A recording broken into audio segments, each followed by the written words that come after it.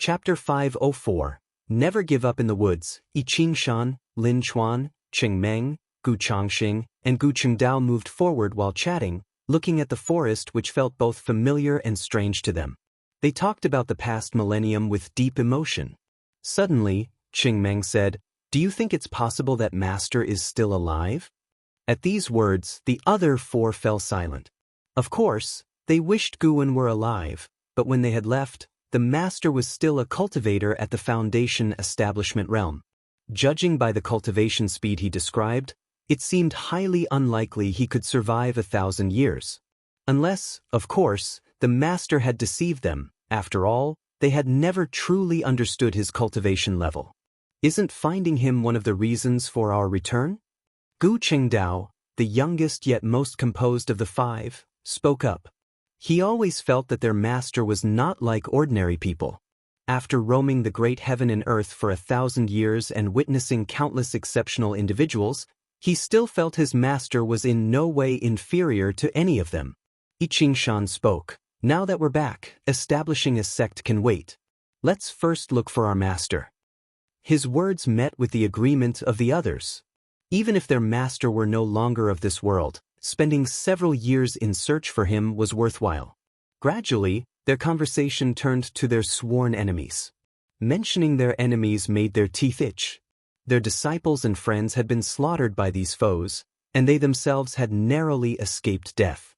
Even with all the hatred, they had no means of revenge, as their enemies were cultivators of the Immortal Tao realm, backed by a major sect. As they talked, they came to a small stream and were struck dumb.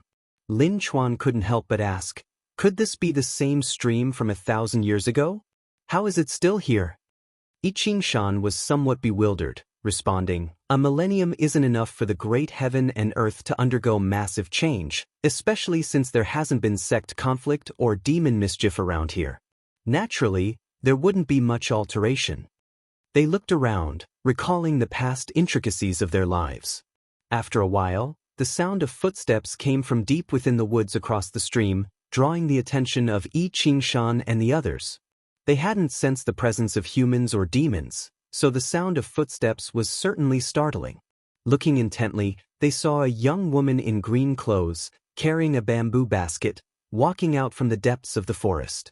Her beautiful face and pure aura were like that of a celestial maiden descending to the human world, leaving Yi Qingshan and the others stunned. The newcomer was an Xian. 1,000 years had passed, and an Xian had entered the Nirvana realm, her aura transcending the ordinary, while Yi Qingshan and the others were still stuck at the Mahayana realm, unable to find the opportunity for Nirvana. An Xian stood before the stream, smiling at them, awakening them from their reverie as they hurriedly bowed and made a fist-in-palm salute. "Senior, I am Yi Qingshan. 1,000 years ago, I cultivated here for several years. We have now returned in hopes of finding our master. Have we perhaps offended you in any way?" Yi Qingshan spoke first. After all, if someone had claimed this area over the past millennium, they would have no choice but to leave. He couldn't fathom Enzin's cultivation level. Thus, he was sure she was an entity of the Immortal Tao realm. Even just being a great cultivator at the lowest Nirvana realm would be far beyond their ability to provoke. An Xian laughed. "I have been cultivating here for 1,000 years. Could your master's surname be Gu and his given name?" At her words, the five displayed great surprise and answered affirmatively, eagerly inquiring about Gu N's relationship with her. An Xian answered, "I have indeed met him. He is currently in closed-door cultivation. I have established a dojo in this area. I share a deep connection with him, so if you need assistance in the future, feel free to reach out to me." Hearing that their master was in closed-door cultivation, the five were overjoyed, thanking an Xian for her kindness. Yi Qingshan wanted to ask more about Gu An's situation, but an Xian shook her head, saying no more, and he could only let the matter rest. "Senior, we wish to establish a sect nearby to aid mortals in their immortal cultivation. Will we be disturbing you?" Cheng Meng asked cautiously. An Xian lifted her hand, pointing to the stream before them. "As long as your sect does not cross this stream, you won't be causing a disturbance." Guwen had informed her that Yi Qingshan was the reincarnation of Lu Jiujia, so she also anticipated what kind of sect I Ching Shan would establish. Upon hearing Nzin's response, all 5 felt completely relieved.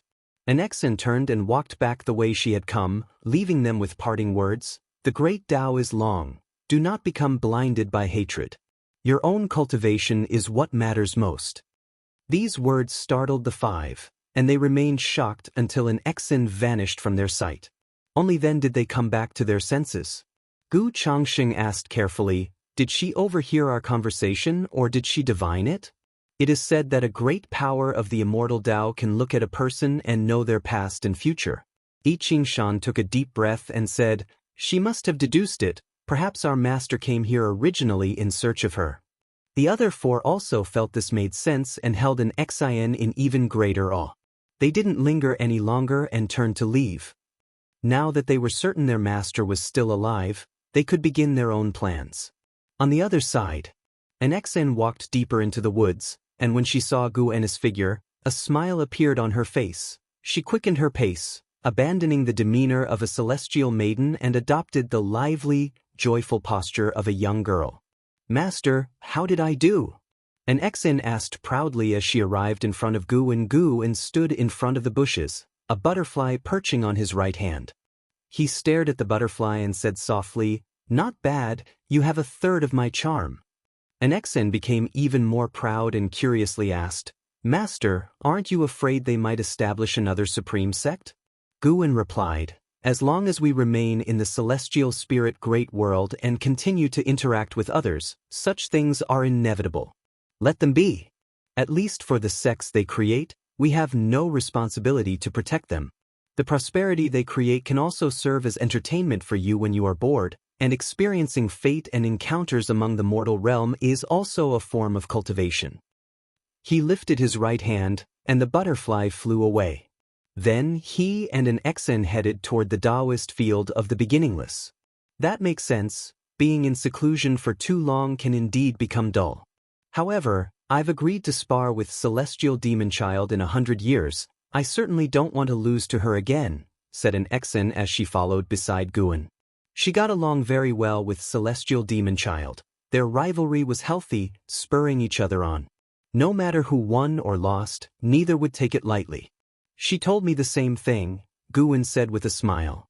There weren't many people in the Taoist field of the beginningless, but none of them were the quiet type. He thoroughly enjoyed the lifestyle there. When bored, he could visit Immortal Seeking Island or Human World Peak, or venture elsewhere. There was always a destination. Leaving the Supreme Sect didn't mean he was cut off from the world. The master and disciple chatted casually as they walked back to the dojo. On the other side, deep in the cosmos, a majestic world gate stood in the void, as if at the center of the universe, radiating an endless ancient aura. A fluctuation emerged from within the gate, and a figure stepped out. This was a man in black, enveloped in a crimson aura, his head adorned with a crown resembling a mystical beast, and a belt embedded with dragon scales. He radiated a powerful presence. After stepping through the world gate, his gaze fell upon a figure beside it. He turned and saluted, "Senior, it has been many years. Are you well?" The figure he addressed was none other than the Celestial Spirit God. The Celestial Spirit God shone with intense brightness, its shape visible but its visage unseen. It seems the battle court is determined to continue this conflict, the Celestial Spirit God said, its tone indifferent. The man in black cracked a smile and said, "There's no choice.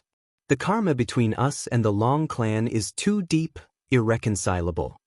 The Celestial Spirit God did not respond, and silence fell over the void. After a moment's hesitation, the man in black asked, "Senior, if the Celestial Court were to reappear in the human world, would you consider returning?" As soon as he finished speaking, his expression changed drastically, and he trembled all over. The Celestial Spirit God did not stand, but a terrifying intent to kill locked onto the man in black, leaving him quaking with fear. Do not attempt to test the will of a god, or else even the battle court cannot keep you safe. The voice of the Celestial Spirit God rang out, and the man in black felt the world spin, his body as if plunging into an unfathomable abyss, his sight blurring, and his divine soul overturning. After a while, The man in black opened his eyes to find himself upon a meteor. He stood up, peered into the distance, and could not see the world gate. He was silently alarmed.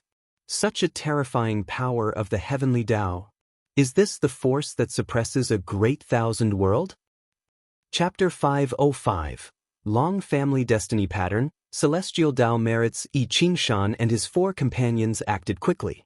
They first chose a mountain to construct buildings, and then began recruiting children with spirit roots. In just 1 year, they had gathered over 300 young boys and girls, and then began to earnestly teach them cultivation. 100 years later, after the first batch of disciples had grown up, they officially started to establish their sect, named Jianghu sect. The Jianghu sect. There were many sects with this name in the world, but Yi Qingshan wanted there to be only one Jianghu sect. His ambitious declaration at the founding ceremony was overheard by Guwen at the dojo. Guwen just smiled lightly, not paying much attention. He didn't even bother to calculate the destiny of the Jianghu sect anymore, choosing to leave it as a mystery, as a bit of color in life. The seasonal patterns in the celestial spirit great world were broadly the same. At the start of autumn this year, Guwen lay under a tree, hands pillowed behind his head, eyes closed. It seemed as though he was sleeping, but he was actually observing the Supreme Sect. After all, he had spent the earlier half of his life in the Supreme Sect, and even after 1,000 years, Guwen still held some sentiment for it. He was currently paying attention to Long Qing. Before leaving the Third Medicine Valley, Guwen had begun to release the Guiyuan divine Tao within Long Qing's body, allowing him to gradually regain his qi refinement talent. Long Qing, born in the Nirvana realm, had completely recovered his true strength after 1,000 years of cultivation. Under his leadership, the Third Medicine Valley had become a very powerful force within the Supreme Sect. Everyone knew that he was raised by Guwen. With him there, the bond between the Supreme Sect and the supporting Tao Sword Venerable would not break. Therefore, even those whose cultivation levels were several greater realms higher than his would still try to please him. Unlike Gu N's style, Long Qing turned the Third Medicine Valley into a power-chasing valley, losing the leisurely and peaceful atmosphere of the past. At this moment, someone was persuading Long Qing. This person was a profound yuan-free immortal who came from the World Gate. Gu En initially thought he was here to cause trouble, especially since he carried the thick aura of the battle court. However, this person had lingered outside Celestial Spirit Great World for decades and then infiltrated the Supreme Sect, where he stayed for several decades before finally approaching Long Qing. He was currently explaining to Long Qing about the strength of the Long clan and their deep connections with the battle court. Previously, Yi Tianji had shown Long Qing many images from past lives, but those were only fragments of memories. When Long Qing truly understood his heritage, his feelings were incredibly complex. Inside Long Qing's loft, he sat on a chair, silent for a long time. The profound yuan-free immortal waited for him to accept his heritage. Long Qing remained silent for half an hour, then he looked up at the man in black and asked, "You've told me so much, but who are you?" The man in black smiled and said, "My name is Candle Star, from the battle court, a disciple of the Lord of the War Court. I have lived far beyond your imagination, and much of the history I've told you, I witnessed personally."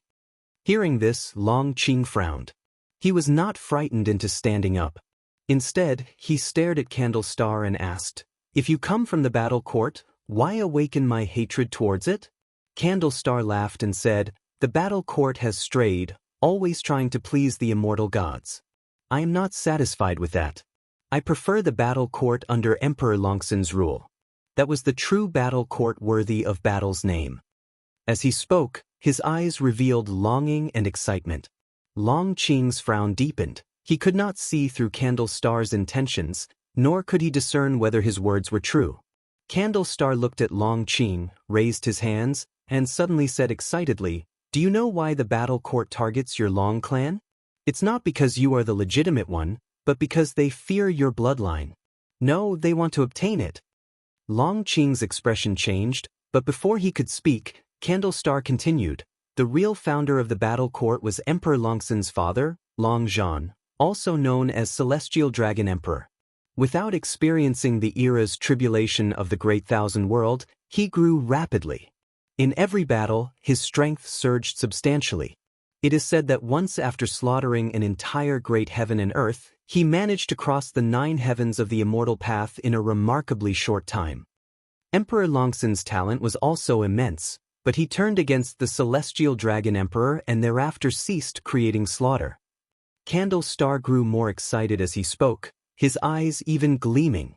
He could not only grow stronger through slaughter but also resist heavenly might. Even crossing the 9 heavens of the immortal path, he managed to successfully cross the tribulation within a day. Such talent, such destiny pattern, is enough to drive the 3,000 great thousand worlds mad.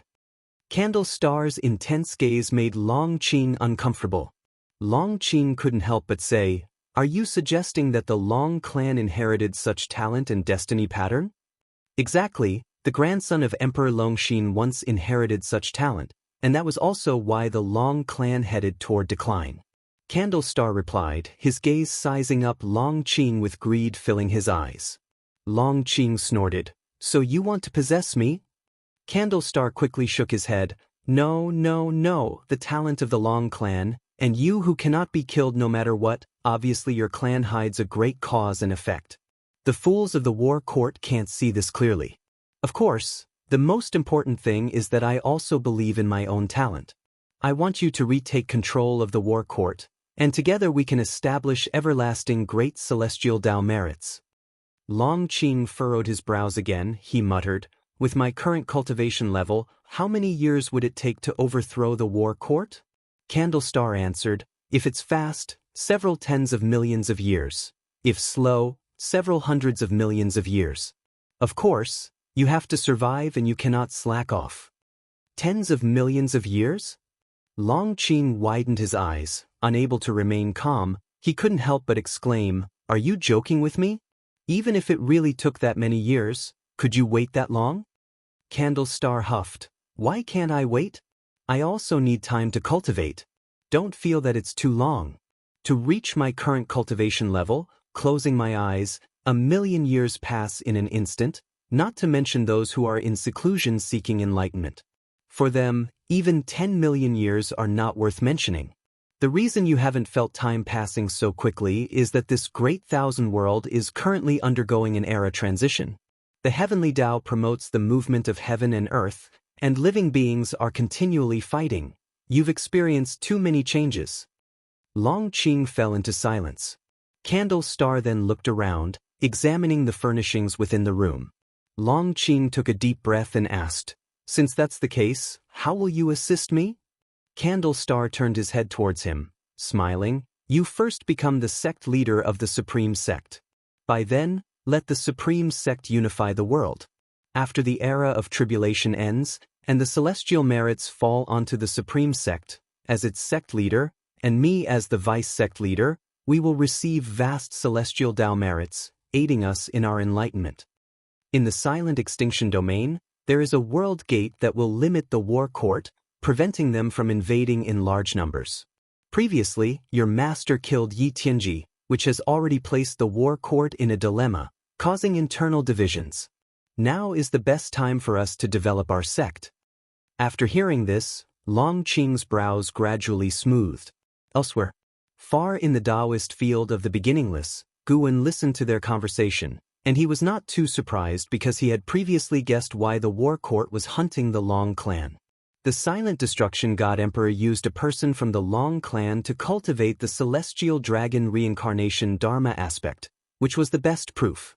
He was more interested in the celestial Tao merits mentioned by Candle Star.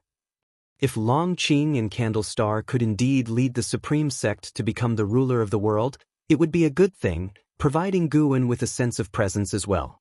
Of course, if Long Qing were to go astray, Guwen would not ignore it. He had protected Long Qing, so he had the responsibility to keep an eye on Long Qing, to prevent him from walking the path of slaughter followed by his previous life and ancestors. Guwen stood up and headed towards the mountain forests.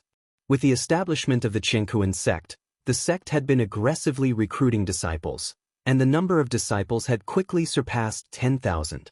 With so many people, there were bound to be some who caused trouble. Indeed, someone was heading towards the forbidden area designated by the Jianghu sect, approaching the Taoist field of the beginningless. Guwen felt it necessary to arrange a guard, pretending to be a hermit in deep mountains. An Xin, who usually needed to focus on cultivation, didn't have the time to watch continuously. He had just entered the mountain forest when a streak of white light sped over and landed on his shoulder. It was the white spirit rat. "Master, where are you going?" the white spirit rat curiously asked. Guwen laughed heartily. "You run around all day, full of energy, and you don't cultivate. How about becoming the demon king?" The white spirit rat's eyes lit up at hearing this. It asked, "Really? Come, I'll transform some demons and you can choose from them. From now on, you'll be in charge of guarding around the Taoist field, and you will not allow anyone to trespass without permission." "That's great, Master. I definitely won't let you be disappointed." The white spirit rat said excitedly. Even though it had shrunk its rat body, it still looked chubby, laughing like a trembling white fur ball. Guwen began instructing the white spirit rat on what it could and couldn't do. This guy was too mischievous. Rules must be established to prevent it from becoming utterly lawless. He couldn't allow it to become like the Cyan Bull demon under Lord Lao Zi of the Great Monad. Chapter 506. The strongest sword. Time passed swiftly, and another 200 years went by. Guwen enlightened 100 demons, taught personally by the white spirit rat. An Xin introduced them to I Ching Shan and others, enabling the white spirit rat to quickly establish a relationship with the Jianghu sect. Under the guidance of I Ching Shan and his peers, the Jianghu sect occasionally presented gifts to the white spirit rat and its subordinate demons, making the relationship between the two parties increasingly close.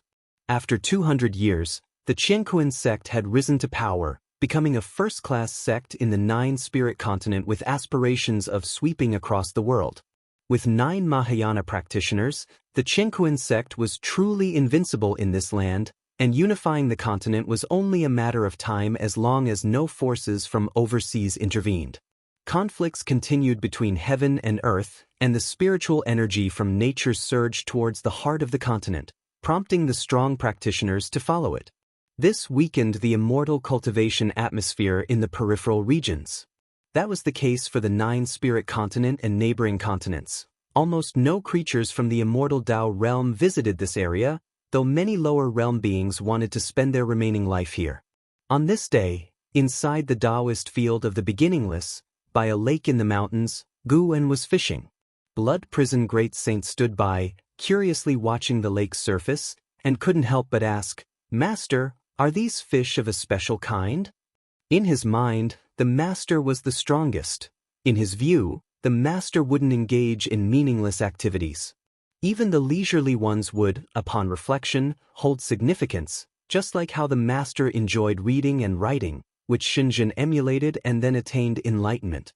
There were also the games of Go and chess created by the master, which could enhance one's comprehension of the Tao. Even gardening held many subtleties, allowing for deeper contemplation. Even serving as a bullock, 1,000 years of reflection had helped the Blood Prison Great Saint shed his impetuous and arrogant temperament.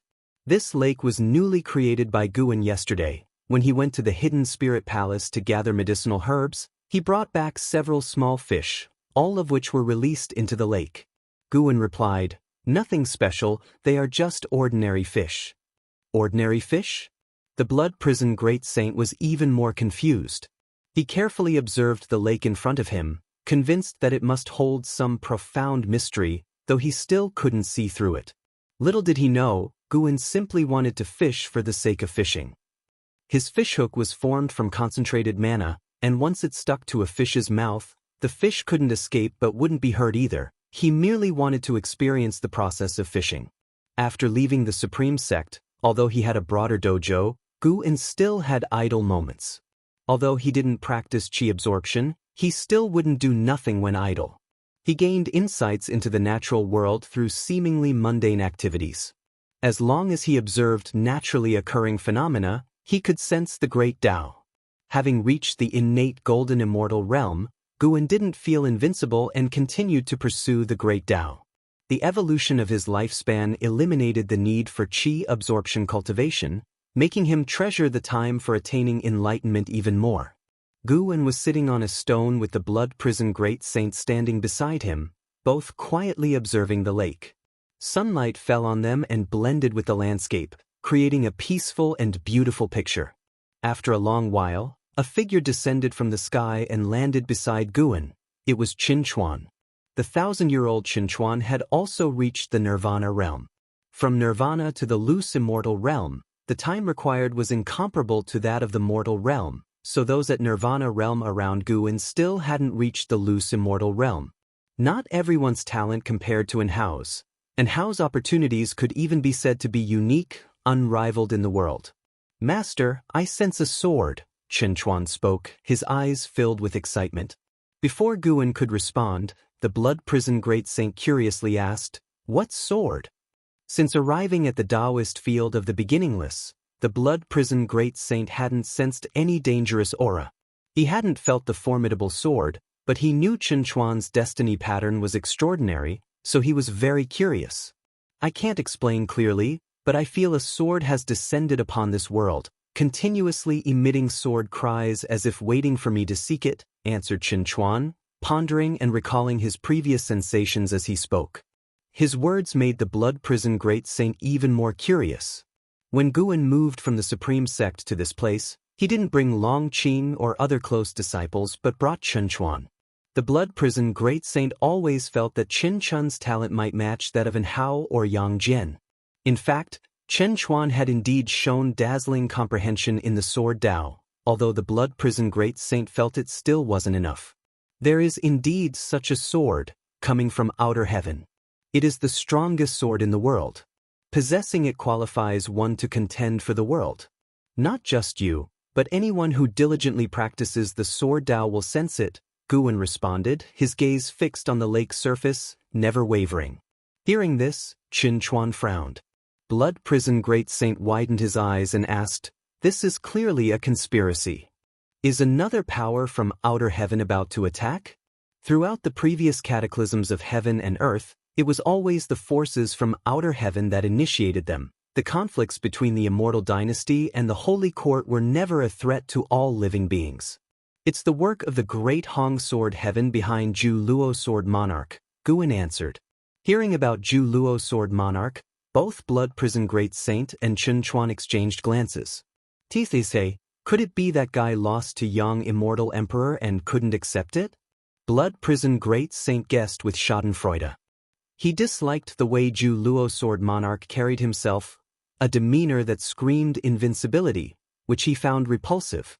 Qin Chuan, on the other hand, remained silent as he began to feel the sword again. For some reason, he always felt that the sword was of special significance to him, but his master's words left him confused. If others felt the same way he did, then indeed they shouldn't go. Was it really the same?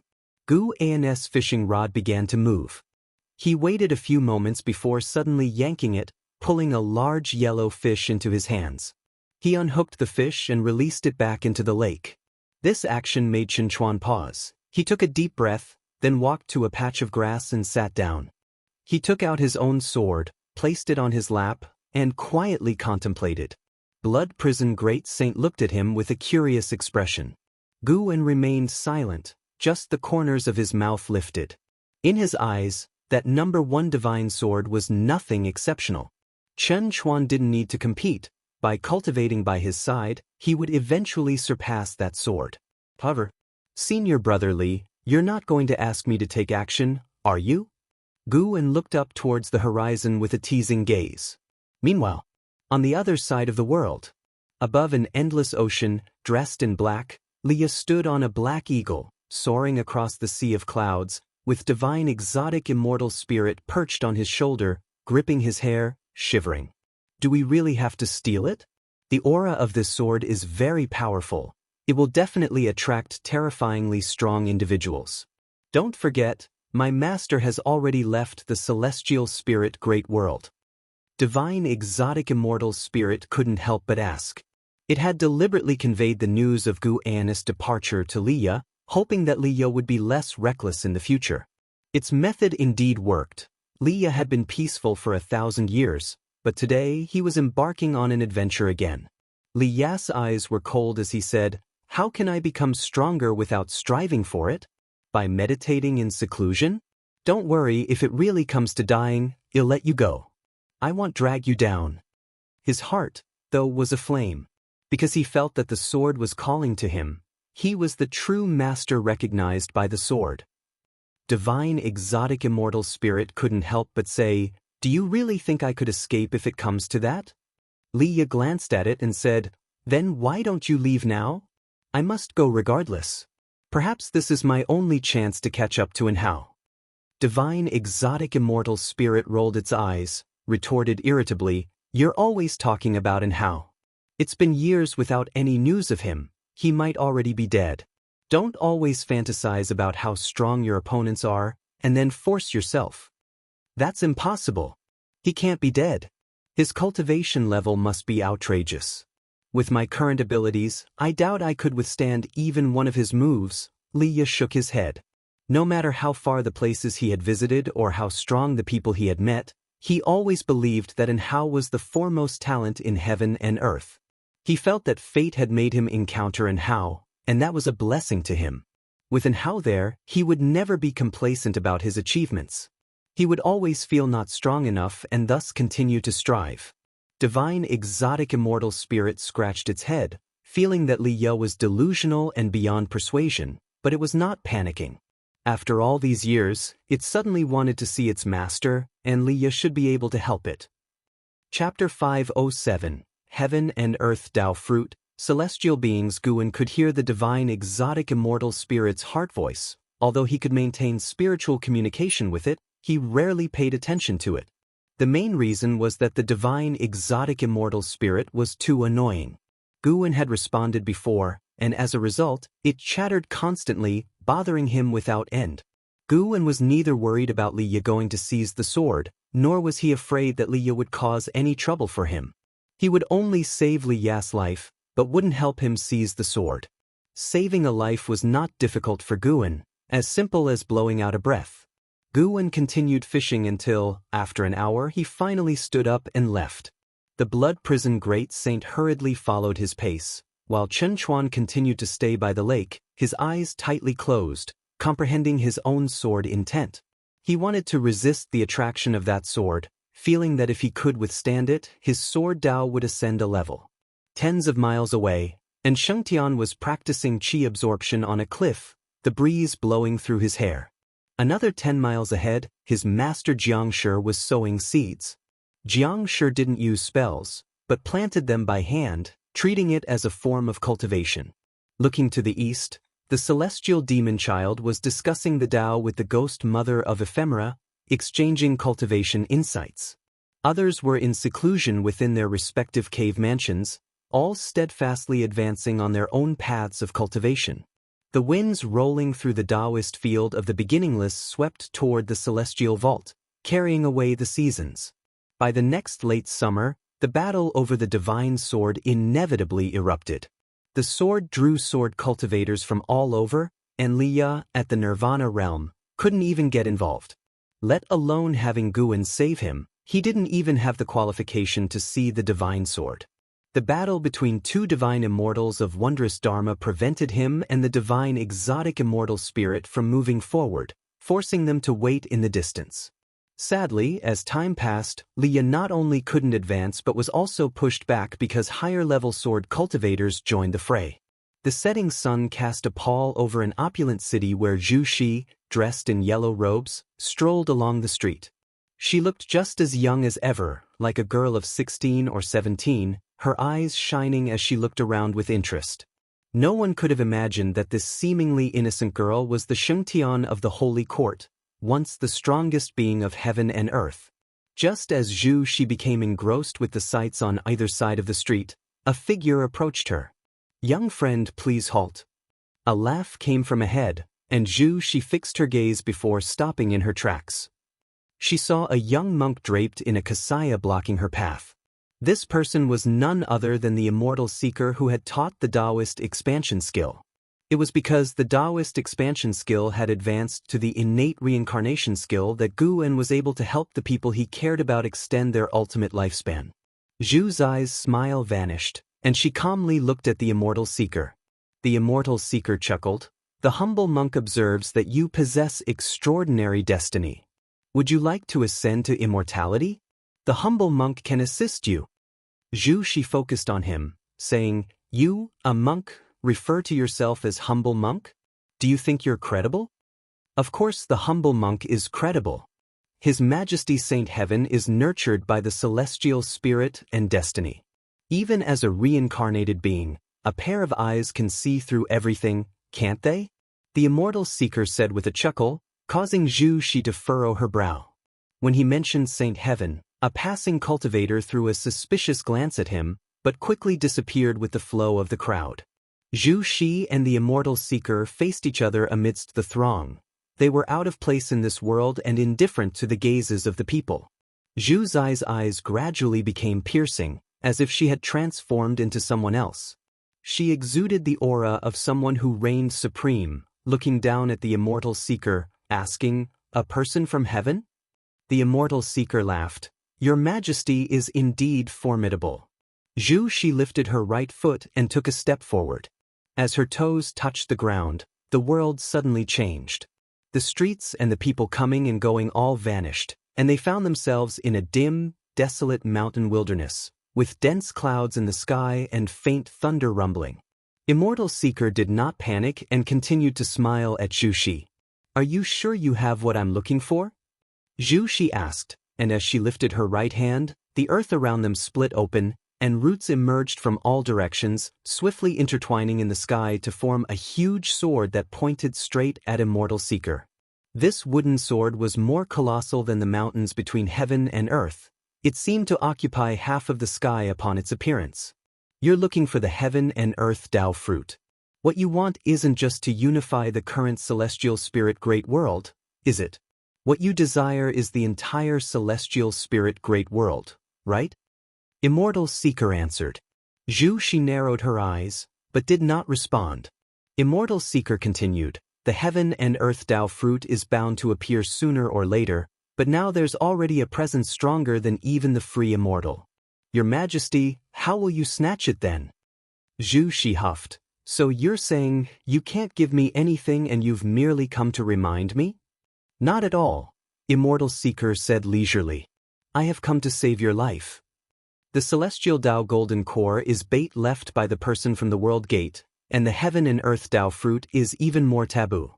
If one's realm is insufficient, merely touching the heaven and earth Tao fruit will lead to being devoured. It contains even more horrifying cause and effect, causes even the person from the world gate does not know of. Zhu Shi squinted and asked, Then tell me, how high must one's realm be to touch it? To reach the pinnacle of what the free immortal can achieve, Immortal Seeker's smile turned mischievous. Zhu Shi frowned and asked, Above the ninth heaven of the immortal path, there's still the level of free immortal? That's right. There are 3 free immortal levels above it, and none of those strongest beings who appeared in the last few thousand years have reached that realm, not even the supporting Tao Sword Venerable. Hearing Immortal Seeker mention the supporting Tao Sword Venerable, Zhu Zai's face became grim. Even though she had fully recovered the memories of her previous life, she still kept the gratitude of this life's mentor-disciple relationship in her heart and respected Gu En from her core. In her view, Gu En was an old predecessor from beyond the skies, with a cultivation level far surpassing hers. Coupled with the fact that he had taught her, she naturally held respect for him. Even the supporting Tao Sword Venerable was not qualified to touch the heaven and earth Tao fruit. Zhu Shi fell into silence. Immortal Seeker quietly watched her. After a long while, he finally said, I have a method that can help you avoid being devoured. Zhu Shi looked up at him with a skeptical face. Immortal Seeker continued, What you need to do is surpass the 9 heavens of the immortal path, possess the competence to traverse the world freely. Can you achieve that? Zhu Shi replied coldly, I have long been able to do so, but I've deliberately suppressed my realm. I can sense an almighty existence outside this world watching me. If I break through, I will encounter unexpected disasters.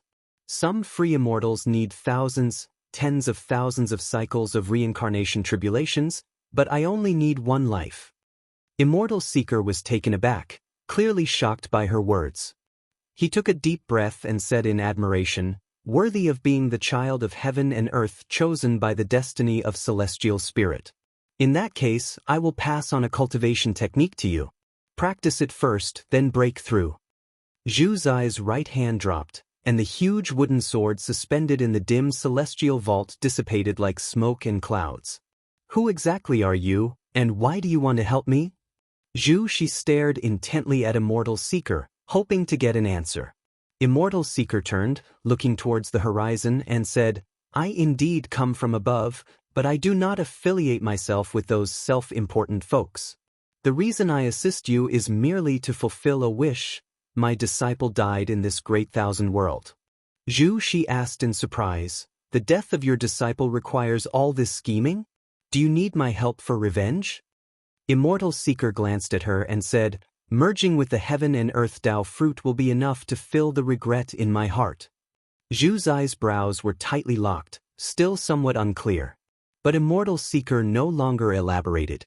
Suddenly, she seemed to realize something. Her expression changed drastically as she looked incredulously at Immortal Seeker. Chapter 508, 9 Extremes Sacred Heart Sword, The Legend of Yangxian Human World Peak, Heaven-Defining Peak Above. Heaven and Earth Tao Fruit. Celestials. Within the courtyard at the mountain's summit, Guan sat in a rocking chair with his eyes closed, musing to himself. Meng Lang's conversation with the Immortal Seeker had reached his ears. With his current cultivation level of innate golden immortal realm, no movement within the celestial spirit great world could escape his notice, especially concerning Zhu Xi, whom he had always been keeping an eye on. Guan had always had an impression of the Immortal Seeker but had not expected him to have such a background. What exactly was the world above like? The self-assured individuals mentioned by the Immortal Seeker, could they be the immortal gods pursuing him to the extreme? Celestial Tao Golden Core, Heaven and Earth Tao Fruit. Interesting, could it be that the previous celestial spirit great world was transformed by some great power, and after the demise of that being, the world shattered, creating today's vast universe? If that was the case, what level of cultivation did that being have? Upon reaching the innate golden immortal realm, Guan's Tao fruit could also create a world, confirming that the existence was at least of the innate golden immortal realm. However, just how high his power was difficult to gauge. Perhaps the growth of a world required time, but Guan wanted to estimate as high as possible because he would regard any powerful existence as a hypothetical enemy. He would not hold enmity towards those with whom he had no grievances, but he needed the confidence to respond. The celestial spirit god was scheming with the celestial Tao golden core, but what was being calculated by the heaven and earth Tao fruit that could devour all living beings? Suddenly, Guan felt that the celestial spirit great world, so clear and transparent in his eyes, became interesting and full of suspense. He was curious to see what storms the celestial Tao golden core and the heaven and earth Tao fruit would stir up in the years to come. Since he had decided to watch over the world's changes from within the dojo, he would not make a move lightly. Guan opened his eyes, raised his hand, and a book from inside the house flew into his hand. He had left many books in his various residences, occasionally revisiting them for new insights. He gently rocked in the rocking chair, undisturbed by anyone. A figure appeared out of nowhere in the courtyard, none other than Zhu Xinglan, the leading disciple of Heaven-Defining Peak. With his cultivation of the 9th floor of the wandering immortal realm, he saw his master's chair swaying and took another look, then began to tend to the courtyard. He did not realize that his master was sitting in the chair. Guan did not leave either. He was simply concealed by the huge gap in their realms, allowing him to remain completely invisible to Zhu Xinglan and undetected in any way. To those of Human World Peak, they did not know Guan by name, only Meng Lang. As a great cultivator, being away for thousands or even tens of thousands of years was nothing out of the ordinary, so no one wondered about Guan's disappearance. After spending half a day on Human World Peak, Guan stepped back into the Taoist field of the beginningless. Taitsong continent, upon a barren plain. Long Qing was meditating in the air, surrounded by black qi which violently tugged at his robes. Candle Star stood on the ground, staring at him and nodding slightly, his eyes full of admiration. At that moment, Long Qing opened his eyes, looking into the distance and furrowing his brow as he asked, "What sword is this exactly?" "It's quite formidable." Candle Star turned to follow his gaze, looking toward the horizon, and said, "The Nine Extremes Sacred Heart Sword from Great Hong Sword Heaven, the first demonic sword of their sect, formed from the entire cultivation of a certain sword venerable. His soul was forged into a sword soul, which was then placed within the sacred heart sword Dao in the river of sword Dao, nurtured for countless years to take today's form. To possess this sword is to gain the power to roam the worlds unopposed." Hearing this, Long Qing in surprise asked, "A demonic sword?" "Correct. To tame this sword, one must gain the recognition of its sword soul, but the sword soul is violent and often devours the souls of its masters, so naturally, it is considered a demonic sword," Candle Star said, a hint of playfulness on his face. Narrowing his eyes, Long Qing asked, "Could it be that Great Hong Sword Heaven wants to treat the living beings of the celestial spirit great world as nourishment to feed this demonic sword?" "That's not it," Guan guessed. "It might be related to the founding ancestor of Great Hong Sword Heaven, the Sword God." "Sword God?" Along with the roar, Candle Star recounted the feats of Sword God Yang Pingon, and also mentioned Sword Dao Saint Ancestor Yang Xian. Long Qing listened with rapt attention, never having imagined that such formidable figures existed in other great heaven and earths. After a brief pause, Candle Star said, "The transcender who guards this great thousand world once declared that Sword Dao Saint Ancestor possessed the highest level of comprehension in this great thousand world, and could even be considered an anomaly." Long Qing asked with curiosity, "Where is that Sword Dao Saint Ancestor now?" "I don't know," Candle Star admitted. "Some say he has perished, while others believe he is hidden deep within the river of Sword Dao. Because the Sacred Heart Sword Dao has merged with the river of Sword Dao, other sword cultivators from the Great Thousand Worlds can also comprehend the Sacred Heart Sword Dao. Countless sword cultivators and Sword Dao sects now look up to the Sword Dao Saint Ancestor. I too have sensed the Sacred Heart Sword Dao, and truly, it's boundlessly vast." Candle Star shook his head as he spoke, his tone filled with longing for the Sword Dao Saint Ancestor. Long Qing too began to fantasize about the Sacred Heart Sword Dao. Candle Star suddenly exclaimed with suspicion, interrupting Long Qing's thoughts. Long Qing couldn't help but turn to him and asked, "What's wrong?" Candle Star narrowed his eyes and said, "The Nine Extremes Sacred Heart Sword is about to have a master. I never expected him to come. What exactly are these old creatures seeking after reincarnating?" Long Qing was even more confused, but no matter how he inquired afterward, Candle Star refused to reveal more, merely saying that he would know in time. Although he didn't get an answer, Long Qing felt fired up. From what he'd heard from Candle Star, he learned about a vaster heaven and earth and became aware of more awe-inspiring legends and great powers. He too wanted to become an existence like them. He suddenly thought of his master. What exactly was his master's name? Supporting Dao Sword Venerable was just a title given by the Supreme Sect. His master surely had his own Dao name. Mountains stretched endlessly, and within the forests on the ridges, Leah followed an elder. The divine exotic immortal spirit on his shoulder intently watched the elder, as though fearing that the elder would stop. The elder wore white clothes under a black robe, a bright red belt wrapped around his clothing. His white hair was tied under a jade crown, and even with an aged face, he still had a noble aura. On the elder's back was a sword case with a piece of talisman paper attached, its blood-red characters faintly glowing with a cold light. The elder suddenly stopped walking, startling Leah into halting as well. "You wouldn't think of snatching the sword from me with your Nirvana realm cultivation level, would you?" the elder asked Leah without turning around. Leah took a deep breath and said, "Of course not, but having witnessed your power, I wish to take you as my master to cultivate the most powerful sword Dao." His eyes burned with fervor. The astonishing great battle he had witnessed still echoed in his mind. The image of the elder suppressing the crowd with a single sword strike made a profound impression on him. He had heard from a senior observer that among the great cultivators vying for the divine sword was a powerful being who stood at the ninth heaven of the immortal path. But when he learned such a formidable figure had taken action, he completely abandoned the thought of seizing the sword, adopting more of a spectator's mentality instead. However, the great power of the ninth heaven that he intended to observe ended up defeated, and the defeat was an utter disaster. After the elder left with the divine sword, Leah could still feel the divine sword's guidance, and so he followed. How could the elder not notice his pursuit? When Leah actually managed to keep up, he started to feel hopeful, thinking that perhaps the other party wanted to give him a chance. The elder turned to face Leah and said, "To take me as your master is not impossible. The karma on you is complex, as if someone has altered your fate. Precisely because of that, you should have better comprehension towards the Tao of karma and destiny. I might even pass on this 9 extremes sacred heart sword to you." But, Leah immediately asked, "But what?" Hearing that he could possess the sword, his breathing quickened.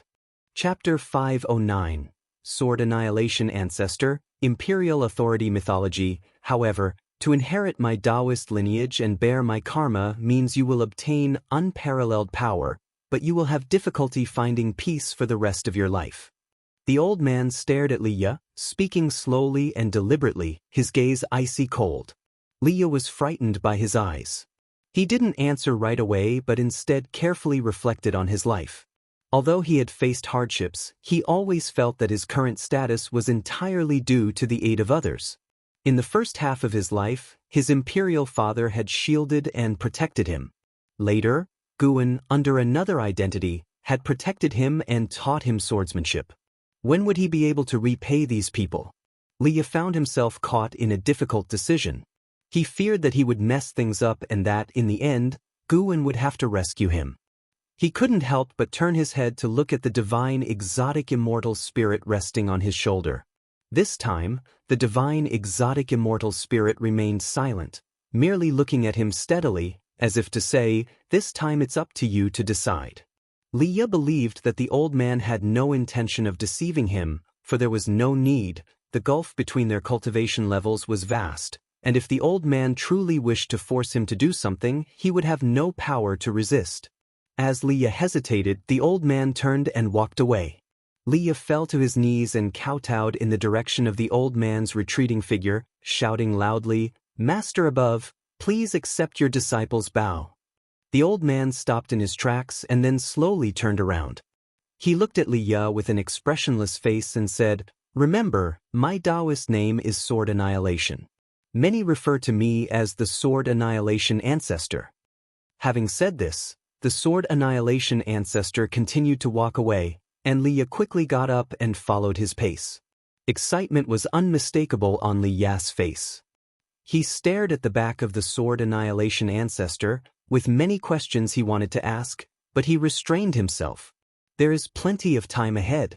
Having seen the Sword Annihilation Ancestor's actions, he felt that the Sword Annihilation Ancestor was a rare existence that could match up to Guan.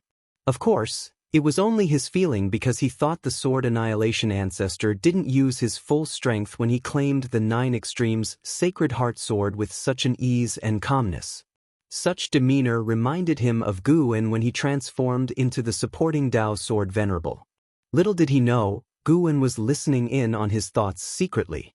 Comparing me to the Taoist Zhang Zizai Immortal? Guan, who was picking medicinal herbs in the Taoist field of the beginningless, laughed. But this Sword Annihilation Ancestor had quite a reputation. He must have an even stronger true form.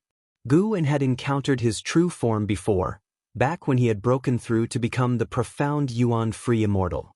At that time, the skull that devoured the free Immortal had made a lasting impression on Guan. The aura of that skull was identical to that of the Sword Annihilation Ancestor, and from the perspective of karma, they originated from the same source.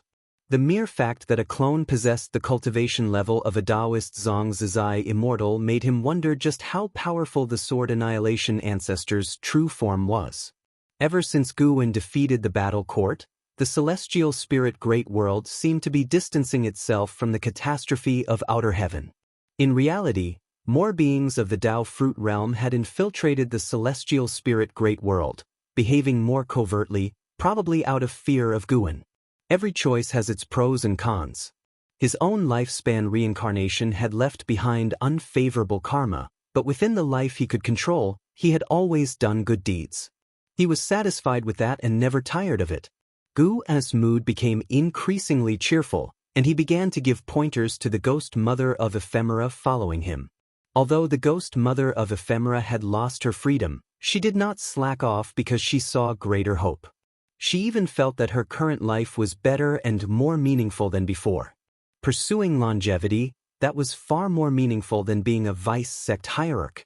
The ghost mother of ephemera made note of every word Guan said and pondered them deeply. Guan knew what she was thinking, but he never spelled it out. He let her muse wildly, thinking maybe she might stumble upon something significant. An hour later, Guan finished picking herbs, and then he had the ghost mother of ephemera sow the seeds while he walked to his own loft, ready to take a nap. Even innate golden immortals can sleep, and Guan occasionally enjoyed dreaming, finding enlightenment in his dreams a particularly interesting experience. The white clouds above drifted slowly, yet in the blink of an eye, one might feel they moved quickly. The passage of time in the human world is the same. 1,000 years, like those clouds, is both fast and slow. It seems quick to cultivators but slow to mortals. On an early summer day at high noon. In the Tai-Tsang dynasty, within the Zhangzhou imperial city. In the imperial study, Li Xiandao held a petition, his face expressionless. He had been the emperor for over 4,000 years. His long-standing and domineering rule had become mythologized in the hearts of the people. The commoners were unfamiliar with the name supporting Dao Sword Venerable, unaware of the great cultivators of the immortal cultivation realm. In their eyes, he was a living immortal. At this moment, two people were kneeling in the room, their heads bowed and bodies tense, one of them sweating profusely on the forehead. After a while, Li Xiandao looked up. He glanced at the two kneeling before him and asked, "What is the crown prince's opinion on the Yang family's actions?" One of the elderly ministers raised his head to look at Li Xiandao, hesitated for a moment, and said, "His Highness did not respond to us, but one of my spies told me that the crown prince once said he found the position of crown prince rather dull, and he did not know. He did not know what? He did not know what it tastes like to sit on the imperial throne." After speaking, the old minister quickly bowed his head, pressing his forehead against the ground. Li Xuando's eyes flashed with a chill upon hearing this. He closed the petition he was holding and set it down gently. "Leave," Li Xiandao said with closed eyes. The two ministers immediately stood up, performed a salutary bow, and left quickly. Once they had left the imperial garden and the palace grounds, and only when they had passed through the gates of the imperial city, did they finally breathe a sigh of relief. The other middle-aged minister turned to the old one and asked in a low voice, "Does His Highness truly intend to?" He looked around and withheld the word, "rebel." There have been signs for hundreds of years. It is said that ever since the crown prince returned from the Holy Land, his temperament has changed. He has already stepped into the immortal realm. I fear the imperial dynasty is about to face unprecedented turmoil. The Yang family has courted no small number of factions. The old minister sighed.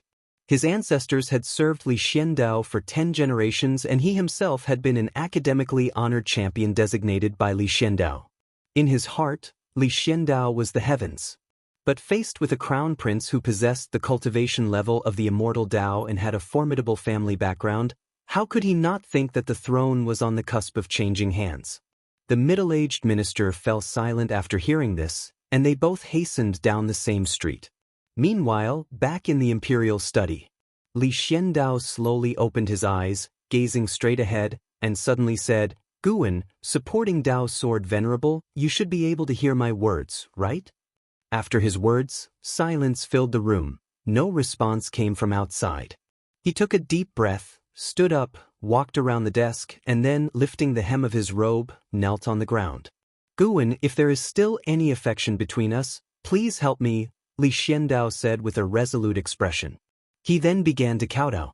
However, just as his forehead was about to touch the ground, a hand caught his forehead, preventing it from touching the floor. Li Xuando's pupils contracted and his body trembled slightly. With great caution, he slowly lifted his head to see the person in front of him. It was indeed Guwen. Chapter 5:10 The number 1 genius Guwen looked at Li Xiandao, who knelt before him, and felt quite moved. At the beginning of his cultivation, Li Xiandao had given him a lot of support. Although at that time, Guwen had already been able to fend for himself, Li Xiandao treated him as a junior without knowing his true cultivation level. Throughout their interactions, Li Xiandao had never bullied him and was always so kind to him.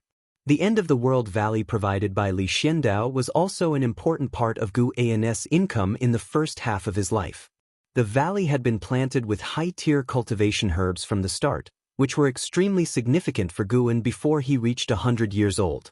Additionally, Li Xiandao had treated Yi Yan, Yang Jian, and Wuxia quite well, so Guwen had always had a good impression of Li Xiandao.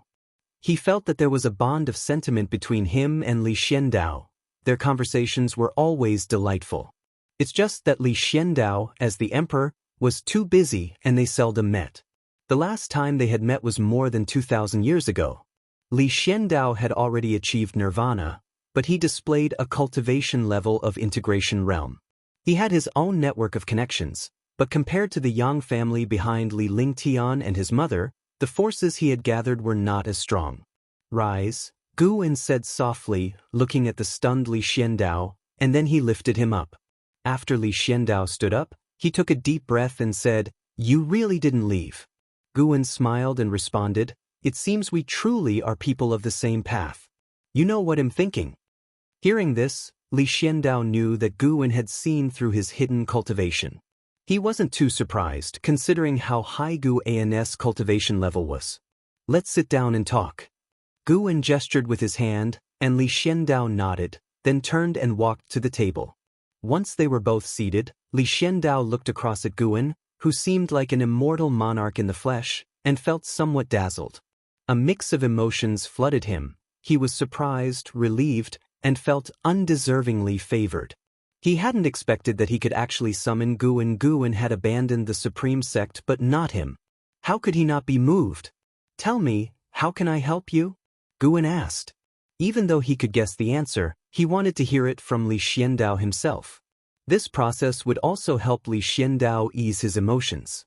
Li Xiandao took a deep breath and began to recount his predicament. As Li Lingtian grew older, he became restless with his position as crown prince, and the Yang family behind the empress became increasingly impatient, constantly inciting conflict. A talent had emerged from the Yang family and had been taken into the holy court at the human world peak, a place far more formidable than all sects within the Broken Sea domain. Li Xuando's hidden cultivation level was nothing compared to the human world peak. It wasn't Li Lingtian that Li Xiandao feared but the human world peak. Guwen listened patiently.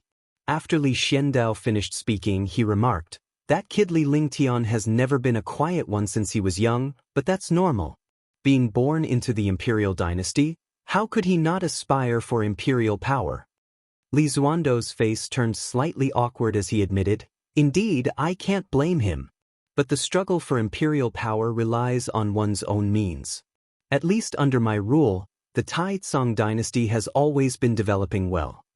That was indeed true. The Taizong dynasty had enjoyed thousands of years of peace, and while a prosperous age could harbor many internal conflicts, Li Xiandao always managed to resolve them well.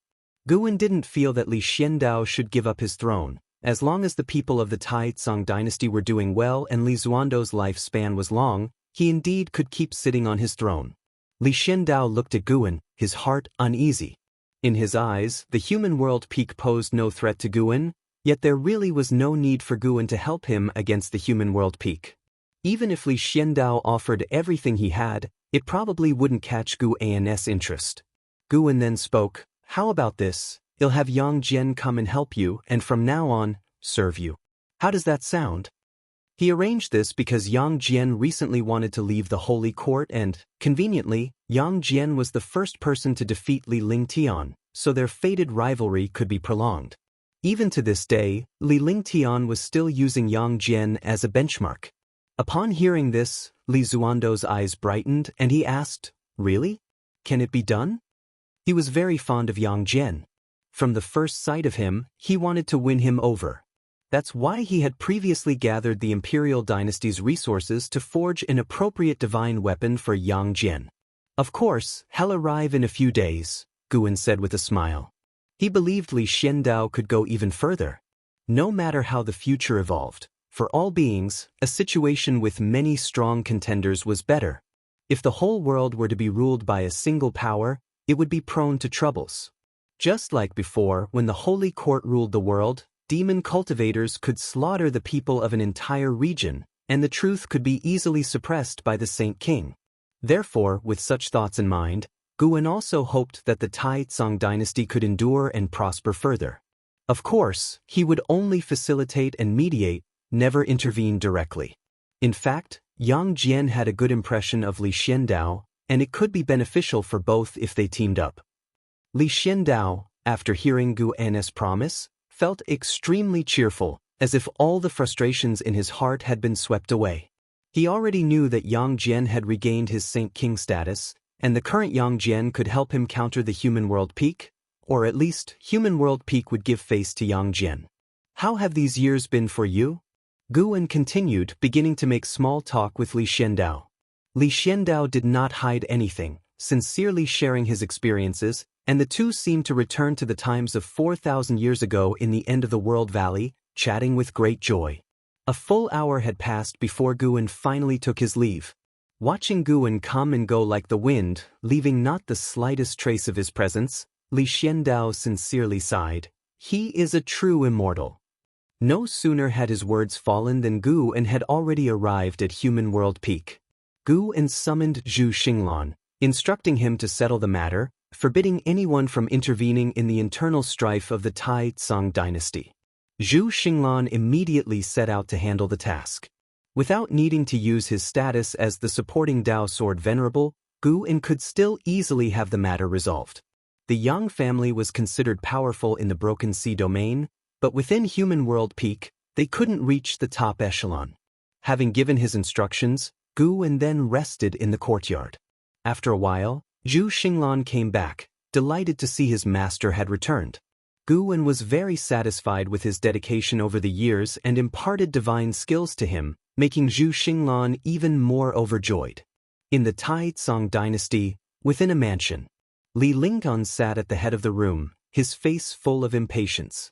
There were over a dozen people standing in the hall, discussing how to instigate a coup, even arguing over it. Li Lingtian was truly fed up and couldn't help but say, "Enough, no matter what, he is still my father, the emperor.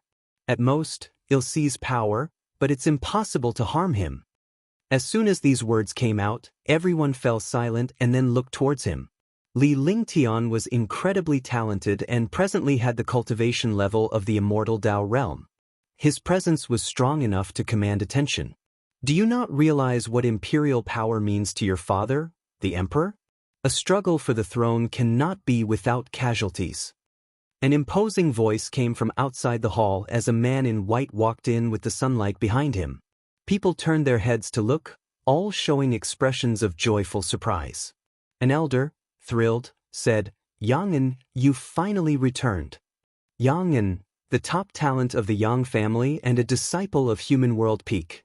He was handsome and elegant, with an extraordinary demeanor. His mere entrance was enough to dissipate Li Lingshan's aura. Li Lingtian frowned slightly as he looked at Yang'an. He resented and was wary of Yang'an. Everyone made way as Yang'an approached Li Lingtian, slightly raising his chin, looking down upon him, and said, "The Yang family wants to make you emperor, this is your honor. You shouldn't be indecisive." Li Xiandao, when he took the throne, had stained his hands with the blood of many of his brothers and sisters. Chapter 5:11 You are not worthy of the name, and Yang En's words won the approval of the other people in the hall. They spoke in turn, continuing to persuade Li Lingtian, hoping he could let go of a woman's kindness. He must be ruthless in his actions, or else it would be easy to run into trouble. The more they agreed, the more irked Li Lingtian became. A bunch of Yang surnamed people forcing him, of the Li surname, to kill someone with the same surname? He wanted to curse loudly, but he was no longer the impulsive youth he once was. He had to maintain his relationship with the Yang family. The Yang family had provided him with too many cultivation resources, too many for him to cut ties with. The reason he wanted to become emperor was precisely because he could not gather the force of the Taizong dynasty for his own gains. No matter how high his talent might be, he still needed heavenly materials and earthly treasures and opportunities to push his cultivation faster. There were as many geniuses in this world as there were innumerable stars. He was not the brightest among them. Li Lingshan's complexion grew increasingly unsightly, and Yang An did not stop the others from admonishing him. Instead, he watched Li Lingtian with great interest. His reason for coming was not merely to support Li Lingtian. In the eyes of the Yang family, their seizing the throne was already a done deal. What they needed to do was suppress Li Lingtian and make the imperial authority a plaything in the hands of the Yang family.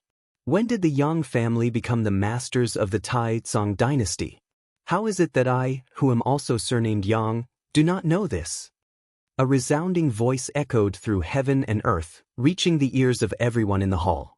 Before they could react, a figure, glittering with silver light, appeared out of nowhere beside Yang An glanced over and his pupils suddenly dilated.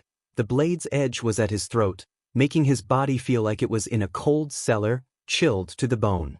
Standing beside Yang An was a man clad in silver armor, his left hand gripping a three-pointed double-bladed saber, its blade horizontal in front of him, pressed against Yang An's throat. His posture was so casual that it brought an indescribable shock to everyone present.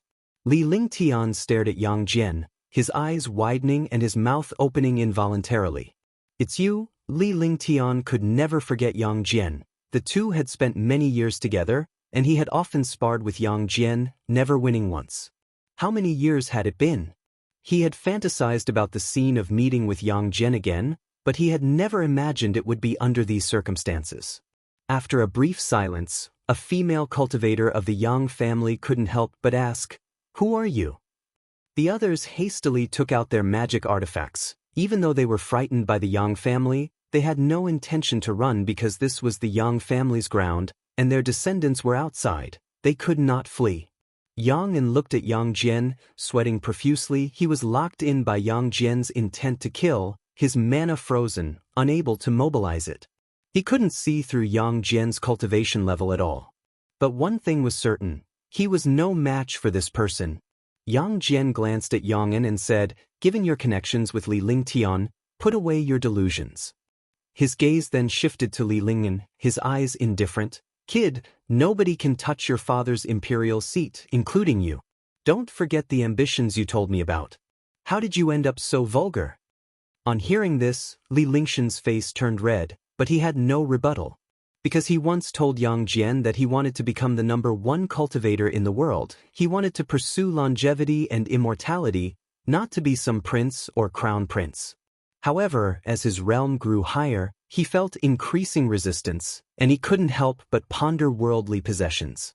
"Who are you really? The person you are holding is from the human world peak. You had better weigh your options."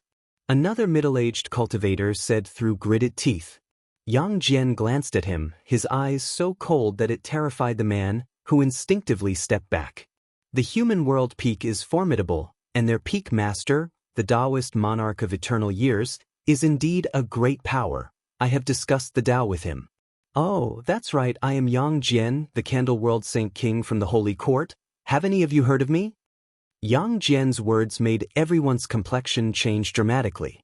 The Saint King of the Holy Court. The cultivators of the Yang family were so frightened that they knelt down, foreheads to the ground, begging for Yang Jian's forgiveness. Li Lingtian sat stunned in his chair. Although he was puzzled as to why Yang Jian had become a Saint King, he was very clear about one thing. In front of the Holy Court, the human world peak was nothing. Yang Jian's gaze moved back to Yang An, making Yang An's Tao heart tremble. "You are not worthy of the name, and from today on, change your name," Yang Jian said with an unquestionable tone. Yang An's throat bobbed as he involuntarily uttered a word. "Okay." Seeing Yang Jian easily suppress the Yang family, Li Lingshan's mouth opened slightly, a sense of overwhelming defeat welling up inside him. The gap between him and Yang Jian was getting bigger and bigger. The seasons of the human world cycled, and early autumn had arrived once again. In the woods outside the Taoist field of the beginningless, Guan lay on a tree branch, dappled sunlight speckling his face as he examined his attribute panel. Name: Guan, lifespan, 4,458/50,802,675,392, physique, primordial infinite body, cultivation level, innate golden immortal realm perfection, 50 billion years of lifespan. He had reached halfway to 100 billion.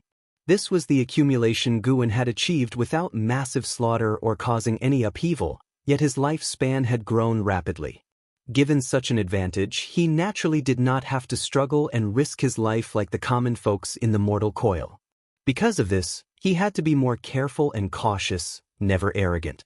Beneath the tree, Celestial Cyan and Tian Bai were practicing their swordsmanship, a dual-blade harmony technique created by Guan for them. The two women were vigorously immersed in their practice, while the celestial demon child was in the midst of a deep, extended cultivation retreat. It's been a while since I've initiated a lifespan reincarnation. Should I give it a go? Suddenly feeling an urge, Guan felt that his understanding of the Great Tao had slowed down recently, and he needed a new stimulus. Lifespan reincarnation was the perfect way. Even with its risks, they wouldn't immediately affect him in reality. A gamble. It had been many years since the last one. It was time. With a thought, Guan immediately initiated the lifespan reincarnation. You have expended 10 million years of lifespan to commence a session of reincarnation evolution. Starting to connect to Tao rules, searching for reincarnation worlds, you have the following worlds to choose from. Select 1. Celestial Spirit Great World. 2. Great World of the Heavenly Tome. 3. Dark Great World, Heavenly Tome? Guan was drawn to the second option, but why did he feel like this world existed within the pages of a book? If so, he might encounter terrifying beings akin to the celestial spirit god. Forget it, better not meddle with the great worlds for now. 10 million years was not a small number to him. He'd have to work hard for half a year to attain it. Guan's gaze settled on the dark great world. Ever since Yang Xian defeated the Black Profound Emperor, Guan was no longer so cautious of him. This time, he could attempt to confront the Black Profound Emperor again, to personally vanquish him. Having made his choice, a series of prompts appeared before his eyes. You have chosen to reincarnate into the dark great world. Considering the Tao rules of this world cannot conceal your talent, you will retain the ability to seize lifespan but cannot activate stage-specific functions. Reincarnation evolution begins. In the first year, you are born in a town within the Western Extreme Domain. As a newborn, the town faces a demon beast attack, your parents are killed, and you are carried away by a demon beast, only to be fortuitously rescued by a cultivator. You are named by the cultivator as Black Profound. Chapter 5:12. Black Profound Ascension, Profound Clear Immortal Sect Black Profound? Guan couldn't help but frown when he saw the first hint. Could Black Profound Emperor be his reincarnation body? He thought back carefully about the encounter Yang Xian had with Black Profound Emperor, who never revealed his true face, making it hard to judge. But if Black Profound Emperor was him, why would he want to kill his own reincarnation body? Guan continued to read, developing a strong curiosity about this lifetime. At 2 years old, you were taken back to the Celestial Dark Demon sect by a cultivator, and the cultivator Luo Abyss officially took you as his disciple. At 4 years old, Luo Abyss began to teach you the cultivation technique, and you displayed extraordinary talent that shocked Luo Abyss. At 5 years old, Luo Abyss left, leaving you alone in his cave mansion. A python he was keeping broke out of its cage, wanting to eat you. After a fierce battle, you killed the python and accidentally gained 30 years of lifespan, marking a turning point in your destiny. At 6 years old, you built your foundation establishment successfully with the demon core of the python. At 7 years old, Luo Abyss returned. Knowing that you had killed the python, he didn't say anything but handed you a secret manual. You took the manual and saw 5 words written on the cover, Yin-Yang Reversal Skill. The following were years of cultivation.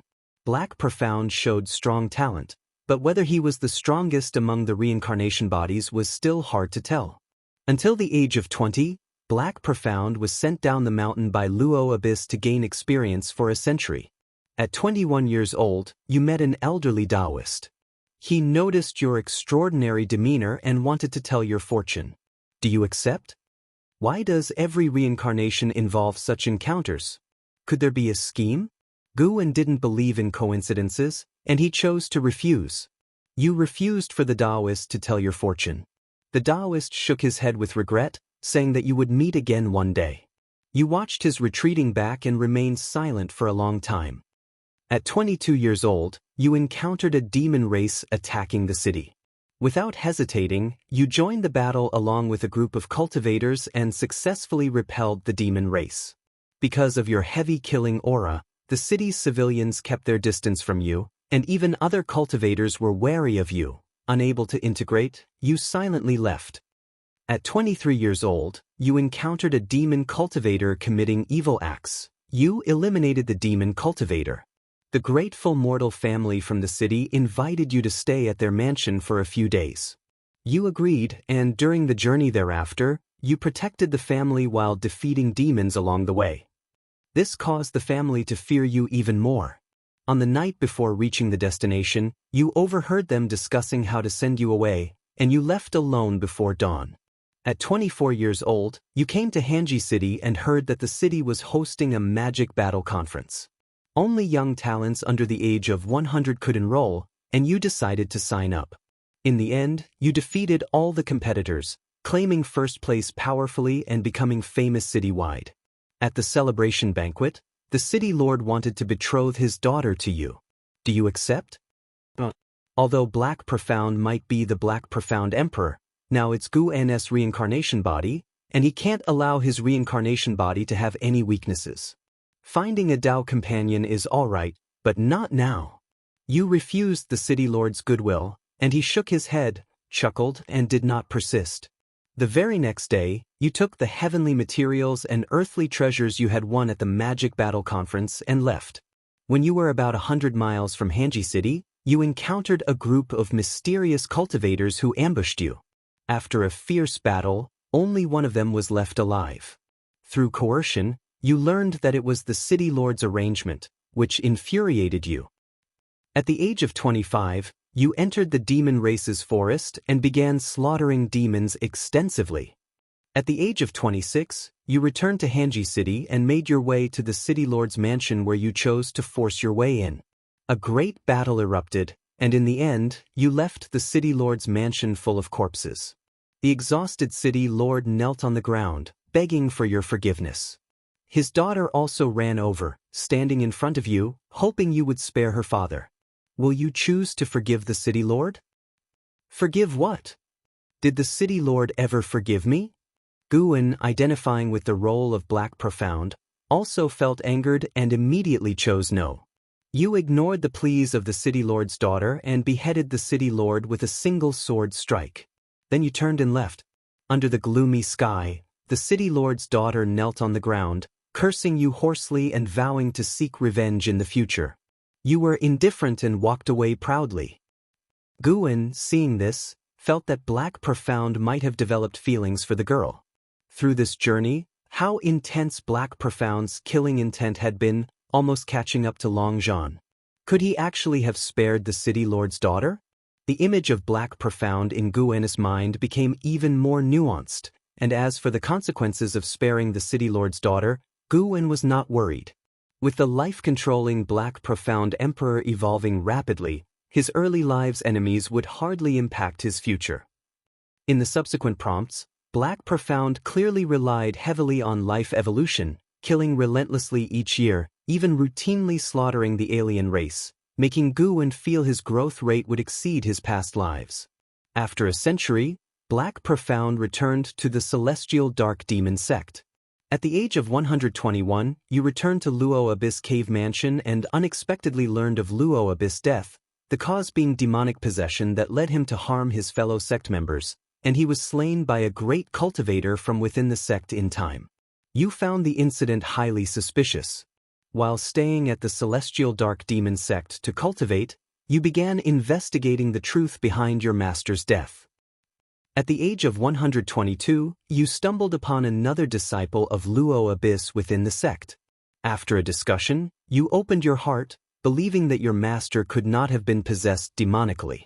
After hesitating, the other disciple suggested that the cause of the master's death might have been offending the vice sect hierarch, giving you a direction for your investigation. At the age of 123, while you were cultivating in the cave mansion, you felt strong auras approaching.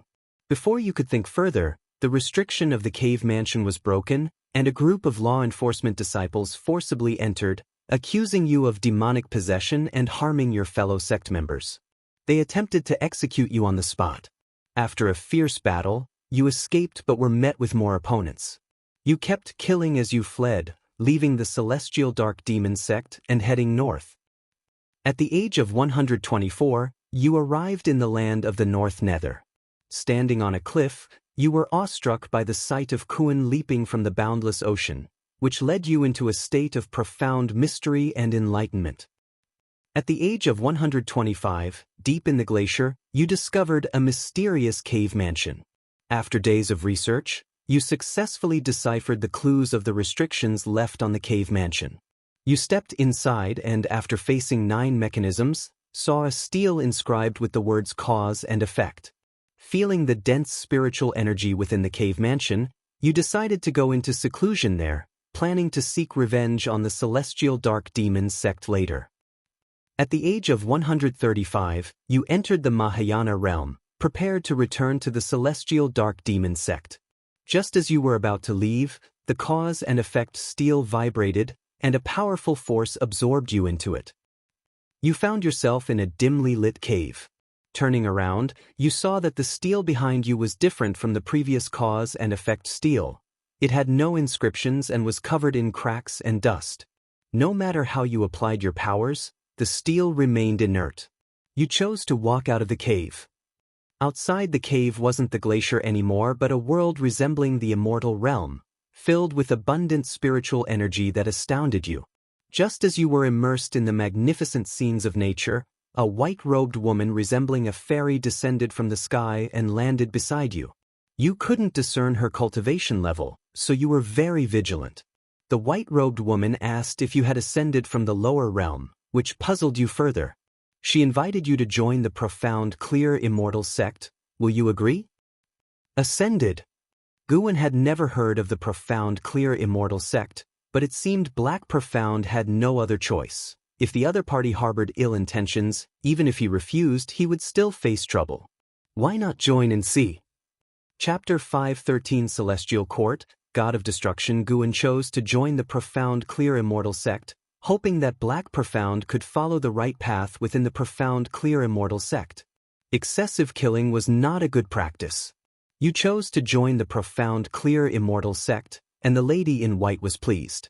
She then introduced you to the profound, clear, immortal sect, and during the conversation, you learned her name, Fairy by Xian. Under Fairy by Xian's guidance, you successfully joined the profound, clear, immortal sect and officially entered the profound, pure, great world. Profound, pure, great world? Guan pondered. He knew that the Great Thousand World was considered a whole universe, and the celestial spirit Great World had been part of the Great Thousand World before it shattered. Not all Great Thousand Worlds were as fragmented as the celestial spirit Great World.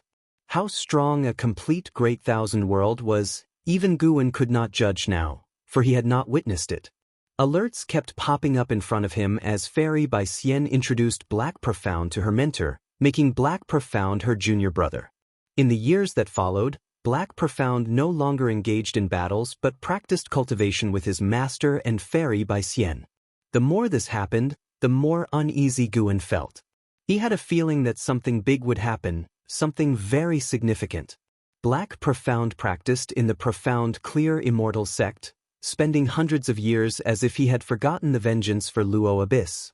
At the age of 178, the profound, clear, immortal sect welcomed a Millennia Dao conference, with various teachings from all over the world coming to participate. You heard from Fairy by Xian that she admired a man known as Emperor Ziwei, a peerless prodigy.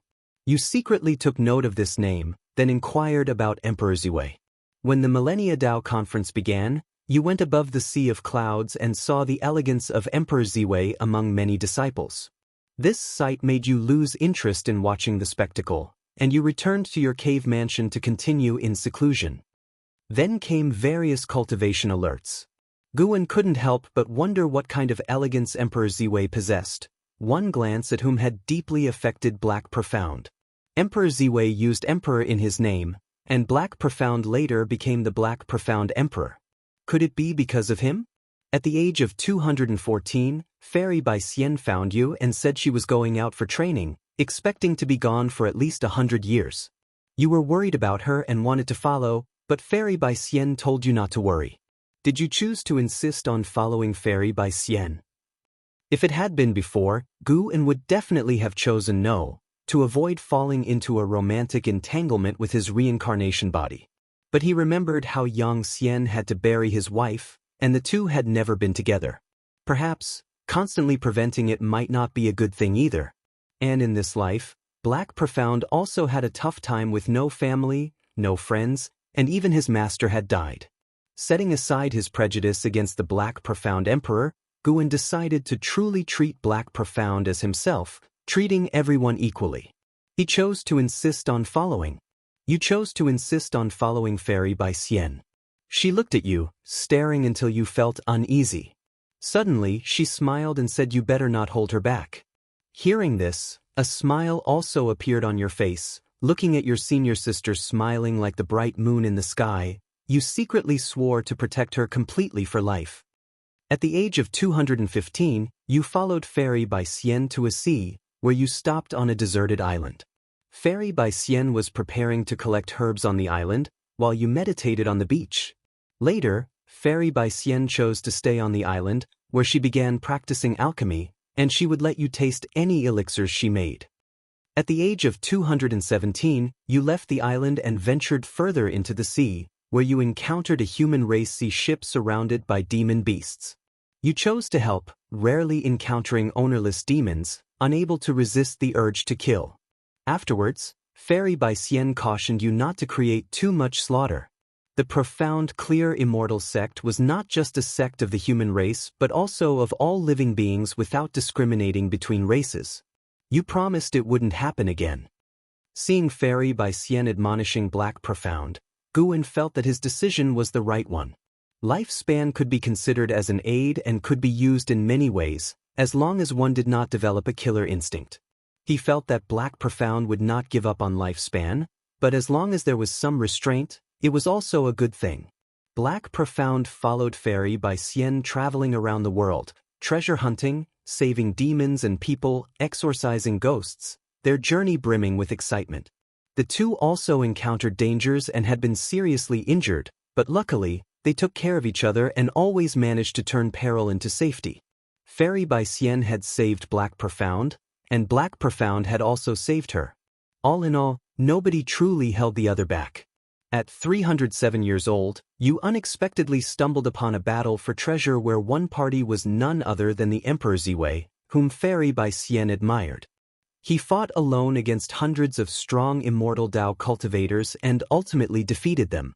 Fairy Bai Xian was amazed, and even you had to admit that Emperor Ziwei was truly powerful. After the battle ended, Emperor Ziwei approached you. He obviously recognized Fairy Bai Xian and wished to invite her to his dojo as a guest, but she politely declined. Emperor Ziwei then turned to you and extended the invitation. Would you choose to visit his dojo? Not going. Guan made his choice directly. He was somewhat displeased with Emperor Ziwei. Hadn't he seen Black Profound walking with Fairy Bai Xian? Why interfere? You chose to refuse the invitation to Emperor Ziwei's dojo. Emperor Ziwei did not insist and soon left. You turned to Fairy Bai Xian, asking her why she did not go. Fairy Bai Xian looked at him and counter-questioned why they should go. You exchanged smiles, understanding each other without words. At 308 years old, you came to the most magnificent mountain in the land, rumored to house an immortal. Deciding to seek the immortal, you began the ascent but found that you could not use your mana. You had to proceed up the mountain as mere mortals. At 309 years old, after a year's journey, you reached halfway up the mountain and saw a courtyard with an old man resting inside, holding a fan.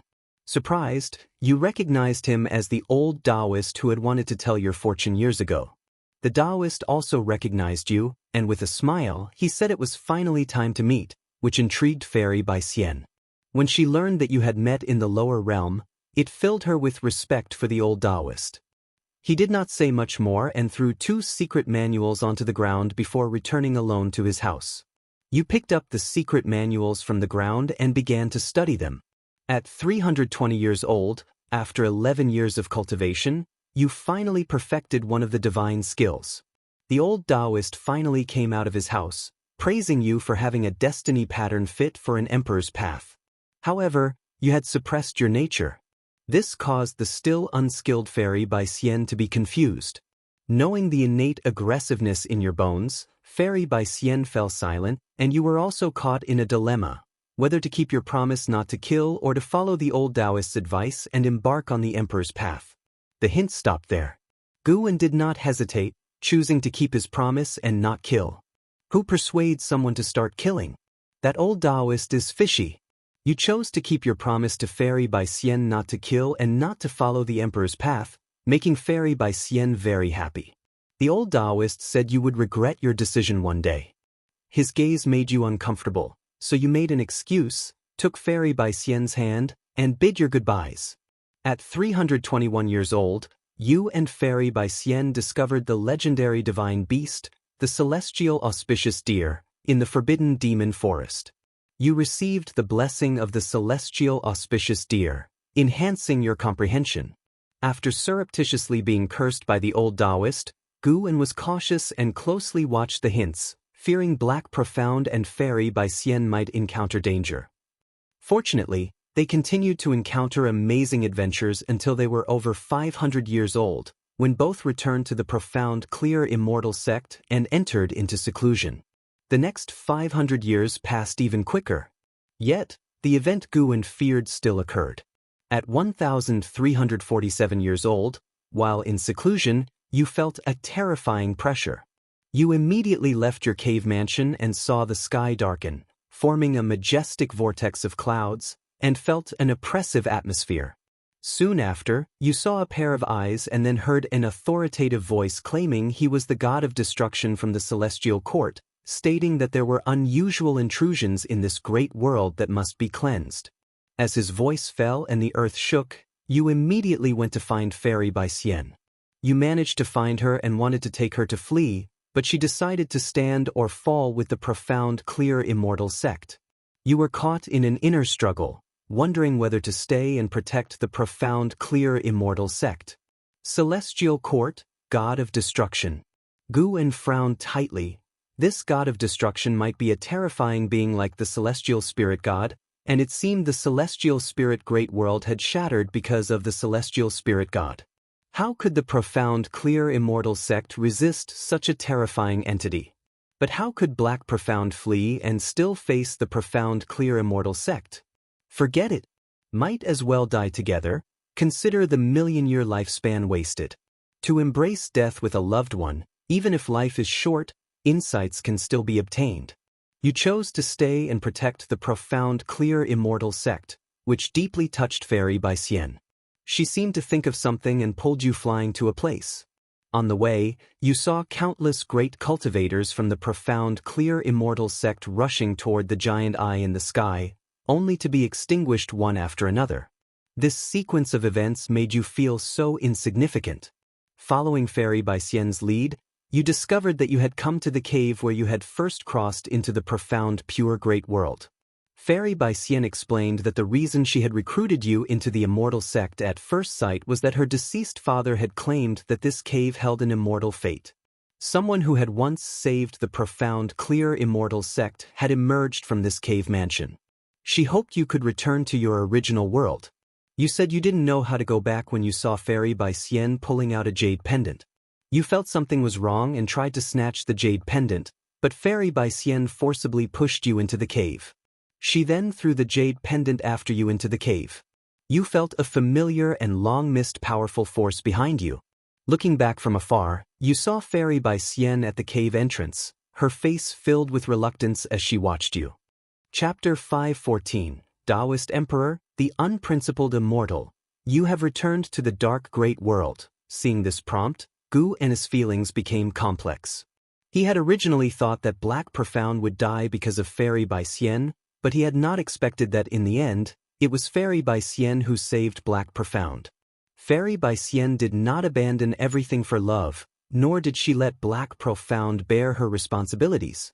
Even Guwen was moved by Fairy Bai Xian and felt that she was worthy of the identity of an immortal sect disciple. Since there was no choice to be made, the prompt continued. Having returned to the dark great world, Black Profound chose the path of extremity, beginning to slaughter demons and slay monsters wildly. In less than a century he had fought his way back to the celestial dark demon sect. He headed straight for the vice sect hierarch, seeking to avenge his master. Everyone who tried to stop him was executed. In the end, he brought about the collapse of the celestial dark demon sect. No one dared to block his path, with the sect hierarch himself begging for mercy on behalf of the vice sect hierarch, revealing that the vice sect hierarch was his own younger brother.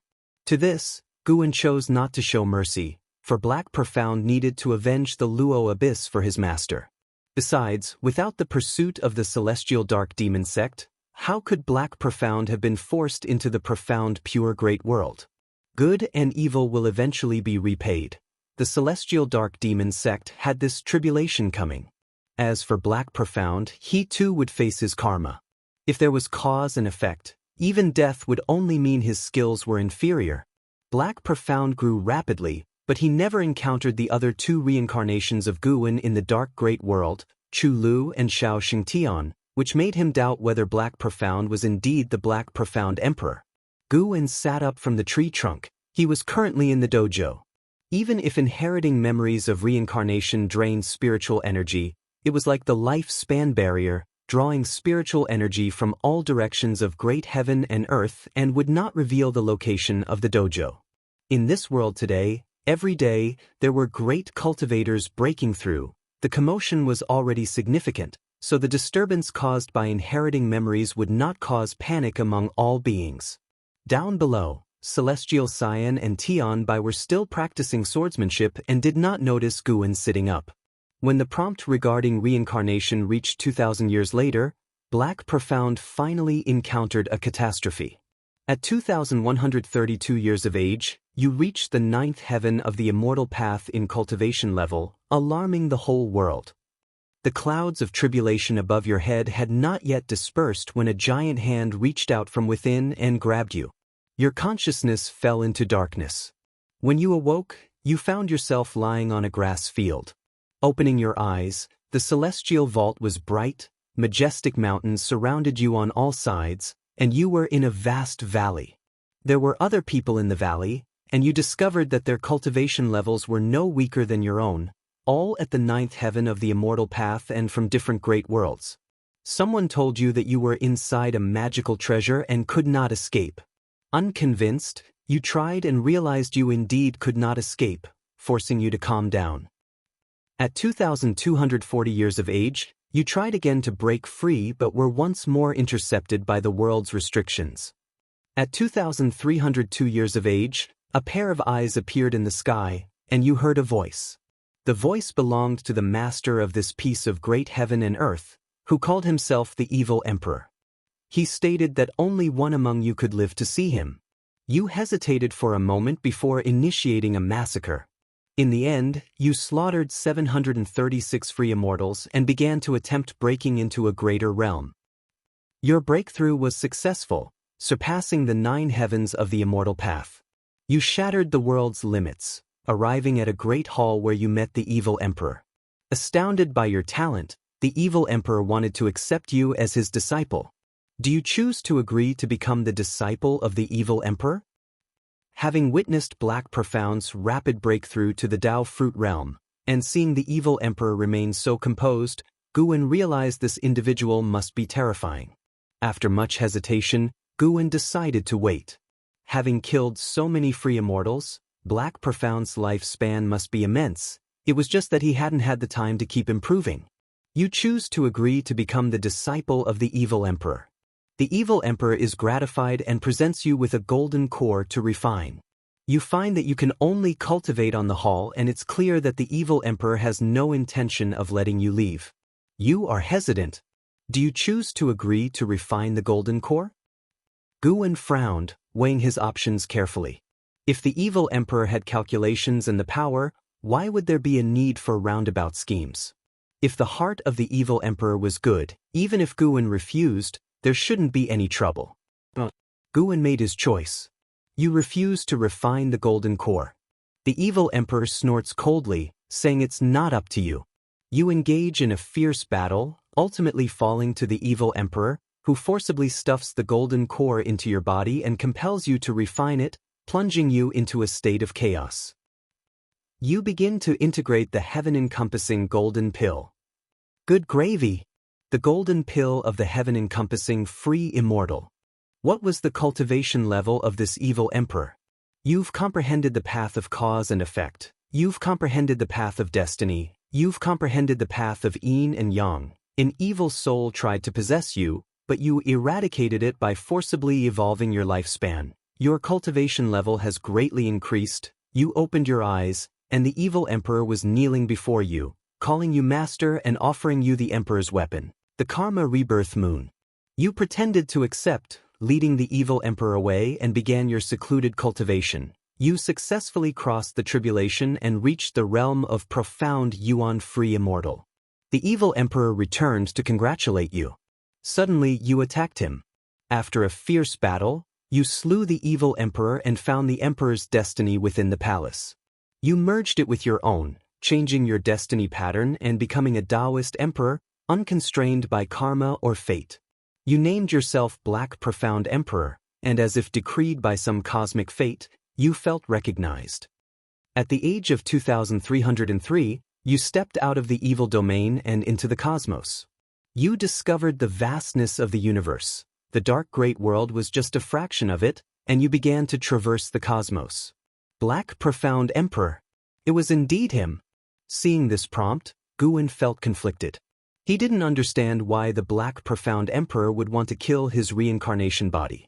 The prompts kept coming. More and more slaughter, but the Black Profound Emperor didn't kill without purpose. He was also searching for a way to break free from the universe, seeking to return to the profound pure great world. When the Black Profound Emperor arrived at the world gate, he didn't encounter the celestial spirit god, leading Guwen to speculate that the dark great world might not belong to the celestial spirit great world. Eventually, the Black Profound Emperor successfully crossed the universe and arrived at the path of the Great Tao. Along this path were entrances to different great worlds. The Black Profound Emperor could not discern which great world was the profound pure great world. He could only explore them one by one. The first two great worlds were fine. He could come and go as he pleased, but when he approached the third great world, he encountered karma retribution just as he was about to enter. Even the path of destiny seemed to reject him, something he had never felt before, forcing him to retreat. This set Guyen's mind racing. To encounter karma retribution, there must surely be some cause and effect involved. Could it be related to the other reincarnation bodies? In the end, the Black Profound Emperor returned to the profound pure great world, now a wasteland. He wandered between heaven and earth, seeing no living spirits, and when he came to the once thriving profound clear immortal sect, he could not find Fairy by Xian anywhere. The Black Profound Emperor lingered at the ruins of the profound clear immortal sect for a long time. He erected a monument for Fairy by Xian, and just as he was about to leave, an overwhelming oppressive force descended upon him, a presence he could never forget. The Celestial Court, the god of destruction. Reading this, Guwen felt that things had gone awry. He didn't think the Black Profound Emperor was a match for the god of destruction, especially since the Black Profound Emperor was currently only a profound yuan-free immortal. At the age of 2702, you faced the god of destruction, prepared to avenge Fairy by Xian. Yet, to your astonishment, you saw a figure appear behind the god of destruction. It was Fairy by Xian. Her aura was completely different from the one in your memories, cold and detached, making you realize she was a reincarnation of a Celestial Court immortal god. The Celestial Court discovered the anomaly of this great world because of her. Now that she has regained her memories from her past life, her gaze towards you was cold and indifferent. Just when you felt utterly hopeless, the old Taoist who had taught you divine skills appeared and repelled the god of destruction with a single palm strike, then fled with you from the profound pure great world. During the escape, you learned that the anomaly the god of destruction spoke of wasn't you, an ascender, but the old Taoist himself, revealing that his Taoist name was the free immortal who exists without the celestial court's acceptance, barely surviving within the 3,000 great worlds. At the age of 2703, you were taken by the free immortal to the land of reincarnation. He urged you again to walk the path of slaughter. Thinking of Fairy Bai Xian's cold visage, this time you chose to forsake your vow. The free immortal passed on divine skills to you, allowing you to create karma avatars to slay your other reincarnation bodies and break free from the chains of reincarnation. Good heavens! So that's what was happening. This free immortal was really stirring things up. The most crucial point was that Guwen had no choice in the matter. It meant that the Black Profound Emperor had not hesitated at all, greatly spurred by the shock from Fairy Bai Xian. Guwen felt it was absurd, but the prompts about reincarnation continued, indicating that escaping from the lifespan reincarnation was not so easy. If a reincarnation body could kill the original, then a lifespan of 10 million years could be too much of a loss. At the age of 2820, you created 3,000 karma avatars, dispersing them into the 3,000 great worlds, then manipulating them to enter the river of destiny. A third of your karma avatars were exterminated within the year. At 3,007 years of age, the free immortal passed the cultivation technique to you, the Taoist unique venerate skill. Chapter 515. 9 in Divine Mansion, Terrifying Celestial God. At 3,116 years old, Guwen comprehended the Taoist unique venerate skill and perceived the 3,000 great Tao, gaining enlightenment within his heart. In that same year, all the karma avatars he had sent out were annihilated. He did not inform Wuxiao Immortal of this event. At 3,320 years old, Guwen found Wuxiao Immortal and expressed a desire to engage in slaughter. Wuxiao Immortal did not let him leave but instead sent him into the boundless purgatory, a place of exile used by the celestial court.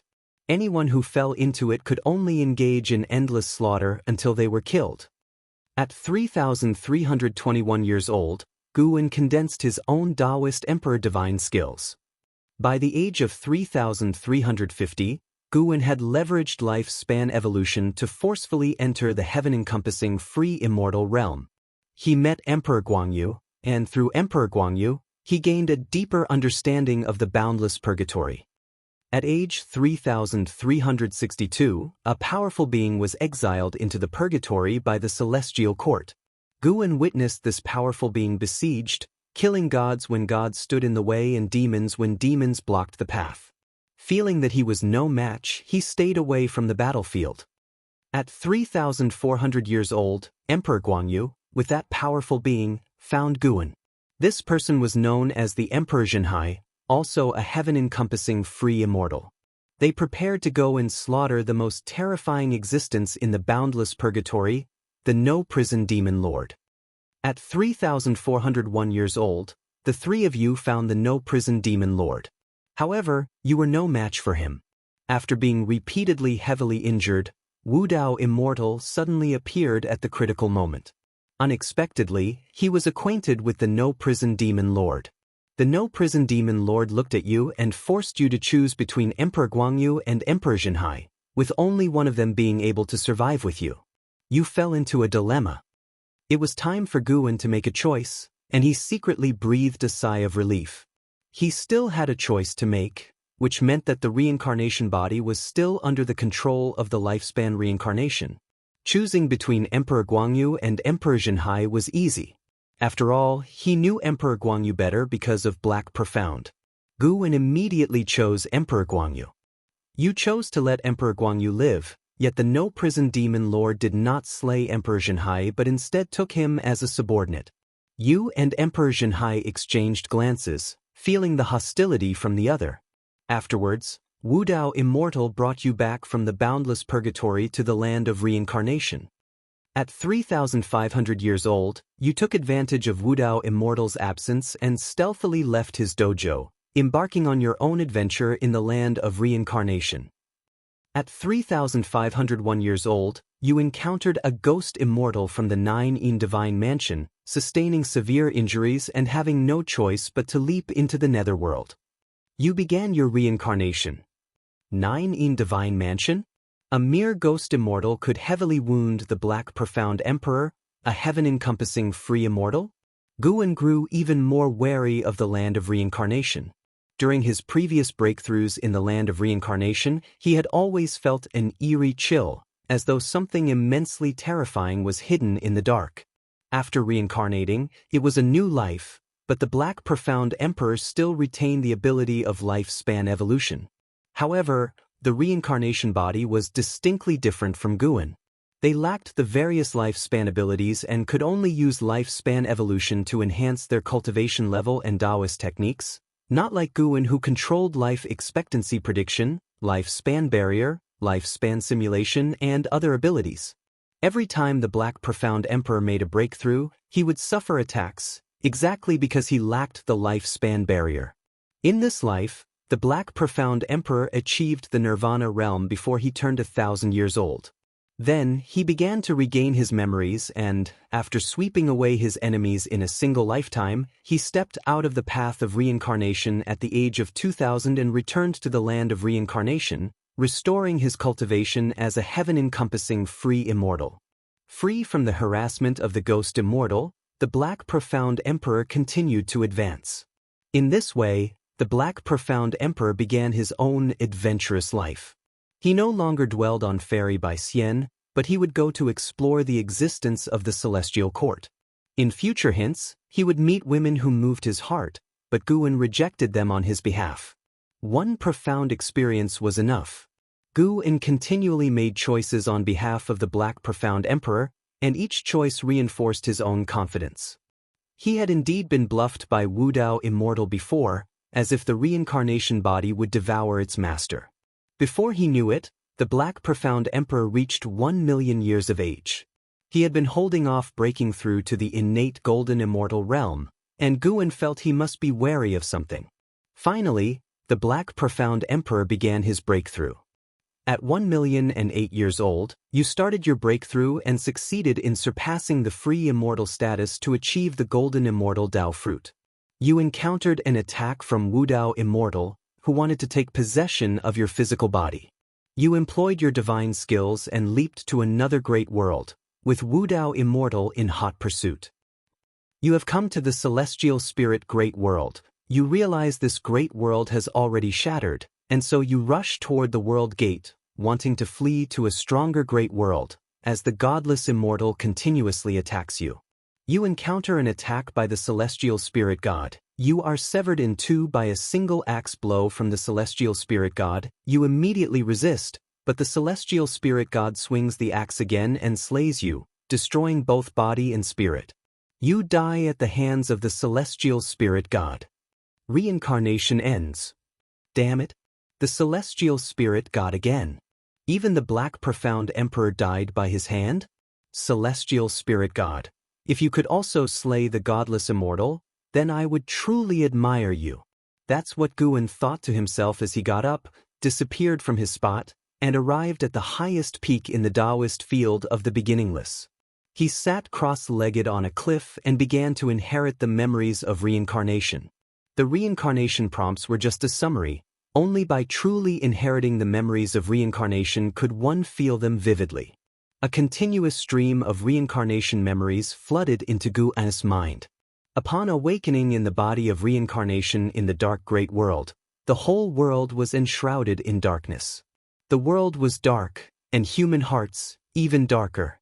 Although Luo Abyss had saved Black Profound, he hadn't treated him all that well, but because he was Black Profound's only kin, Black Profound could never forget him. No matter how many years passed, Black Profound would always think of that dark cave mansion. Having become Black Profound, Guan could understand these feelings. The more one lacks something, the more they yearn. He did not miss Luo Abyss, he yearned for kinship, that was all. In the dark great world, Not a single day was happy for Black Profound. Guan felt that he had it even worse than Chu Lu and Xiao Xingtian. It was only when Guan stepped into the profound pure great world that his entire world seemed to brighten and become radiant thanks to Fairy Bai Xian's smile. At that moment, he was Black Profound, and he too wanted to protect Fairy Bai Xian for a lifetime. The life that followed, adventuring through the great world with Fairy Bai Xian, was even more carefree and joyous, and also gave Guan a deeper understanding of the power of the great world. In the profound pure great world, the 9 heavens of the immortal path were not a secret to sentient beings, and there were even transcendent beings who surpassed the 9 heavens of the immortal path, active in the world, each an overlord and a great power of the world. When the god of destruction appeared, the beauty finally shattered. Guan stood in front of his cave mansion, looking up at the visage of the god of destruction, truly a sight of awe-inspiring power. Even the skies of the great thousand world could not contain the god of destruction. How powerful the profound clear immortal sect was, yet those who surpassed the 9 heavens of the immortal path fell one after another in their assaults on the god of destruction, as futile as mantises trying to stop a chariot, moths to a flame, utterly powerless. Afterward, Guan began to experience more peril. When the godless immortal brought him to the land of reincarnation and he started to cultivate his karma avatars, he caught a glimpse of the greed hidden deep in the godless immortal's eyes, which briefly exposed itself. When all 3,000 of his karma avatars were annihilated, even without the memories of that moment, he could still feel something. There was no so-called transcendence. To annihilate one's own reincarnation bodies in other spacetimes and great worlds only eliminated karma, and for each one destroyed, one would suffer from karma retribution, a pain that Guan could feel. Life is vast. Looking back, it seems like smoke and clouds. When Guan reached the endpoint of this life, he once again felt the might of the celestial spirit god, whose power was extremely terrifying, much more than what it seemed on the surface. Before his death, as his divine soul was not yet completely dissipated, Guan saw the celestial spirit god swing his axe at the godless immortal, successfully decapitating him. The godless immortal wore an expression of shock, as if he had not anticipated the celestial spirit god to be so powerful. Chapter 5:16. Taoist unique venerate skill. The reincarnation inheritance had ended. When Guan opened his eyes, the sky had darkened. He looked up to see the night sky sparkling with stars, making him feel as if a lifetime had passed. The memories from Black Profound Emperor's million-year reincarnation had completely merged into his soul. It was as if he had truly lived through those million years. Dark Great World, Profound Pure Great World, Path of the Great Tao, Land of Reincarnation. He had truly become the Black Profound Emperor, the two merging into one. The so-called reincarnation body is actually just the same soul, merely manifesting under different Tao rules. A reincarnation body can kill another reincarnation body, but it cannot kill the primordial soul. If the primordial soul perishes, all reincarnation bodies will cease to exist. It seemed that Black Profound Emperor realized this, which is why he stopped releasing karma avatars. As to whether Black Profound Emperor could differentiate if he was the primordial soul, Guan couldn't judge. But in fact, for a reincarnation body, it doesn't matter whether it is the primordial soul or not, as it does not affect the reincarnation Bodhi's ability to live. The primordial soul could even become a reliance for the reincarnation body. God of Destruction had Black Profound Emperor destroy all other reincarnation bodies just so he could escape all karmic ties and then possess a body to evade the celestial court's pursuit.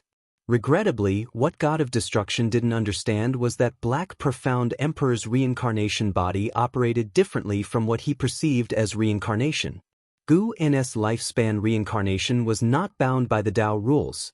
No one could therefore infer his reincarnation body and primordial soul through Black Profound Emperor.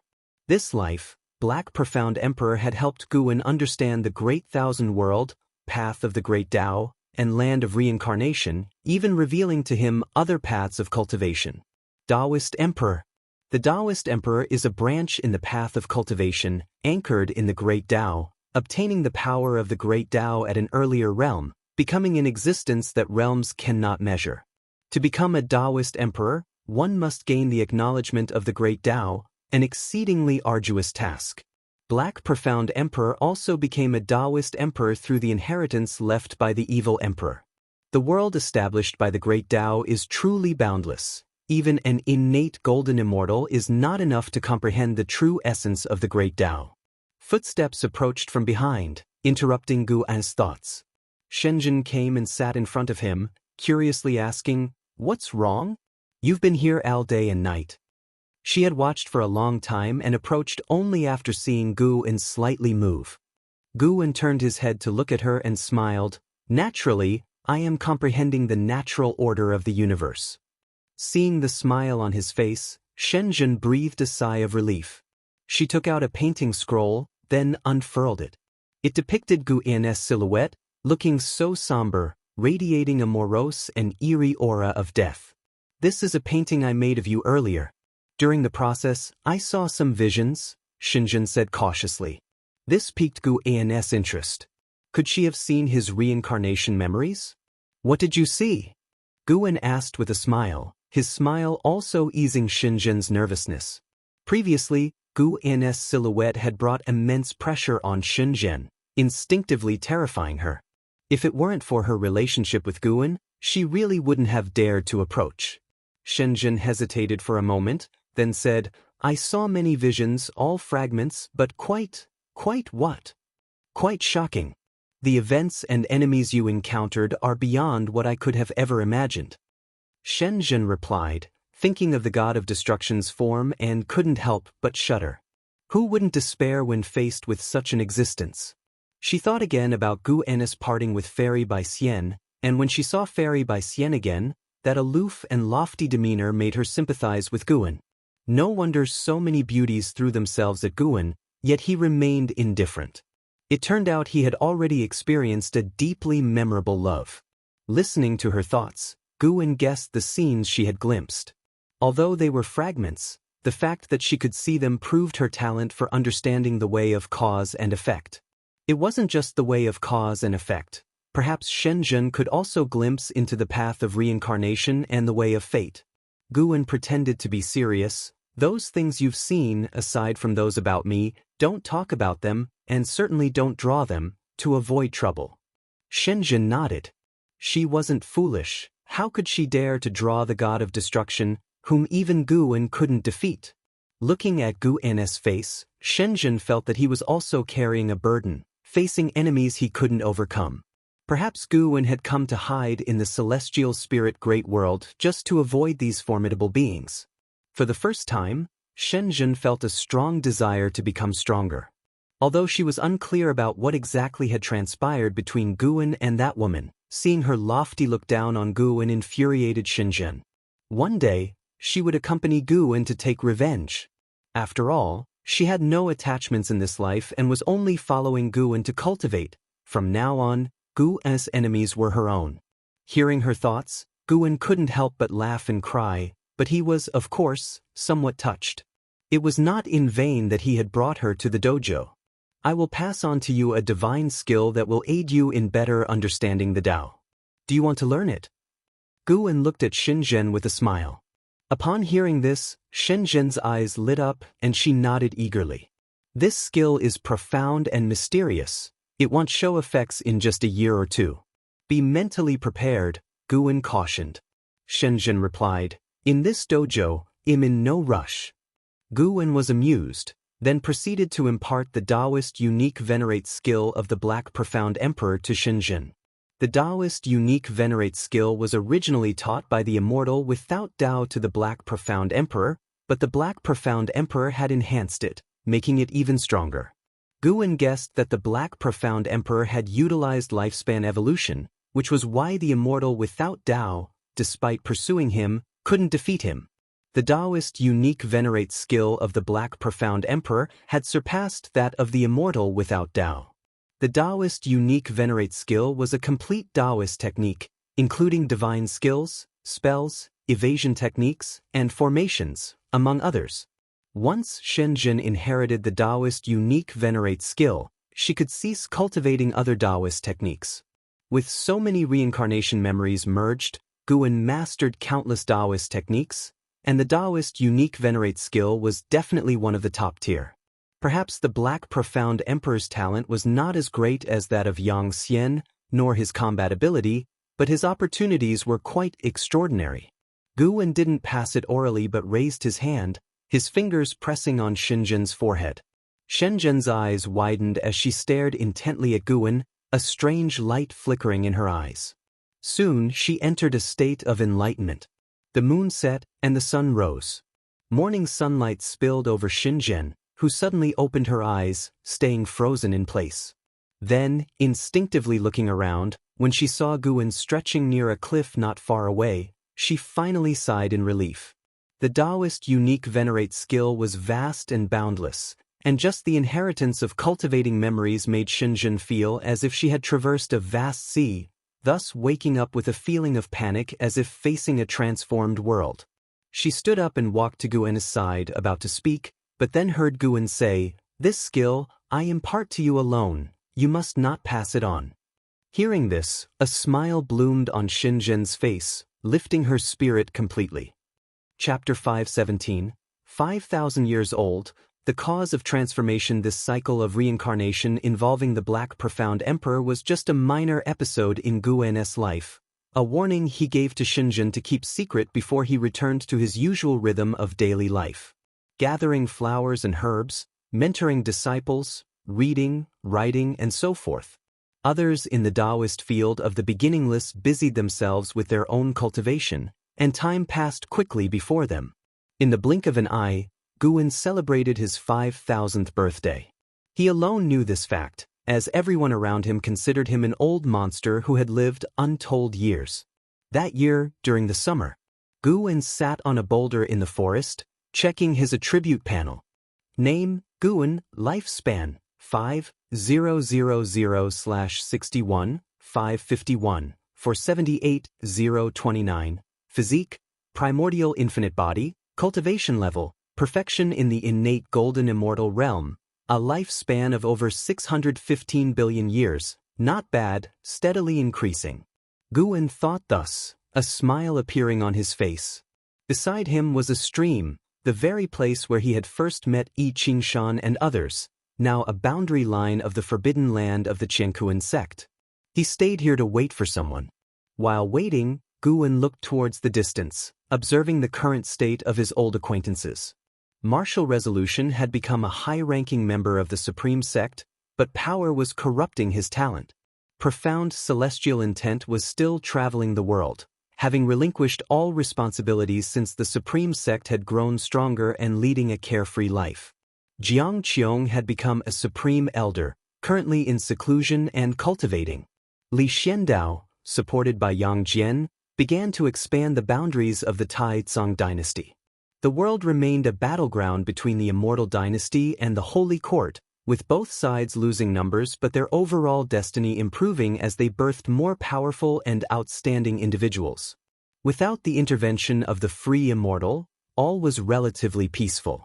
Gu Wen's gaze landed on Li Ya, who had been quickly increasing in cultivation under the tutelage of the Sword Annihilation ancestor, especially in his sword intent, which was fiercely potent. Having instruction surpassing even the 9 heavens of the immortal path from a sword Dao expert, Li Ya's opportunity was among the top in the world, only in how surpassing him among their generation. With a vast world filled with talents like fish in a river, the supreme sect producing 2 pinnacle geniuses gave Gu Wen a great sense of achievement. With this feeling of accomplishment, Gu Wen began to predict Li Ya's future. As he calculated, his expression grew peculiar. Such a possibility? Gu Wen thought of the celestial Dao Golden Core and the Sword Annihilation ancestor, feeling that such a future was indeed reasonable. Everything had its advantages and drawbacks, and as Li Ya grew stronger, he would also have to bear the karma that strength brought. After a long while, a figure approached from the depths of the woods, spotting Gu Wen from a distance and immediately growing excited, rushing over. It was LV Xian, once the top talent of the Taizong imperial dynasty and the son of the sect leader LV Beiyin. He reached Gu Wen's side, looking at him, extremely agitated and somewhat at a loss. Gu Wen, LV Xian was so excited he didn't know what to say.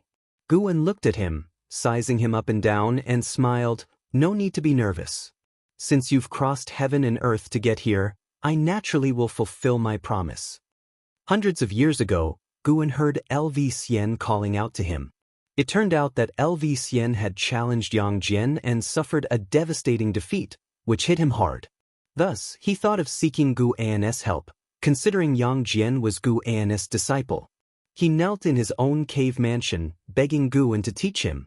After all, with a friendship spanning over 4,000 years, Guan couldn't bear to refuse him, even if only out of respect for LV Baitin, so Guan allowed him to come on his own while strictly forbidding him from revealing the matter. Thus, LV Xian crossed continents and oceans, and even with the cultivation level of the Nirvana realm, it still took him hundreds of years to reach the 9-spirit continent. Along the way, he faced numerous hardships and experienced both resentment and affection. "Can I follow you and cultivate now?" LV Xian asked, his eyes burning with eagerness. Guan smiled and raised his hand towards a nearby stream, saying, "You must think carefully. Once you cross the stream, there will be no turning back. Until the catastrophe of heaven and earth ends, you cannot leave my Taoist field. It's an incredibly long period, long enough to turn anyone you care about into dust." Upon hearing this, LV Xian's brows furrowed tightly. Many faces flashed through his mind, but after only a moment's hesitation, he stepped forward and crossed the stream. He turned his head to look back, gazing at the woods behind Guan as if a weight had been lifted off his shoulders. Guan stood up, crossed the stream as well, and passed him by, heading toward the Taoist field of the beginningless. LV Xian hurriedly followed, but he couldn't help turning his head back again. In a daze, he saw a beautiful figure standing across the stream, her face bright with a radiant smile looking at him, causing a tremor in his pupils. LV Xian took a deep breath, decisively turned his head away, and quickly caught up with Guan's pace. Guan pretended not to notice his struggle and began to introduce him to the nearby mountains and forests. LV Xian listened intently but couldn't stop thinking about that woman. Had he truly said goodbye forever? Yet, compared to romantic attachments, he could not accept mediocrity even more. He was born to be an immortal. Guan walked slowly, and his voice gradually soothed the waves in LV Xian's heart. When they returned to the Taoist field of the beginningless, a figure appeared out of nowhere in front of them. It was the Blood Prison Great Saint. The transformed Blood Prison Great Saint looked at LV Xian and sneered, "Didn't expect you to come. Let's have a match." He had long wanted to fight LV Xian. LV Xian clearly remembered the Blood Prison Great Saint and immediately agreed to the challenge without hesitation, thus completely pushing his worries aside. Guan raised his hand to create a barrier, allowing the two to enter and fight to their heart's content. Once they entered, they immediately unleashed their auras, which also alerted the others in the dojo since they were unfamiliar with LV Xian's aura and couldn't help but overthink. One figure after another appeared beside Guan, inquiring about LV Xian's identity. Guan briefly introduced him, and when they heard that Guan had personally brought LV Xian in, they dismissed their concerns and began to look forward to his performance. Chen Chuan felt LV Xian's aura and secretly marveled. As they were both in the Nirvana realm, he felt he was probably no match for LV Xian. Celestial Demon Child, Celestial Scion, Tian Bai, and Ghost Mother of Ephemera also felt a sense of awe. Jianghu and then Shengtian watched the fight earnestly, hoping to learn. Shenzhen came up to Guan and whispered, "His karma and destiny are changing rapidly." Guan glanced at her but did not respond. Indeed, there were changes. The changes were due to Guan cleansing LV Xian's karma to prevent powerful beings from using him to predict the presence of the Taoist field of the beginningless. Better safe than sorry, even though Guan was already an innate golden immortal, he still acted cautiously. Guan looked at LV Xian, his eyes revealing a hint of expectation. Meanwhile, far across the realms, Liya arrived in front of the 9 Extremes Sacred Heart Sword. The area was an open forest, and the Sword Annihilation ancestors stood nearby, watching Liya. In front of Liya, the 9 Extremes Sacred Heart Sword was stuck in the soil, its blade etched with crimson flame patterns and about 4 fingers wide.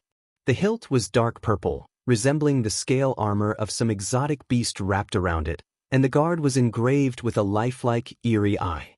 As Liya looked at the 9 Extremes sacred heart sword, he tried to calm his emotions, while the divine exotic immortal spirit leaped out of his body and perched on his shoulder, eyeing the 9 Extremes sacred heart sword. Chapter 5:18, famous throughout the world, silent extinction aura. To have the 9 Extremes sacred heart sword submit to you, you must first be fearless. The greater your fear, the stronger its backlash will be, and then you will endure pain unimaginable to ordinary people. No matter how painful, you must not be afraid. If you are not confident that you can do this, it is still not too late to give up now. The voice of the sword annihilation ancestor came from his side, and Li Ya's expression flickered upon hearing this. The divine exotic immortal spirit turned its head to look at the sword annihilation ancestor and asked, "What happens if one fails?" The sword annihilation ancestor responded, "At best, 2/3 of your 3 souls and 7 spirits will be damaged, but at worst, your soul will scatter, leaving only an empty shell to be possessed by the sword soul." These words caused the divine exotic immortal spirit to shudder. Its gaze toward the 9 Extremes sacred heart sword was filled with dread. It whispered, "You're not burdened by a deep-seated vendetta, nor do you have anything urgent that you must do right away. Why risk this?" Upon hearing this, Li Ya's eyes became resolute. He took a deep breath and said, "It's precisely because there is no necessity that I must push myself. I don't want to live a mediocre life." With that said, he grasped the hilt of the 9 Extremes sacred heart sword. Boom! A violent evil aura burst from inside the 9 Extremes sacred heart sword, soaring into the sky and attempting to scatter the clouds above. The surrounding woods shook violently as if they were about to be uprooted. The sword annihilation ancestor raised his hand, pressed forward, and tranquility returned to heaven and earth. The nearby trees no longer trembled, and a ring of chi force appeared around Li Ya.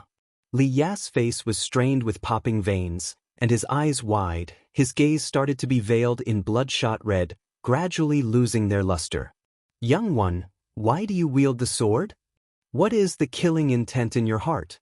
Whom do you wish to kill? Why are you discontent? Who do you resent? It seems you're fearing something." A gloomy voice kept echoing in Li Ya's ears, making the world in his eyes spin. He suddenly found himself on a desolate plain under a blood-red sky. He saw a figure in the distance on a hillside, only its silhouette visible, not its face. Just as Leo was about to speak, suddenly, a whooshing sound came. A sword thrust through Li Ya's throat, making his body lean back, his eyes widening. In his pupils was reflected the face of Guan, with disheveled hair and fierce eyes like a fierce ghost, pierced through his throat. Far away in the Taoist field of the beginningless, Guan was feeling the illusion that Liu was experiencing. The sword annihilation ancestor was being crafty, actually trying to deduce the karma between Li Ya and him through the 9 Extremes sacred heart sword. It seemed that the sword annihilation ancestor had other motives for coming to the celestial spirit great world. Guan was not too worried. The difference in their cultivation levels was vast. The sword annihilation ancestor couldn't reach him. He felt the sword intent from the sword annihilation ancestor entering Li Ya's body, helping him withstand the backlash of the 9 Extremes sacred heart sword, which reassured him. Perhaps the sword annihilation ancestor had plans for the supporting Dao sword venerable, but at least he wouldn't let Li Ya die right now. Li Ya was only at the Nirvana realm and couldn't bear the power of the 9 Extremes sacred heart sword on his own. The fact that the sword annihilation ancestor intervened showed that he truly wanted Li Ya to inherit this power, regardless of later schemes, and Guan would act again if needed. Guan then turned his attention to the battle between the Blood Prison Great Saint and LV Xian, feeling expectant. He personally trained LV Xian, who must become stronger as, after many years in the primordial era, LV Xian was the strongest in heaven and earth. A smile involuntarily appeared on Guan's face as he thought of the delightful outcome. Meanwhile, LV Xian was feeling immense pressure, shocked by the strength of the Blood Prison Great Saint, yet he was also thrilled. To think a fierce bull could be so powerful, his training with Guan would surely make him stronger. The celestial demon child, an Exen, Qin Chuan, and others were also discussing the battle, equally astounded by LV Xian's displayed strength since the Blood Prison Great Saint was a loose immortal, and for a Nirvana realm cultivator to fight a loose immortal to such an extent spoke volumes of his talent. At dusk, Supreme Sect, 3rd Medicine Valley. Long Qing came down from the pavilion. He saw Candle Star standing on a roof, gazing steadily into the distance. He immediately flashed to Candle Star's side and asked, "What are you looking at?" Candle Star replied, "The 9 Extremes Sacred Heart Sword. The sword is recognizing its master, and it's recognizing a cultivator from the Nirvana realm." Nirvana realm cultivator? Long Qing couldn't help but frown, finding it absurd. Candle Star continued, "Speaking of which, this person has some connections with you. To be precise, he is connected through the cause and effect of the supporting Dao Sword Venerable, and his name is Li Ya." "Elderly?" Long Qing's tightly furrowed brows relaxed. "If it's him, it's not surprising. Perhaps my master is protecting him." Long Qing had grown up following Guan and knew well the relationship between Guan and Li Ya. Candle Star looked at Long Qing and asked with a smile, "Do you think your master has really left the celestial spirit great world?" Although Long Qing had already reached an agreement with Candle Star, he still retained a bit of wariness towards him, given the vast difference in their cultivation levels. Long Qing shook his head. "How would I know? After all, I didn't follow him." Candle Star smiled, deciding not to ask any further. "How powerful will Elderly become after mastering the 9 Extremes Sacred Heart Sword?" Long Qing asked curiously. The 9 Extremes Sacred Heart Sword had caused such a stir in the past, and he had longed for it too.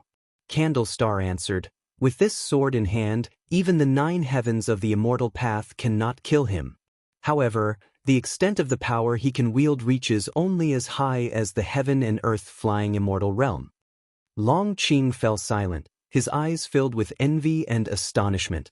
This was akin to soaring to the skies. It seemed Elderly was going to become famous throughout the world.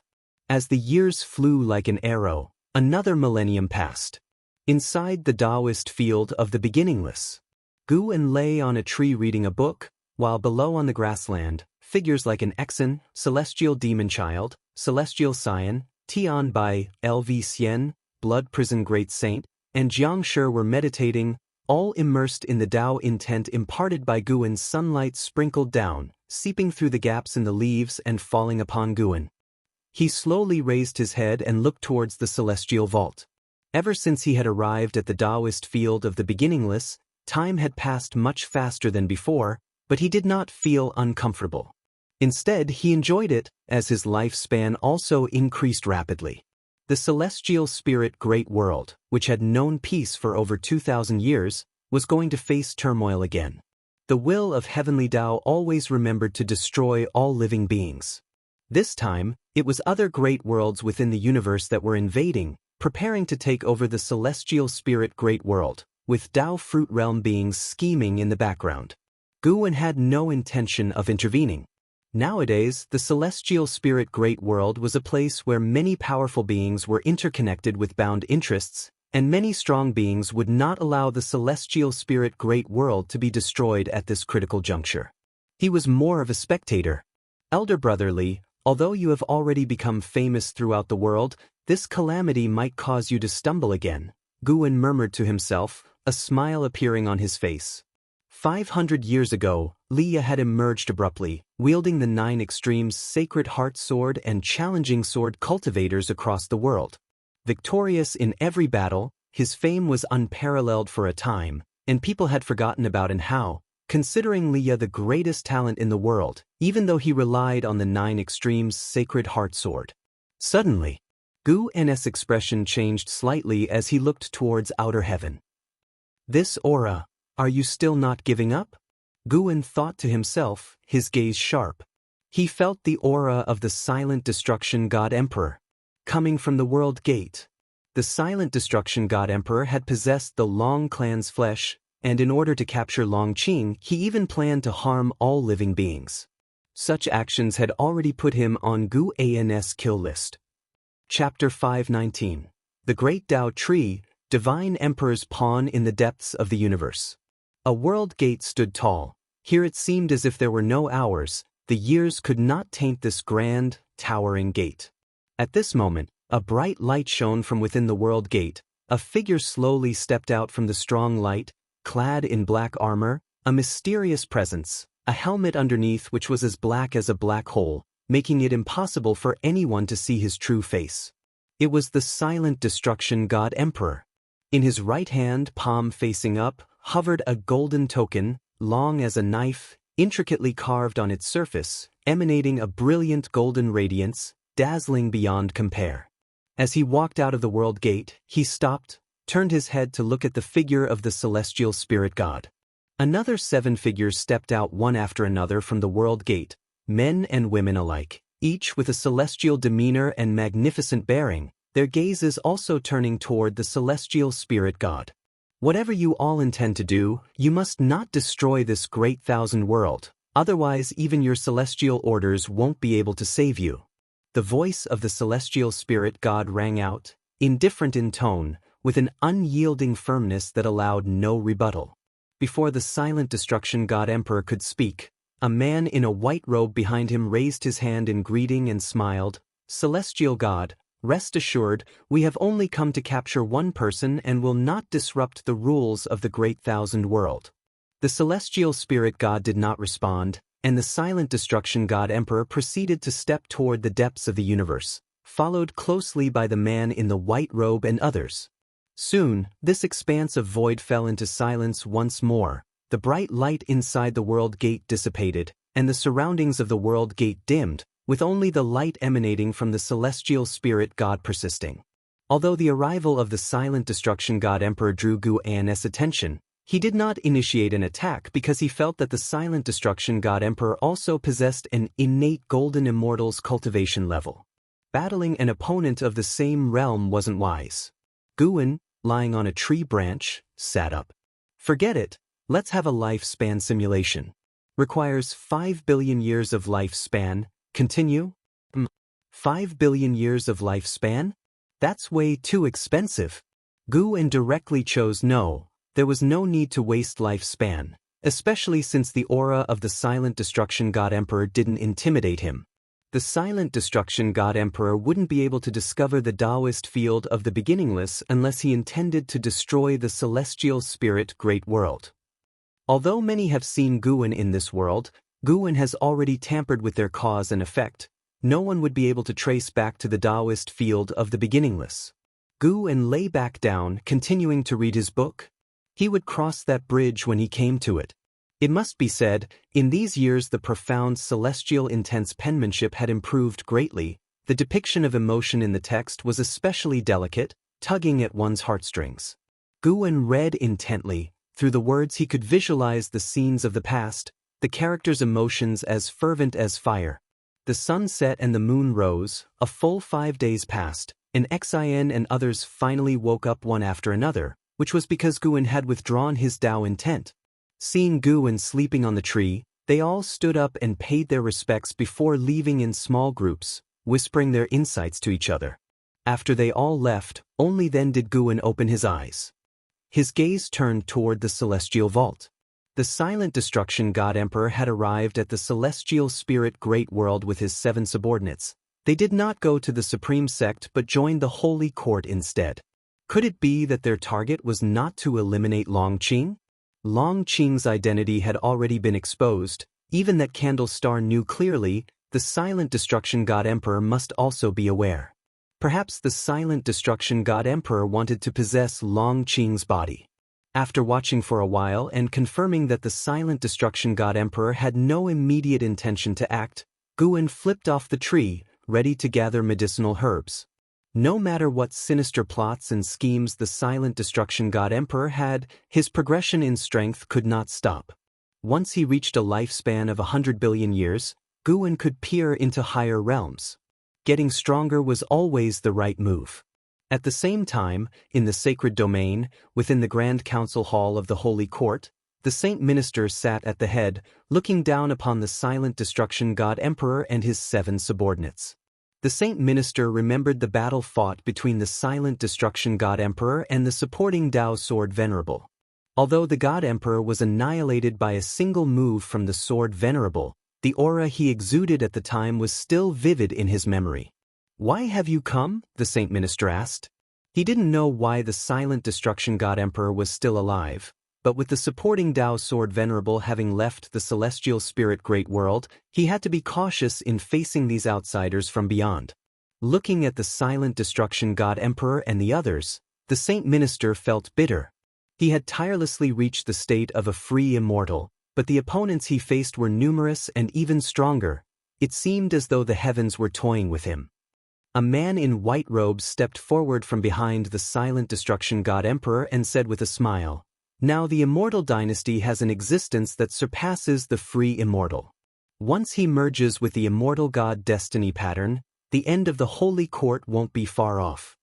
With those words, the Saint Minister's expression turned ugly. He had always been troubled by this matter but was powerless to address it. How could he feel good having it pointed out by others? It was clear, these people wanted to use the holy court. The key issue was that the holy court was indeed on the path to doom. There seemed to be no imminent peril, but it was really just a matter of time. Since he couldn't refuse these people's manipulations, the Saint Minister struggled to keep his composure. The man in white continued to speak with a smile. "Even if the young immortal emperor merges with the immortal God destiny pattern, he would not be a match for us. We can assist the holy court. You needn't worry about the court becoming our puppet, for we shall leave sooner or later. We are in this world only to cultivate one person." The Saint Minister inquired, "May I ask who this person is? Is he within my holy court?" The man in white shook his head. "No, we only need the holy court to create obstacles for him, better tempering him and allowing him to grow stronger." After hearing this, the Saint Minister fell into silence. "We will not help you directly annihilate the young immortal emperor. You probably already realize the existence of the tribulations of heaven and earth and the will of the heavenly Tao. If the young immortal emperor acts against the holy court, naturally we will intervene. Before that, we will stay in the holy court," the man in white said. These words did stir the Saint Minister's heart. He could sense that this group was very strong, each one giving him the same feeling he got from facing the supporting Dao sword Venerable. The most crucial point was that he had no room to refuse. To do so would only make things uglier, perhaps disastrously so. As the Saint Minister sighed inwardly, the silent destruction God Emperor raised his hand and from his palm flew a wooden rod. It was a red wooden rod, with a curved top like a serpent. Apart from being brightly colored, it looked unremarkable. The silent destruction God Emperor spoke. "This rod is made of Tao wood and can grant you unparalleled strength, as well as assist you in comprehending the great Tao. Consider it a gift for our first meeting." The Saint Minister started to speak, but the red rod suddenly flew in front of him. The immense pressure changed his complexion. He sensed the profound Tao intent within the rod, and his eyes widened in shock. Such a treasure! The Saint Minister looked at the silent destruction God Emperor and asked, Who exactly are you?" The face of the silent destruction God Emperor was shrouded in darkness, as if he were the most mysterious being in the world, and he responded, "The silent extinction domain was my creation, and silent extinction is my name." The Saint Minister opened his mouth, his face etched with disbelief. In a valley, the immortal seeker sat beside a lake, gazing at the bright day sky, murmuring, "It seems that I still can't let go. Whose chess piece are you?" Zhu Shi, who sat meditating in the middle of the lake, opened her eyes and glanced at him, asking, "Whom are you talking about?" "The one who created the Qi of annihilation." "The Divine Emperor? Someone of his caliber is also a chess piece?" "Indeed, he's been tirelessly working for the bloodline of the Long clan. He's either being driven by someone behind the scenes or pressured by an even greater force. The waters of this world are becoming muddier, and when the heaven and earth Tao fruit appears, your pressure will only increase." With that said, the immortal seeker's face took on a teasing expression. Zhu Shi hummed, "The Taoist unique venerate skill you passed on to me is so powerful, and with my talent, I'm not afraid." Chapter 520, Inheritance, the 1,000-year battle. The Taoist unique venerate skill is indeed formidable. If one can grasp its essence, dominating a corner of the Great Thousand World would not be an issue. However, this skill is not so easy to cultivate. The Immortal Seeker said nonchalantly as his thoughts lingered on the distant Holy Court. He knew very well how powerful the Silent Destruction God Emperor was, and for that reason he felt the situation in the world was spiraling out of control. He was only a reincarnated being. He could not intervene in the workings of the heavenly Tao. His role was to assist others. But no matter how great the opportunity he provided Zhu Xi, for her to possess the strength to contend with the Silent Destruction God Emperor before the change of the era was utterly impossible. After Zhu Xi mentioned the Taoist unique venerate skill, her confusion resurfaced. She asked, "What exactly is the origin of the Taoist unique venerate skill? In the process of cultivating it, I saw many figures. If they all practice this skill, do they belong to the same sect?" The Immortal Seeker looked at her and smiled. Not just anyone can cultivate the Taoist unique venerate skill.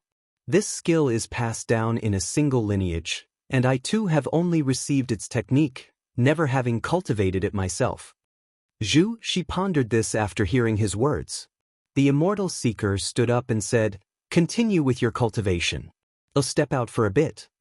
Zhu Xi did not inquire further but closed her eyes and continued to perceive the Taoist unique venerate skill. Even though she had regained her memories of Shengtian, her interest in the Taoist unique venerate skill remained.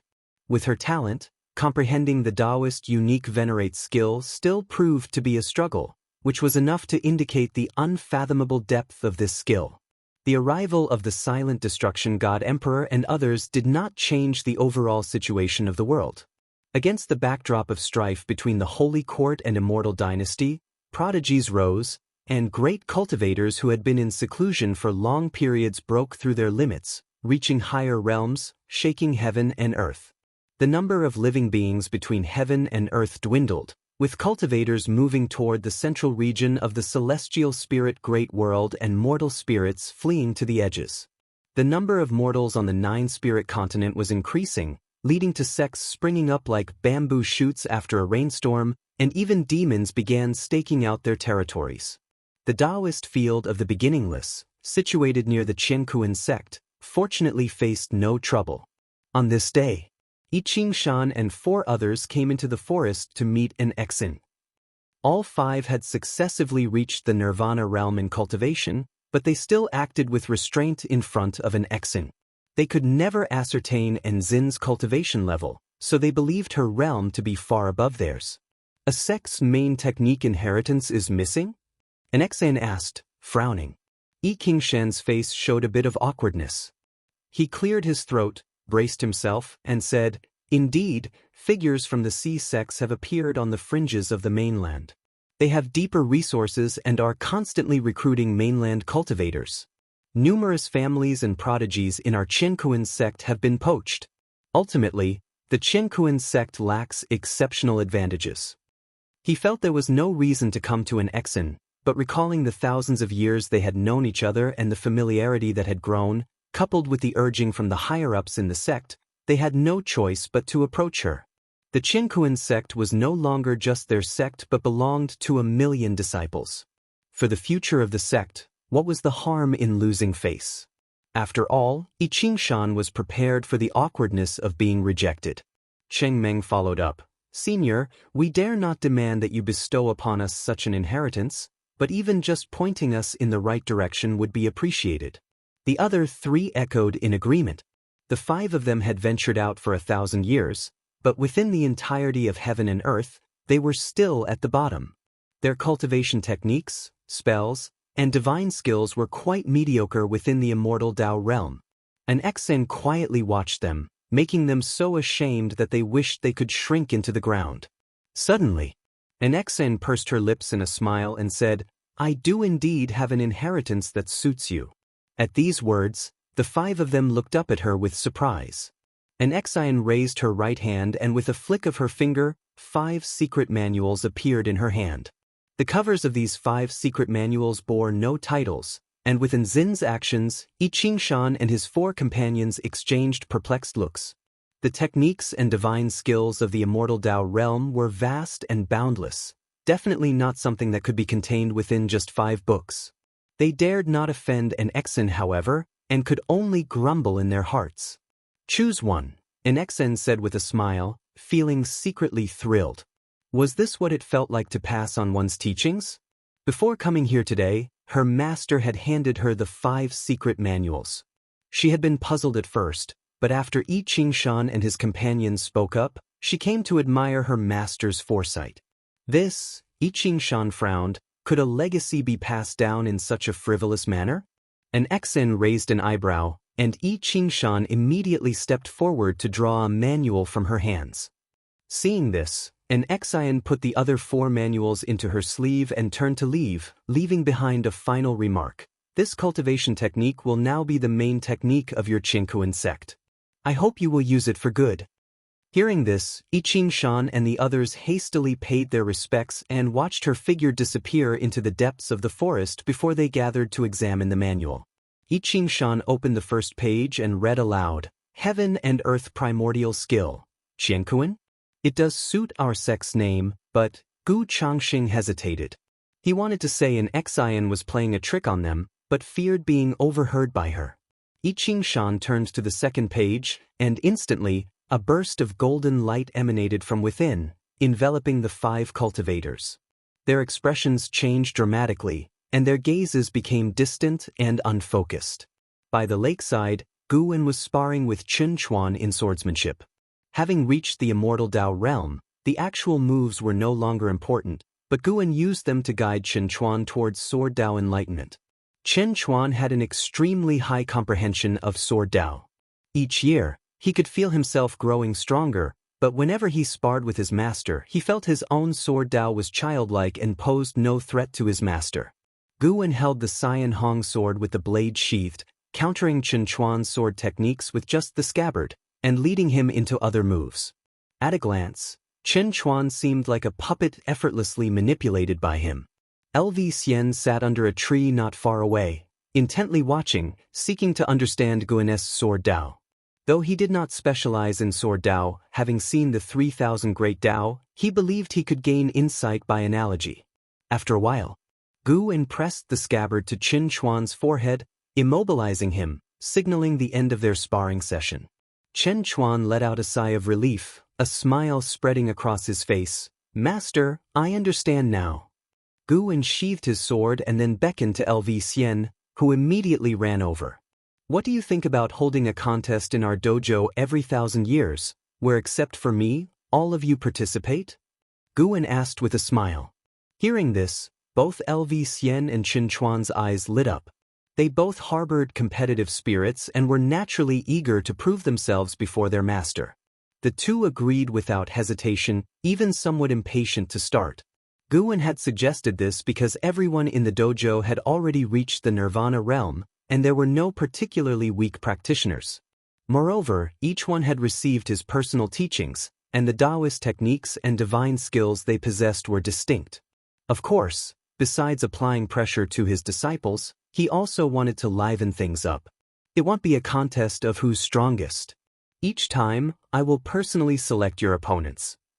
You only have to fight one battle, and after 10,000 years, you all will inevitably have faced each other, Guwen said, still smiling.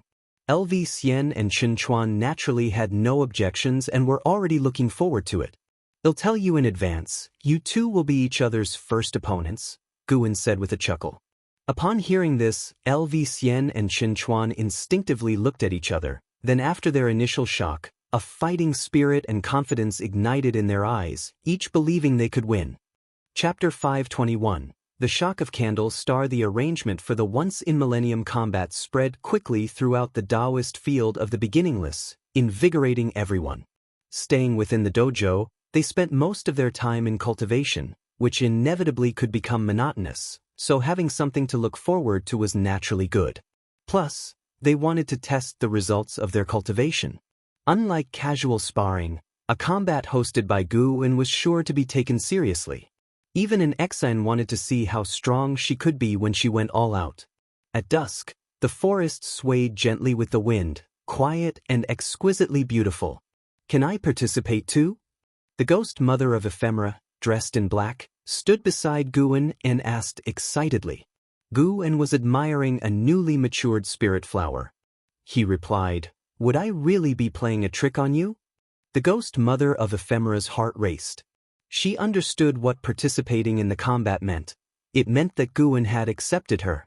As she excitedly moved to kneel, an invisible force stopped her. I've said before, within the Taoist field of the beginningless, there is no need for such formalities, Guan said, his face showing satisfaction. The quality of this spirit flower was good. It could be transplanted to his study. The ghost mother of Ephemera nodded, her heart pounding fast. After the joy, she felt pressure. The people at the dojo were not simple. Guan didn't pay attention to what she was thinking. Taking the spirit flower, he left, while the ghost mother of Ephemera still respectfully bowed to his retreating figure. This is an opportunity one cannot miss. Her eyes sparkling, she felt a surge of power throughout her body. In the Taoist field of the beginningless, there was no lack of heavenly materials and earthly treasures, and with a great power like Guan as a mentor, the so-called loss of freedom, she thought, was not permanent. As long as she performed well, there would come a day when Guan would need her, send her on missions, and then she could return to the delights of the human world. In the blink of an eye, another 100 years passed.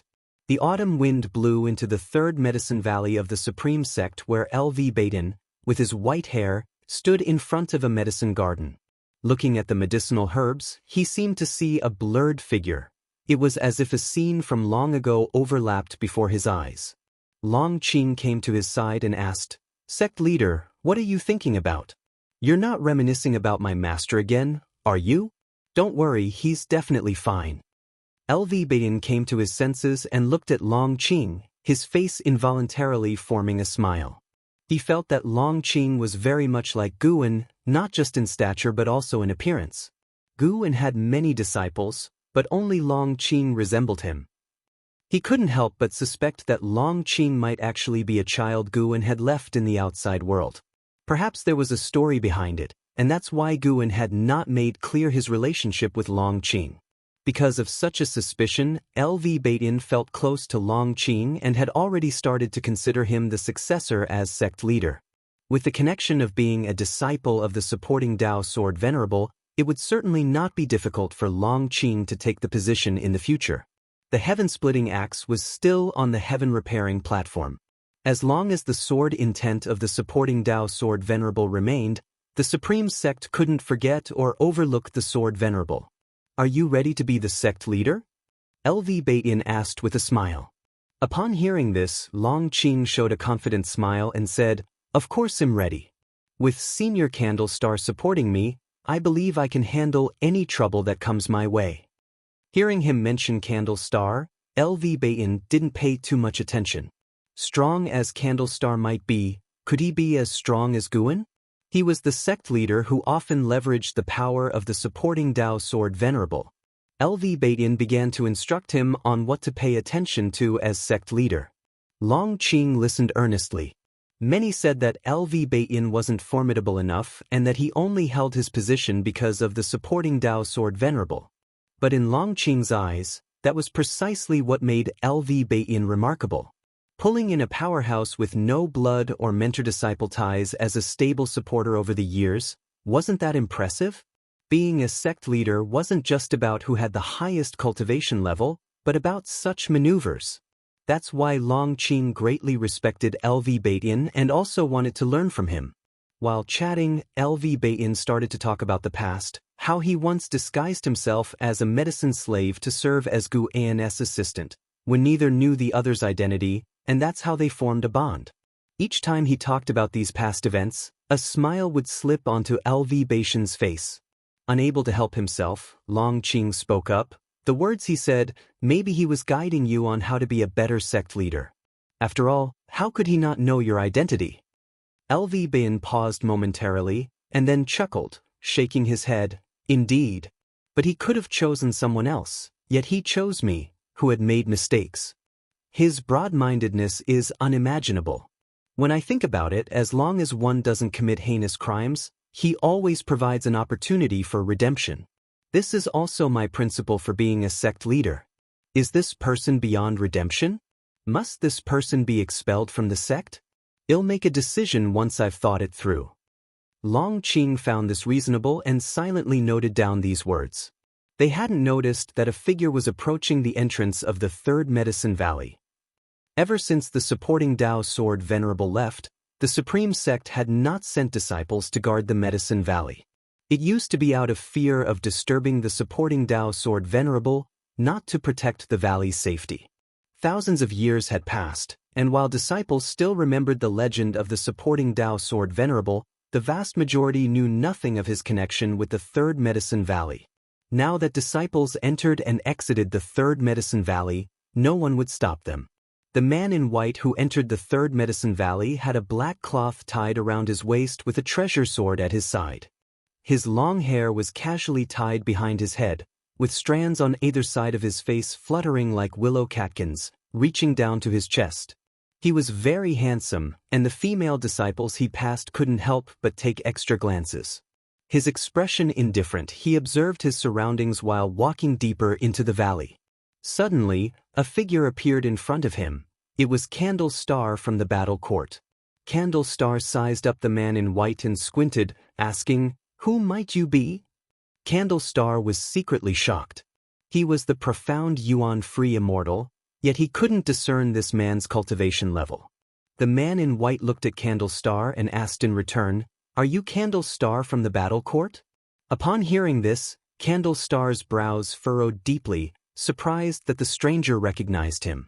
"Just who are you? I'm not here for you, nor will I interfere with your plans." The man in white interrupted Candle Star, his words cold. He then moved past Candle Star and continued on his way. His gaze quickly settled on Long Qing. Candle Star stepped in front of him again, his voice cold. "Then who are you looking for? How can I be sure you won't mess with my plans if you don't explain yourself clearly?"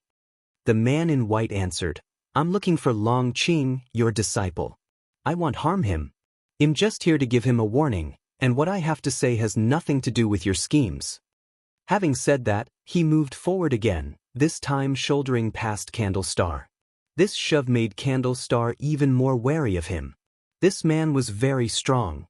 Candle Star watched as the man in white headed toward Long Qing, hesitated for a moment, and decided to follow. Clang! The sound of a sword being drawn suddenly echoed, and the tip of the blade was abruptly at Candle Star's throat, causing his pupils to dilate. So fast. He hadn't even seen how the man in white had drawn his sword, and this sword was no ordinary sword. Chapter 522, Celestial Dragon Dharma Aspect, Breaking Destiny. Feeling the sharpness at his throat, Candle Star asked in a deep voice, "If you don't explain your origins, I can't possibly let you get close to him." The man in white glanced at Candle Star, his sword-raising hand perfectly straight, like a bridge, making Candle Star feel he was hard to reach. Although wary of the man in white, Candle Star was not yet at the point of fear. For the sake of entering the World Gate, how much effort had he exerted to obtain such an opportunity? How could he give up now? "My identity cannot be revealed, otherwise it will harm both him and you. You just need to know that the sword in my hand can diminish your Dao fruit," the man in white said with an indifferent look in his eyes. As his words fell, a terrifying sword intent instantly locked onto Candle Star, causing the gaze of profound yuan-free immortal to lose its luster. The man in white turned and sheathed his sword, continuing to walk towards Long Qing. Candle Star stood dumbfounded in place, his body trembling slightly. The clash between the two was not hidden. Many disciples saw the man in white draw his sword against Candle Star, yet they did not act rashly, for they all knew that Candle Star was the strongest existence in Medicine Valley. Even the Valley Master held great respect for him. The Third Medicine Valley of today did not possess the cohesion of 1,000 years ago. Most disciples were merely passing through, at least they would not risk their lives for Long Qing. Noticing the approach of the man in white while chatting with LV Bayan, Long Qing's gaze fell upon Candle Star. He saw Candle Star rooted to the spot, body trembling, gaze vacant, clearly not in a proper state. Just as he was about to speak up, the man in white suddenly arrived in front of him, startling Long Qing into a reflexive step back. Sniff. The scabbard pressed on Long Qing's shoulder, rendering him immobile. Long Qing's eyes widened, a look of disbelief crossing his face. LV Badian beside him also reacted, instinctively wanting to make a move against the man in white, but was subdued by a single glance from the man. Faced with the man in white's gaze, LV Badian felt as if had entered another dimly lit world, surrounded by dense treasure swords pointing towards him, sending shivers down his spine. He felt as if moving even an inch would result in colliding with a sword, creating a suffocating and terrifying sensation of being unable to move at all. In reality, Long Qing did not fall into an illusion realm, but facing the man in white he felt no less pressure. The scabbard on his shoulder felt like a majestic mountain, such that he couldn't muster his mana. Long Qing stared at the man in white and asked in a deep voice, "Who are you, and do we have a grudge?"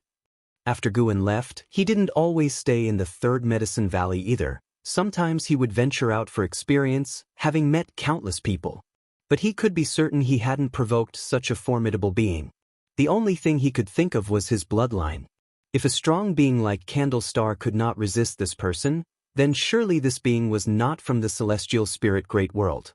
The man in white studied Long Qing, and after a long time, with no immediate response, his eyes betrayed a hint of disappointment. Such a look made Long Qing uncomfortable, a sense of inexplicable anger rising in him. The man in white spoke, "You're more disappointing than I imagined. You need not be nervous, I won't harm you. There's no one in this world more trustworthy than me." Heh! Long Qing gave a hollow, humorless laugh. The man in white continued, "My surname is Long as well, you understand now, don't you?" At these words, Long Qing's eyes widened in astonishment. Suddenly, Candlestar appeared beside Long Qing, reaching out to grab the scabbard of the man in white. "Wait, let him finish," Long Qing said in a low voice, his eyes fixed intensely on the man in white. Candlestar had just broken free from the illusion technique. He hadn't heard what the man in white had just said. He turned his head towards the man in white, his eyes full of shock and wariness. The man in white withdrew his hand, and Candlestar followed by releasing his grasp, watching as the man planted his treasure sword into the ground. As the scabbard struck the earth, the surrounding environment underwent a drastic change, and they found themselves in a dark world. Looking around, the ground was covered in sword shadows, all plunged into the earth.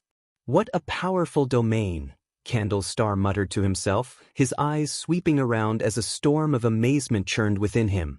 The man in white stared at Long Qing and said, "My name is Long Jun, son of Emperor Longxin, your ancestor. I have glimpsed your entire life in the past. Although much is obscured, I can generally deduce your future path." Candlestar's face drastically changed, his eyes brimming with shock. Long Qing was also greatly startled, silent, gazing dumbfounded at Long Jun. "In the future, you will lead the supreme sect to unify the celestial spirit great world, but you will ultimately die at the hands of the war court." Long Jun continued, his gaze shifting to Long Qing, "You will be possessed by the silent destruction god emperor."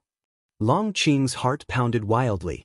Long Jun then turned his eyes toward Candlestar and said, "You will be forged into a Taoist soldier by the lord of the war court, your will eternally subjected to torture." Candlestar's face turned ghostly pale as if he had realized something. Long Qing gritted his teeth and asked, "The Long clan has been annihilated until only I remain. You say you're my ancestor, why didn't you take action?" Long Jun looked at him with a deep and distant gaze, "Because my current fate is worse than death. What you see is not me from this moment, but from the past. This is a method I left before being captured, hoping to help the Long clan escape its destiny." Long Qing couldn't comprehend his words and involuntarily glanced at Candlestar. Candlestar furrowed his brows and asked, "Do you mean that you have traveled here from the past or projected yourself here?" Long Jun said, "If it's too hard to understand, don't dwell on it. What's most important is how to resolve the impending calamity. If the silent destruction god emperor succeeds in possessing you, he might indeed gain the powers of my grandfather." "Are you talking about Long Zhan?" "Yes, although I inherited his destiny pattern, in comparison to his bloodline power, it's really nothing," Long Jun answered. Long Qing recalled Candle Star mentioning before that Emperor Longxin's grandson had also inherited the talents of Celestial Dragon Emperor Long Zhan. He opened his mouth, intending to ask, "Isn't Emperor Longxin's grandson Long Jun's son?" As if seeing through his confusion, Long Jun replied, "Yes, my child also inherited this bloodline power. It was precisely because of it that the Long clan met with disaster. He is already dead, and I am still alive only because my father told me the stories of my grandfather.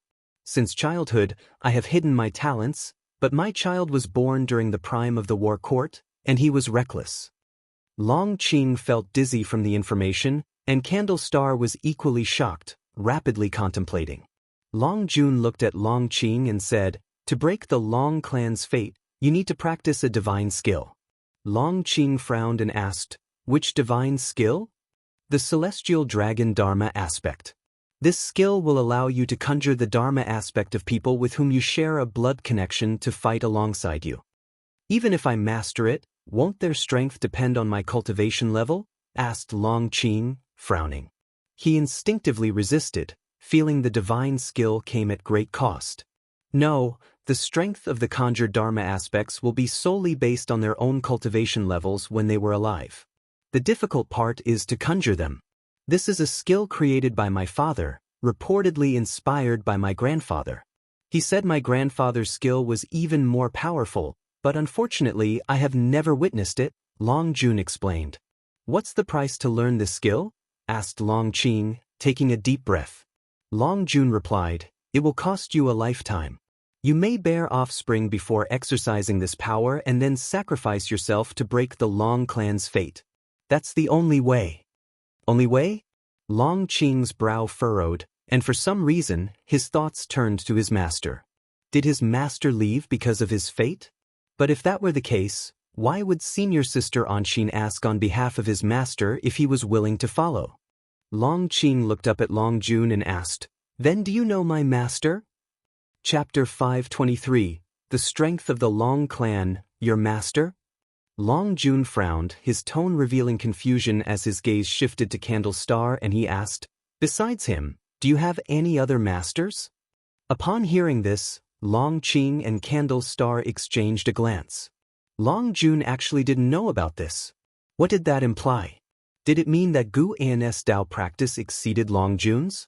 It could also mean that Long Jun truly might be from the past, for if he were a man living in the present, it would be impossible for him not to know the name of supporting Dao Sword Venerable. Seeing their expressions, Long Jun immediately raised his hand and began to calculate with his fingers. Candle Star suddenly relaxed, thinking that if Long Jun couldn't deduce Long Qing's backer, didn't that suggest the future might not be as he had seen it? His choice of Long Qing was not just because of Long Qing's bloodline but also because of Long Qing's background. In his view, why would supporting Dao Sword Venerable take action to shield all living beings from silent destruction God Emperor, if not to protect Long Qing? There were too many coincidences. Long Qing, pursued and hunted, receiving protection from a hidden great power, surely had unknown cause and effect. Long Qing broke the silence, asking, "If you're truly my ancestor, can you deduce how many members of the Long clan are still alive in the world?" As he grew older and more experienced, Long Qing wasn't foolish. He felt that his master had not just stumbled upon him by chance. Even if it was a coincidence, why would his master adopt him after seeing through his origins? No matter how he thought about it, he felt it was very likely that his master was also a member of the Long clan. Unable to deduce anything about Guan, Long Jun said, "I have calculated. There are only you and I." He furrowed his brows and hesitated before asking, "Could it be that you have another master?" "That's right. If he hadn't taken action, I would have died long ago," Long Qing replied. After hearing this, Long Jun's brow relaxed, and he mused to himself, "No wonder there are so many unclear areas." Long Qing no longer spoke further, instead beginning to weigh the divine skills Long Jun had mentioned. Even though he had another master to rely on, if that master was not from the Long clan, how could he drag his master into this predestined karmic retribution? No matter who your master is, I can confirm that he has no blood relation to the Long clan, and in the end, you must still bear the fate of our clan, Long Jun said to Long Qing with seriousness. He did not further inquire about Long Qing's master because he comprehended how vast the great Tao was due to his high realm. Recognizing that there is always someone stronger and that one can never be the strongest if they stop being captivated by the war court and not the strongest, it was normal for him to encounter people and matters he couldn't see through. He could at least be certain that Long Qing's master didn't harm Long Qing, and that was sufficient. Besides, he had met quite a few benefactors in his life. Long Qing fell into silence. Long Jun did not press further and instead looked towards the distance, his gaze wandering. Candle Star telepathically warned Long Qing not to agree, arguing that the war court might be strong, but there was still a way out. In his view, the fact that Silent Destruction God Emperor and the war court had not managed to capture Long Qing up to now was telling. Long Qing did not respond. Ever since Guan left, Long Qing had vowed to only make use of Candle Star and not trouble his master anymore. However, facing Long Jun, who had overwhelming strength compared to Candle Star, and knowing Long Jun's true self was suppressed by the war court, what could he rely on if he gave up the Celestial Dragon Dharma aspect? Most critically, the Celestial Dragon Dharma aspect could summon the ancestors of the Long family. Whether in a previous life or in this one, he had always longed for the Long clan at the height of its power. He wanted to know just how strong the Long clan had been to bring such suffering upon him for an entire life. The greater the hardships, the more he anticipated the capability of his own bloodline. If he could fight alongside the ancestors of the Long family, even at the cost of his life, it would be worth it. He had lived long enough and tasted both the bitterness and the joy of the human world. It was time to pursue what he had never attained before. Taking a deep breath, Long Qing's gaze fell upon Long Jun, and he declared, "I am willing to cultivate the Celestial Dragon technique." Long Jun immediately revealed a smile, looking at him with a change in his eyes. Candle Star wanted to persuade further, but Long Jun waved his sleeve and sent him flying. At the same time, another person was watching them. It was Guan, who was far away in the Taoist field of the beginningless. Guan could feel that Long Jun indeed had the bloodline of the Long clan and that he had a strong, intricate karma. It was as if he did not belong to this world. He had forced his way in, and the heavenly Tao wanted to expel him.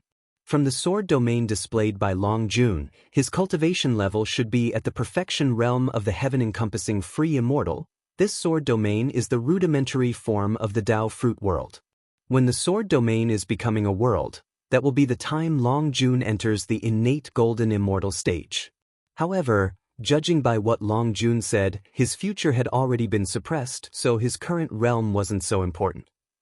Even if Guan were to give him guidance now, it would likely be very difficult to change his fate. Of course, Guan would not guide him, as his karma lies in the past.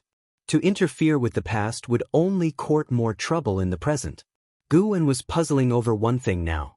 How was Long Zhan's lifespan evolution ability passed on to the descendants? He suspected there was another cause. Perhaps the Silent Destruction God Emperor and the war court simply mistook the son of Long Jun to have inherited Long Zhan's capabilities, thereby asserting the bloodline of the Long clan as special. Regardless, Long Jun was, after all, Guan's grandson. Though he was a reincarnation body, he could not simply ignore that. Very well. Now, he had one more reason to deal with the war court. In fact, without initiating an attack, the war court would continue to pester him, but now that he had an unavoidable reason to make a move, he was even more determined to confront the war court. Under the tree, Guan took out the Fate Pen and the Infinite Sword Book.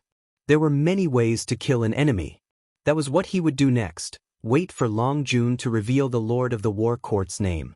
As for the Celestial Dragon Dharma aspect mentioned by Long Jun, Guan did not take it seriously. Long Zhan did discuss the creation of the Celestial Dragon Reincarnation Dharma aspect in its early stages with Long Xian, but Long Xian did not actually learn the true Celestial Dragon Reincarnation Dharma aspect. Guan would also occasionally cultivate this divine skill, and he had been able to summon the reincarnation body. Long Zhan, Yang Xian, Lu Han, Ji, Black Profound Emperor, and others, each had their own talent. Someday, when Guan waved his hand grandly, and the reincarnation body appeared in front of him, that moment would be terrifying, and even he himself could not judge. In the future, he would continue to undergo lifespan reincarnation, which meant the celestial dragon reincarnation dharma aspect could only become increasingly more powerful. Seeing Long Jun start to transmit divine skills, Gu-en withdrew his divine sense and continued to sleep. He prepared to dream with the experiences of Ji, to roam the great Tao worlds of the future. To comprehend the past, to pursue the origin of the great Tao, to roam the future, was also to pursue the direction of the great Tao. Long Jun took up residence in the Third Medicine Valley, hiding his real name. As he stayed longer in the Medicine Valley, the disciples began to call him the Senior in White. He would occasionally guide the direct disciples of Long Qing in their cultivation, but more often, he would play Go with others in the dojo established by Gu-en, contemplating the Tao in the game of Go. In a blink, 10 years quickly passed. One day, Long Jun came to the heaven-repairing platform of the outer sect city. Having just arrived at Supreme Sect, he had heard of the legend of the supporting Tao sword Venerable, but previously his attention had been focused on Long Qing. Now he understood that Long Qing's mentor was the supporting Tao sword Venerable, who had saved the celestial spirit great world on many occasions, which piqued his curiosity about the supporting Tao sword Venerable. Today, he would experience the supporting Tao sword Venerable's sword intent. He, too, was a sword cultivator. As he just stepped onto the heaven-repairing platform, his face suddenly changed, he furrowed his brows, and then stepped forward. Thousands of years had passed, yet the heaven-repairing platform was still crowded with people. Anyone who came to the Supreme Sect wanted to feel the mythical heritage of the sect. Passing through the crowd, Long Jun came to the heaven-splitting axe. Standing beside the heaven-splitting axe, Zuijin glanced at Long Jun. Seeing his extraordinary bearing, he assumed he must be a great cultivator. But even with such a guess, Zuijin was not polite and with a wave of his hand, said, "Go back and line up." Chapter 524 Acceptance of Sword Tao, Queuing? Long Jun's gaze shifted towards Zuijin, his eyes expressing indifference. He didn't speak but turned and walked toward the end of the long queue. This small interlude did not draw much attention. Nowadays, encountering great cultivators with extraordinary bearings at Supreme Sect wasn't rare, let alone those who did not queue. However, with Zuijin present, the order would not be disrupted. Zuijin's impartial and strict way had earned him immense prestige. Of course, there were those who disapproved of him, but after inquiring privately, none dared to cause him trouble because he had inherited the legacy of supporting Tao sword Venerable, making him almost a disciple. With such a status, Supreme Sect was more than willing to raise him to the heavens. It took barely an hour before Long Jun's turn arrived, which was considered quick since Zuijin didn't waste words and allowed a quick go. Zuijin stared at Long Jun. He always felt there was something extraordinary about this man. Although he didn't think the other could lift the heaven-splitting axe, he was eager to see what the other could do.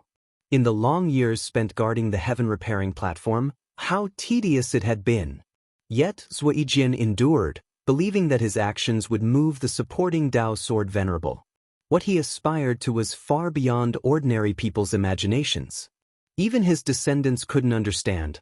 Why keep guarding after the supporting Tao sword Venerable had departed? Long Jun approached the heaven-splitting axe, his right hand grasping the handle. He just wanted to feel the power of the supporting Tao sword Venerable. He had no intention of actually pulling out the axe, nor did he want to ruin anyone else's opportunity. Although he heard that the supporting Tao sword Venerable was strong, he didn't think he was stronger than himself. Yet, as soon as he held the heaven-splitting axe, his brow instantly furrowed. So heavy, it felt like he was not holding the axe, but the entire celestial spirit great world. From the very first touch, he realized he couldn't lift the axe. The supporting Tao sword Venerable's cultivation level was higher than his current level. Golden Immortal Tao Fruit. A storm surged in Long Jun's heart. Such a strong individual guarding Long Qing. What could be his intention?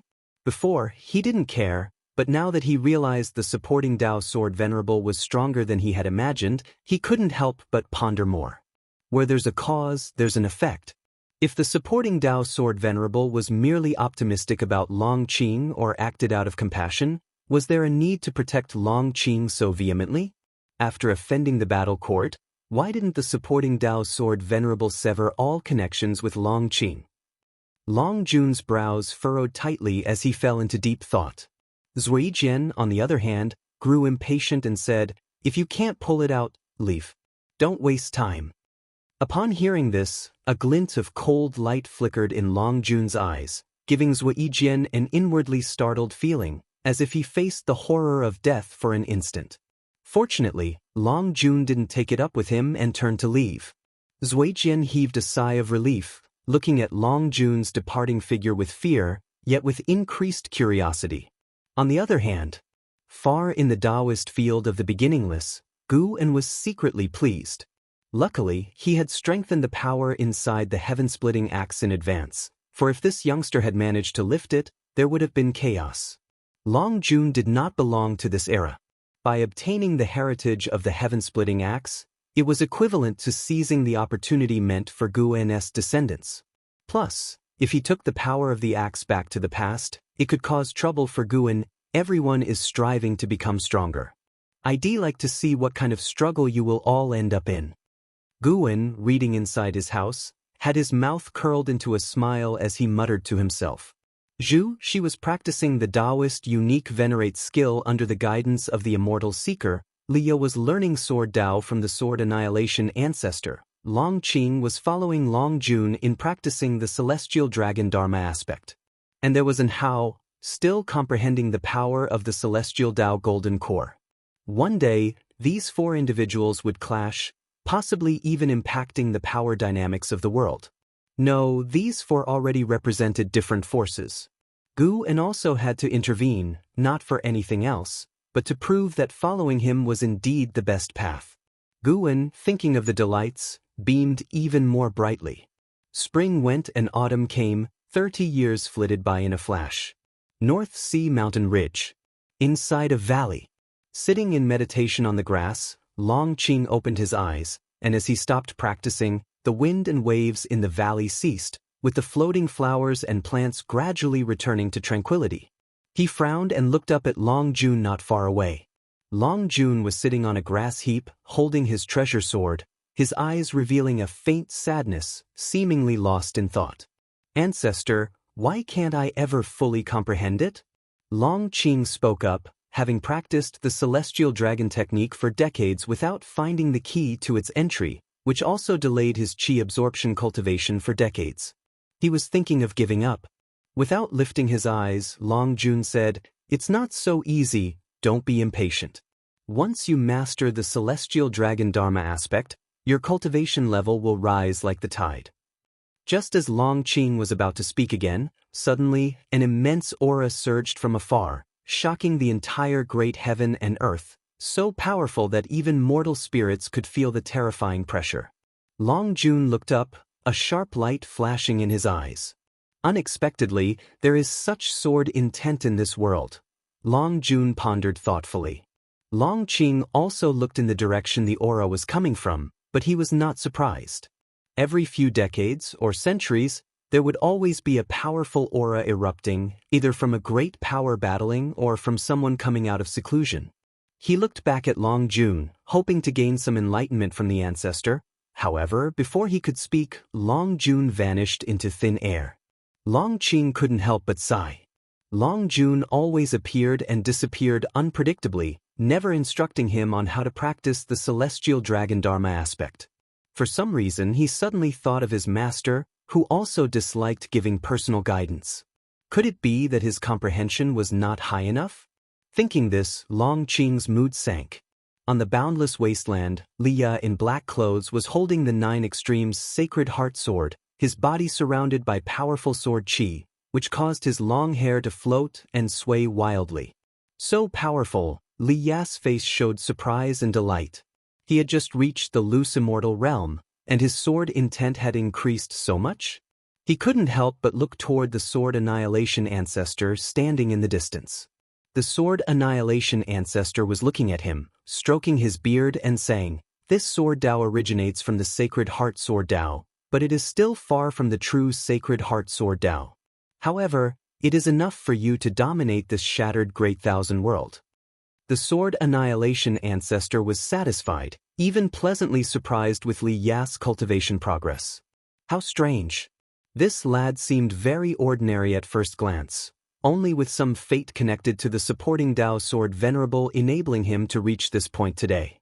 Why did he find it so easy to cultivate the Sacred Heart Sword Dao? It wasn't clear if it was a misconception of the sword annihilation ancestor, but he felt it wasn't that Li Ya's comprehension was outstanding, but rather that the Sacred Heart Sword Dao was willing to accept him. Li Ya was unaware of the sword annihilation ancestor's thoughts, becoming immersed in his own strength, unable to extricate himself. Just then, a figure suddenly appeared beside him, startling the sword annihilation ancestor enough to swiftly move in front of Li Ya. It was Long Jun. Long Jun stared at Li Ya, his gaze peculiar. The sword annihilation ancestor looked at Long Jun, his brows tightly furrowed, and asked in a deep voice, "What does your excellency intend to do?" Long Jun's speed was too fast, so fast that the sword annihilation ancestor could tell he was no match for him. Li Ya was also startled by Long Jun, instinctively raising his sword, but when he saw Long Jun he was momentarily confused. For some reason, there was a slight resemblance to Guan in Long Jun's features. Upon closer inspection, it wasn't similar. Li Ya cursed to himself, feeling that he was being absurd once more. He tried his best not to think about Guan, fearing it would lead to laxity. "Senior, may I ask what brings you here?" Li Ya asked neither servilely nor overbearingly. Long Jun asked, "Where does this sword Dao come from?" Li Ya replied, "Sacred Heart Sword Dao. Has Senior heard of it before?" Seeing how tense the sword annihilation ancestor was, Li Ya felt panicked inside, but he had to maintain composure on the surface. If the other party wanted to kill him, with the speed displayed, he wouldn't even have time to react. Perhaps he wasn't an enemy. Chapter 525. The Matter of Creating the Universe, Sacred Heart Sword Dao? Long Jun pondered the name of this swordsmanship, his eyes flickering as if he had thought of something. Sword annihilation ancestor pulled Li Ya behind himself and then faced Long Jun, with a sword intent emanating from him that changed the color of the celestial vault. Thick clouds rolled in at great speed, swiftly darkening the skies. Long Jun came to his senses, looked at sword annihilation ancestor, and said, "Your sword Dao is strong, but you don't seem to be here in your original body." Upon hearing this, the sword annihilation ancestor's face showed a subtle change. Clang! Long Jun drew his sword, its blade hovering near the sword annihilation ancestor's neck. He drew his sword so quickly that the sword annihilation ancestor couldn't react in time. Li Ya was also frightened and immediately raised the 9 Extremes Sacred Heart Sword, standing alert. Who would have thought that after so many eras, the supreme demon realm would still be clinging on to life? My sword intent can make it all the way to your true form. Do you believe me? Long Jun said indifferently, making the sword annihilation ancestor's complexion even uglier. Li Ya clenched his teeth and asked, "Who exactly are you and what do you want? Could it be that you're after my sword Dao?" Long Jun glanced at him and said, "I am also a sword cultivator, merely attracted by your sword Dao. However, it seems that you are merely Dao thieves. Whatever your schemes, remember, do not commit acts of world slaughter, or you will never recover." With that, Long Jun sheathed his sword, ready to leave. Li Ya wanted to ask more, but was stopped by the sword annihilation ancestor.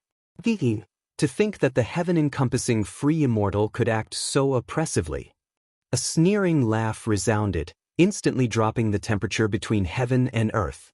Long Jun narrowed his eyes and looked up, his gaze filled with murderous intent.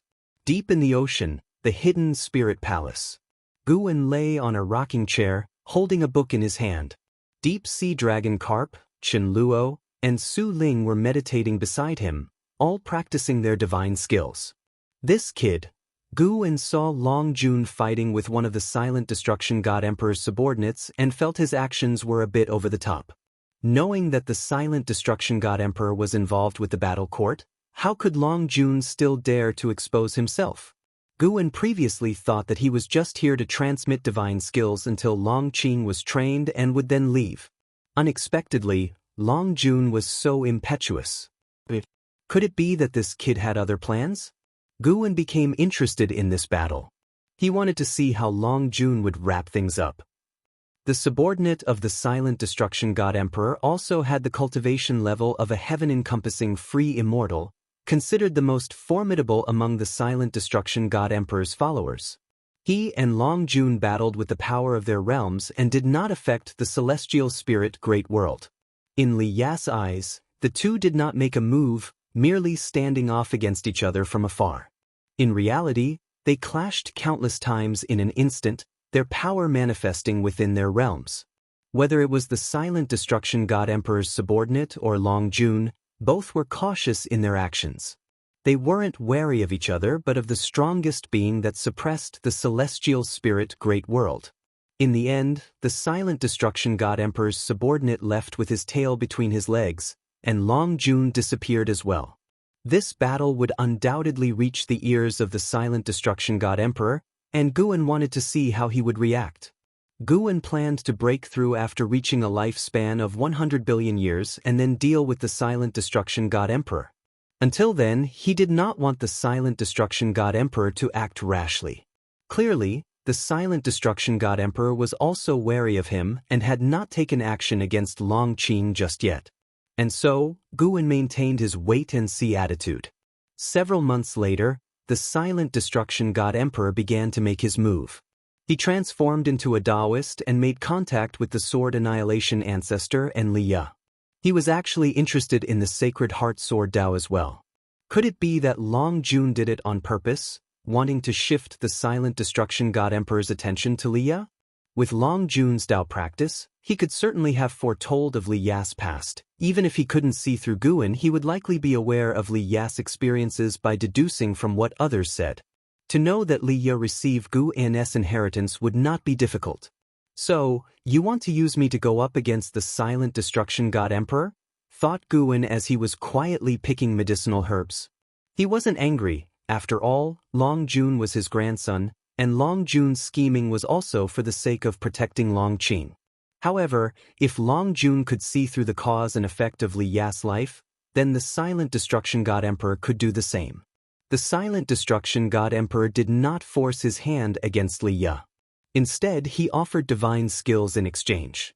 The divine skills he brought forth even tempted the Sword Annihilation Ancestor, and ultimately, the Silent Destruction God Emperor joined Li Ya in understanding the Sacred Heart Sword Tao. Guwen felt this was truly a twisted fate. He was irreconcilable with the Silent Destruction God Emperor, yet the God Emperor had good relations with both Hao and Li Ya. The cause and effect of this world is truly complex. No matter how high one's realm is, they are always entangled with karma. Under the cosmic starry sky, the celestial Tao golden core continues to burn, its radiance seeming eternal. In front of the celestial Tao golden core, Yang Immortal Emperor slowly stood up, with Hao meditating beside him, also opening his eyes and looking up at him. We can't wait any longer. The destiny of great heaven and earth is being divided. If this goes on, the destiny of the Immortal dynasty will eventually be eroded. Young Immortal Emperor murmured to himself. The conflict between the Immortal dynasty and the Holy Court continued to this day, with the destiny of both sides growing. However, in reality, Young Immortal Emperor could feel the presence of an outer heaven being infiltrating both the Immortal dynasty and the Holy Court. With just one miracle, the destiny of both powers could be usurped. Indeed, this was the case. After his 1,000-year seclusion, the Immortal dynasty needed someone to take charge, which presented many opportunities for the forces beyond heaven. He could sense that there was a presence within the Immortal dynasty stronger than himself. This made him hesitant to reveal himself, for fear of exposing the location of the celestial Tao golden core.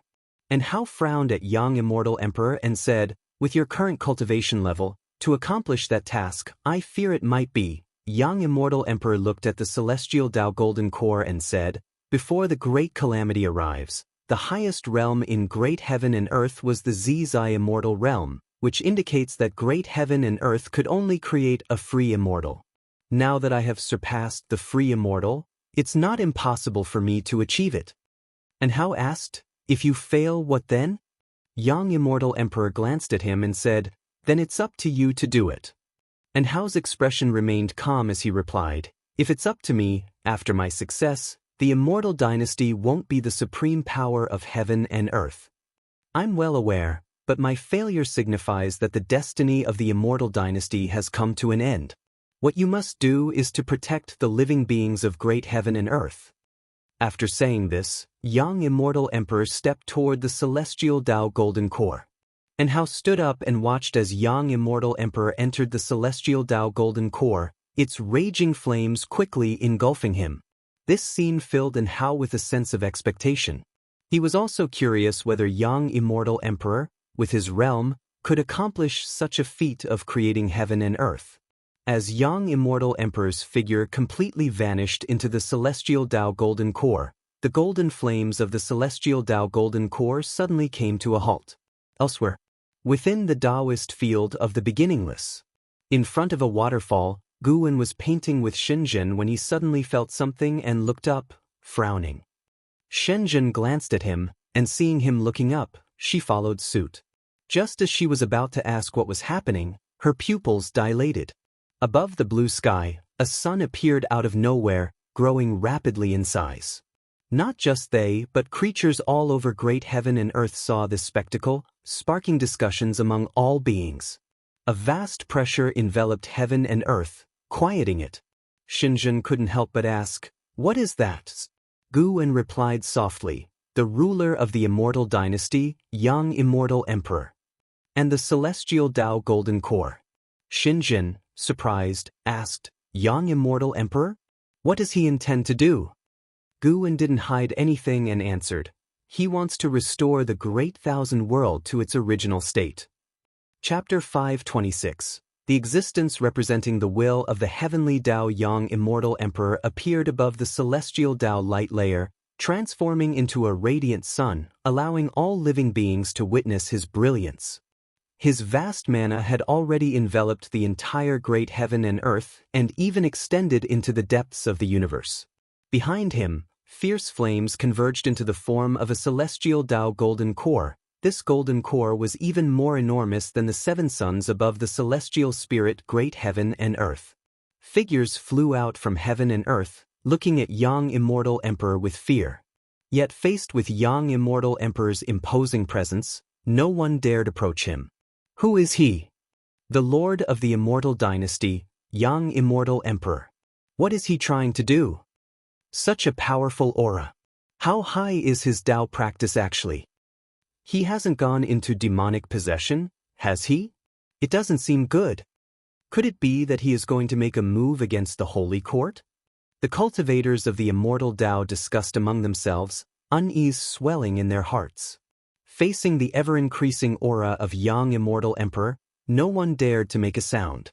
Far away in the Supreme Sect, Long Qing also looked up at this scene. When Candle Star appeared beside him, he couldn't help but ask what this anomaly was. The Lord of the Immortal Dynasty seeks to use the power of the heavenly Tao to restore the shattered great thousand world to its original state, that is, to bring the various great heaven and earth together, Candle Star said with a serious face. Young Immortal Emperor, who was merely at the Taoist Zhang Zizai immortal realm level, exhibited an aura that even made him, the profound Yuan-free immortal, tremble with fear. Upon hearing this, Long Qing felt shocked, and at the same time, a greater confusion arose in his heart. He further inquired, "What good is it to bring the great heaven and earth together?" Far away in the Taoist field of the beginningless, Shenzhen also asked Guwen this question. Guwen replied, "When the heavens and the earth merge, destinies will also merge, allowing those who contend for the destiny of heaven and earth to have more destiny. Also, from the perspective of the heavenly Tao, this is indeed a good method. The current constant catastrophes are because the celestial spirit great heaven and earth has reached its limit of endurance. The heavenly Tao hopes to alleviate the pressure on heaven and earth. Moreover, other heaven and earths in the universe are successively encountering massacres, many of them are even devoid of life. At this time, all the heaven and earth combined, the new heaven and earth will have stronger endurance. Perhaps the beings of the celestial spirit great heaven and earth can thus avoid a catastrophe and welcome a new era. Having previously discussed the will of the heavenly Tao with Shenzhen, she couldn't help but admire young immortal emperor after hearing this. So, is he acting for the sake of all living beings? Shenzhen remarked. The endurance of heaven and earth was insufficient, and most people thought of reducing the number of beings to cross the tribulation, while young immortal emperor thought of expanding heaven and earth, enhancing their endurance. He not only dared to think but also dared to act. Guwen, looking at the bright sun in the sky, said softly, "He indeed has the heart to protect all living beings, but more so, he is compelled to act." He could see that the immortal dynasty had already been controlled by outsiders. Wasn't the holy court the same? On the surface, it was the saint minister holding power, but in reality, there were outsiders infiltrating it, not to mention people like Silent Destruction God Emperor who could overturn the saint minister's power at any moment. Compelled to act? Shenzhen grew more curious, though she wasn't worried. Staying by Gu N's side, she gradually adopted an attitude of watching the mortal world with a light heart. She knew that with Guwen by her side, she would not be swept into human conflicts. She was more curious about the heavenly Tao and the causalities of the world, for Guwen had said that everything possessed the implications of the great Tao. Guwen said no more. He was waiting for the outcome for young immortal emperor. As time passed, other great heaven and earths in the universe also began to be shrouded by the oppressive force of young immortal emperor, and more great heaven and earth began to tremble, with those closer to the celestial spirit great heaven and earth moving towards it first. The movement of heaven and earth was a catastrophe for the beings within them. Mountains trembled, rivers churned, and more mortal spirits within those great heaven and earth died. At the core, the celestial spirit great heaven and earth did not face disaster but was under the pressure of the heavenly Tao, which made beings feel suppressed. Guwen, seeing that the entities in the Tao fruit realm of the celestial spirit great heaven and earth did not act, speculated in his mind. Yet, the native strong forces of other great heaven and earth could not just sit back and watch. Free immortals came one after another, wanting to stop young immortal emperor. Unfortunately, before the celestial Tao golden core, the power of the free immortals appeared so insignificant. Time rapidly moved forward. Eventually, even the Taoist Zhang Zizai immortal made a move against young immortal emperor, but still, they couldn't shake young immortal emperor's actions. From then on, the great powers from various great heaven and earth fled in panic, no longer daring to obstruct young immortal emperor. One day, the celestial spirit great heaven and earth lost its night.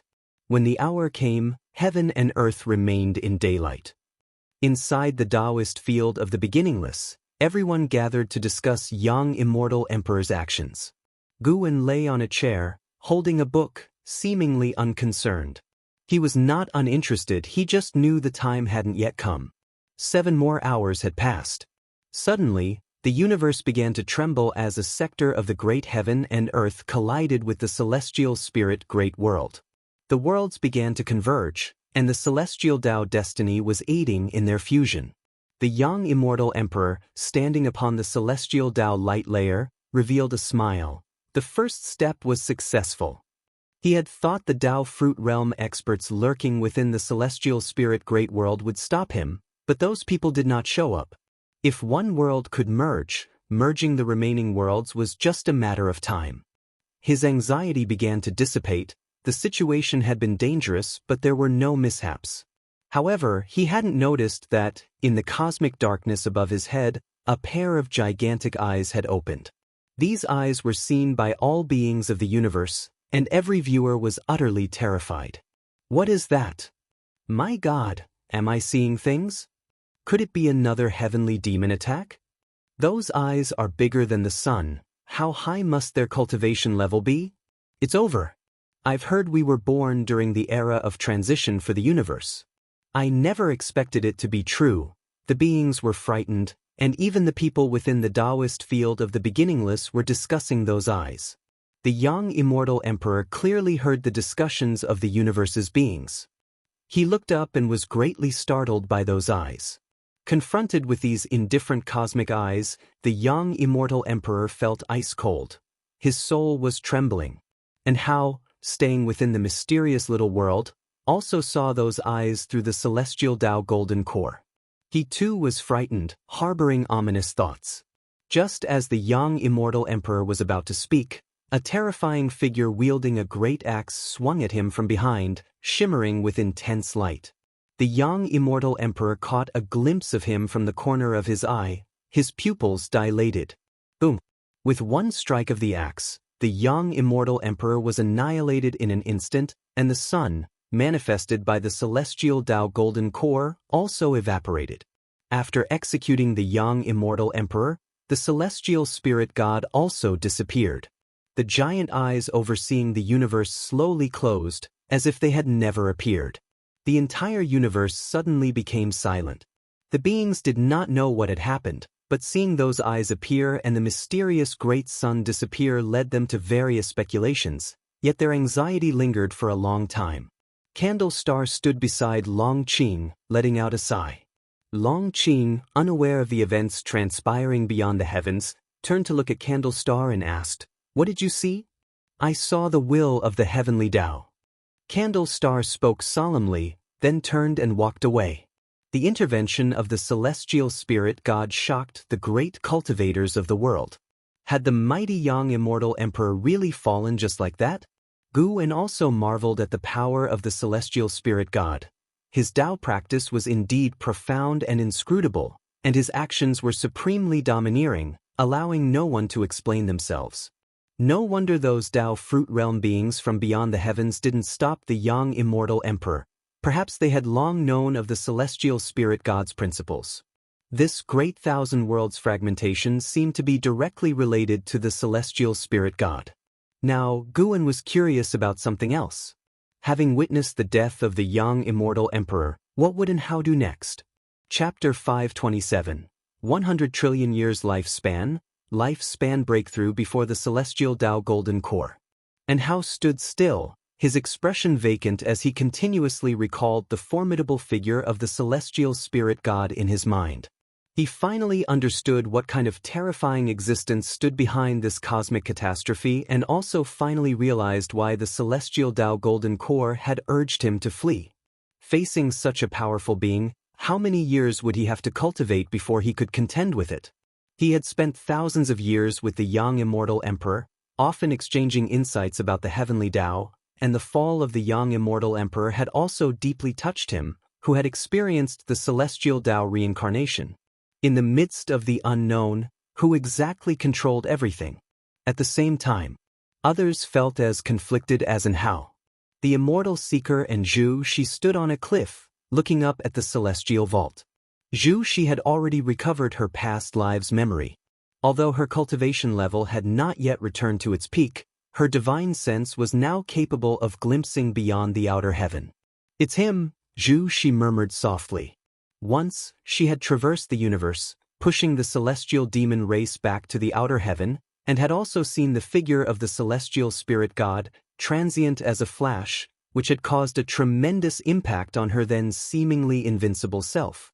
It was precisely for this reason that she chose to hide in reincarnation to comprehend the great Tao. Go to Wuxia world. Sight being the strongest in one realm, yet not the strongest in the universe, she was well aware that such a status would inevitably lead to an end sooner or later. The immortal seeker said with emotion, "He's become stronger than before." Zhu Shi turned to look at the immortal seeker and asked, "You know him?" The immortal seeker answered, "There's some history." Zhu Shi suddenly felt the immortal seeker was hiding something from her, and that obtaining the heaven and earth Tao fruit would be more difficult than she imagined. She might even face the mighty one she had just thought of. Thinking of this, she grew worried and wondered whether she should give up on the heaven and earth Tao fruit and stay away from the immortal seeker. The news of the young immortal emperor's demise spread like the wind throughout the celestial spirit great world, and the information about the adjoining of another great world to the celestial spirit great world caused a huge stir everywhere. An unprecedented change was coming to the human world situation. However, these changes did not affect Guan's life, who continued to insist on gathering medicinal herbs to accumulate his lifespan. With the merging of the two great worlds, more and more cultivators started going to this new world for training, which, to some degree, lessened the fights. That great world, not as strong as the celestial spirit great world with far fewer beings, could only submit in the face of invasion by various sects from the celestial spirit great world. Against such a backdrop, over 600 years swiftly passed. On this particular noon, Guwen was in the mountain god temple in the North Sea mountain ridge, gathering medicinal herbs, maintaining the form of the mountain god with an opera mask covering his face. His actions suddenly froze. Your lifespan has broken through 100 billion years for the first time, activating the lifespan breakthrough function. Lifespan breakthrough. You can consume lifespan to obtain options for breakthrough locations that pose no threat to you and are suitable for your current realm. Both traveling to and from these locations will consume a certain amount of lifespan. This function? Guwen felt this function would be very helpful to him. As his realm continued to rise, the commotion caused by his breakthroughs would also increase. At the very least, it was no longer suitable to make them in the celestial spirit great world, which could easily lead to trouble. He didn't want anyone to know his realm, including those around him, so his breakthroughs had to be secretive. This is a real ripoff. From now on, selecting a breakthrough location will consume lifespan, activating a lifespan barrier will consume lifespan, and even improving Taoist technique will require lifespan. Guwen exhaled deeply, yet he felt quite happy inside. Although he was using up lifespan in more and more ways, it also made him more secure. Lifespan, after all, could be accumulated through medicinal herbs. Although he could find a breakthrough location on his own, there would always be accidents. Guwen began to look forward to his next breakthrough. He didn't use it right away, preferring to finish gathering the medicinal herbs from the mountain god temple first. Once today's tasks were done, he could make his breakthrough. Guwen's mood became joyous, and he began to hasten his motions. After a while, profound mysterious Jinren walked down the mountain path and came to Guwen's side, with a teapot in hand. Guwen, transformed into the mountain god, seemed like a porcelain figurine in his presence. Mountain god, the great heaven and earth has become even vaster. Now, the achievements of young Immortal Emperor are widely celebrated. What do you make of it? Profound mysterious Jinren asked softly. Although the young Immortal Emperor had fallen for hundreds of years, living in the deep mountains, profound mysterious Jinren received news of the outside world very slowly and had only recently learned why the young Immortal Emperor had perished. The young Immortal Emperor had tried to aid all beings in the great heaven and earth in overcoming a great calamity by trying to unite various heavens and earths, ultimately meeting celestial punishment. Such actions were worthy of admiration. Even though profound mysterious Jinren didn't understand how the heavens and earths were to unite, in an age of power struggles, he deeply revered a ruler like the young Immortal Emperor who would make sacrifices for all beings. Profound mysterious Jinren wanted to become such an unparalleled hero, to die for all beings. What a thrill it would be. Just thinking about it filled him with a fiery passion. Guwen replied, he indeed achieved great deeds, and it's a pity he died. The young Immortal Emperor had once spent many years in the Third Medicine Valley, and Guwen had a good impression of him, but this impression was not enough for Guwen to take the risk of protecting him against the celestial spirit god. Not everyone can be a savior, but before the savior emerges, many precede them in sacrifice, their actions awakening the will of all living beings. The death of the young Immortal Emperor had incited the indignation of the beings of great heaven and earth. With the major sects fanning the flames, the intervention of the celestial spirit god left the leaders of these sects in despair, unclear about the nature of the world they inhabited. What hidden schemes lay behind the celestial spirit great world? More and more people felt that this world was a prison they couldn't escape, and the calamities seemed more like some powerful force compelling them to slaughter each other, making their lives seem laughable. If death was inescapable, what was the purpose of pursuing the immortal Tao? Now that profound mysterious Jinren had reached the cultivation level of the Nirvana realm, and after entering the immortal Tao realm, his confusion grew, and he knew that the so-called immortal Tao realm was still far from the omnipotence of the immortal gods. He looked at Guwen, yearning to ask, "Have you repeatedly saved all living beings and yet avoid public attention because you know the hidden truths of great heaven and earth?" He held his tongue. He was afraid of courting misfortune through careless speech. Guwen walked forward and said, "Nothing in this world is ever permanent, not even the power that seems supreme at the moment." Profound, mysterious Zenran's eyes shifted upon hearing this. He sensed another meaning. The mountain god was also dissatisfied with the forces behind great heaven and earth, even possibly wanting to overthrow them. Profound, mysterious Zenran felt a fire ignite within himself, deciding that he would practice harder from now on, to one day stand shoulder to shoulder in battle with the mountain god. Guwen heard his heart's voice, feeling helpless and amused. "I was just trying to comfort you." An hour later, Guwen left the mountain god temple but didn't head straight back to the North Sea mountain ridge. Instead, he stepped into the woods of another continent. Standing under the shade of the trees, he began to use the lifespan breakthrough function. You have activated the lifespan breakthrough function. Based on your current realm, we have selected the following breakthrough locations for you. 1. War Spirit Holy Mansion. 2. Netherworld Deep Sea. 3. Celestial Extreme 9 Heavens. 4. Path of the Great Tao. Tao Source Ancestor Tree. Guwen initially thought there would only be 3 options since lifespan reincarnation had only 3, but he didn't expect the lifespan breakthrough to present 9 choices. The names of these places alone felt significant. Had it not been for the hints that these places held no danger for him, he wouldn't dare to venture there. Of course, there was no danger for him now, but that might change once he started the breakthrough, which meant that he would have to activate the lifespan barrier. Chapter 528. Breakthrough to Balancing Heaven. Golden Immortal Realm Perfection. Guwen looked at the 9 options before him, sinking into contemplation. These names all seemed good, but some places were forbidden. The War Spirit Holy Mansion wouldn't have anything to do with the battle court, right? Netherworld Deep Sea is out of the question. The land of reincarnation is also very dangerous. The ghost immortals of the 9 Divine Mansion are terrifying. It would be troublesome if encountered. The path of the Great Tao, that's the cosmic space beyond the world gate, linking the different great thousand worlds. Who knows what one might run into?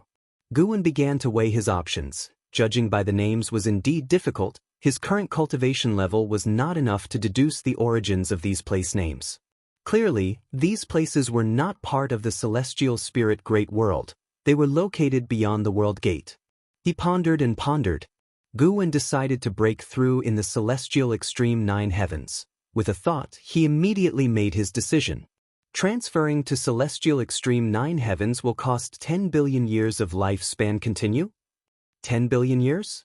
Wouldn't that be 20 billion years of lifespan back and forth? Guwen's brows furrowed. He had guessed that the lifespan breakthrough would be costly. After all, it was a lifespan function that was enabled by 100 billion years of lifespan. The consumption of lifespan would definitely be huge. Go to Wuxia world. Sight, but he had to break through. The remaining 80 billion years of lifespan should be enough for his breakthrough. Now he could only hope that this place of breakthrough was worthy of the lifespan he was about to spend.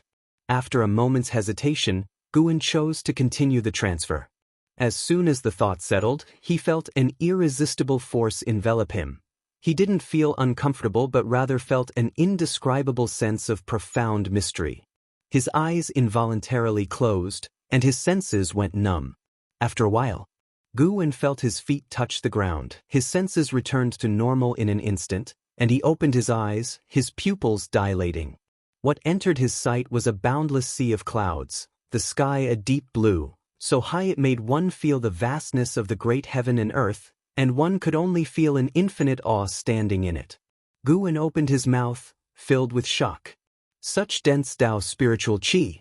The Tao spiritual qi here was denser than that in the universe outside the celestial spirit great heaven and earth, and purer too, without a hint of impurity. Guwen felt that the 10 billion years of lifespan were well spent. He immediately activated the lifespan barrier to prevent the passing of other powerful beings. The lifespan breakthrough would take him to a safe place, but it didn't mean this place would always be safe. After the lifespan barrier was activated, Gu An's heart finally settled. One must be cautious in an unknown land. Instead of breaking through immediately, he decided to meditate on the spot, soaking in the majestic sea of clouds. Celestial extreme 9 heavens, could it be there were 9 layers of the sky? Guan thought as he spread his divine sense, rapidly expanding it. However, he found that the sea of clouds was much larger than he imagined. Most importantly, his divine sense could not penetrate downward because the cloud sea beneath his feet was bottomless, with some sort of great Tao power isolating all divine sense. He seemed to be in the sky, yet he was at the very bottom. After a good while, Gu An's divine sense still could not probe the end of the sea of clouds. Could this sea of clouds be more vast than the universe he came from? The thought was so preposterous that Guan felt it was absurd, creating even more wariness towards the celestial extreme 9 heavens. Tao spiritual qi that was more dense and pure than in the universe, the space that was vaster than the universe. What kind of terrifying existence could such a place give birth to? Guan took a deep breath and tried not to think about it. He called up his attribute panel. Name, Guan lifespan, 6, 8, 15/90, 000, 000, 075 physique.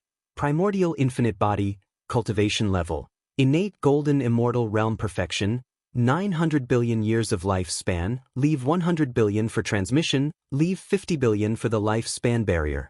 That amounts to using 750 billion years of lifespan for the breakthrough. Should be doable, right? The last time Guan tried to cross the tribulation, each failure cost him 50 million years of lifespan to attempt again. This time it won't take 100 million years. Will it? If it really does take 100 million years of lifespan for one tribulation attempt, then Guan has 750 chances. No big deal. It's just not good to go for an all-round improvement first. Well, let's widen the gap in realms first. There's plenty of time to improve Taoist techniques later. No matter what Guan chooses, there are pros and cons, but overall, he has been on a steady path to becoming stronger, and that's the right direction. Guan looks at his cultivation level and directly invests 100 billion years of lifespan. A series of prompts quickly pop up before his eyes.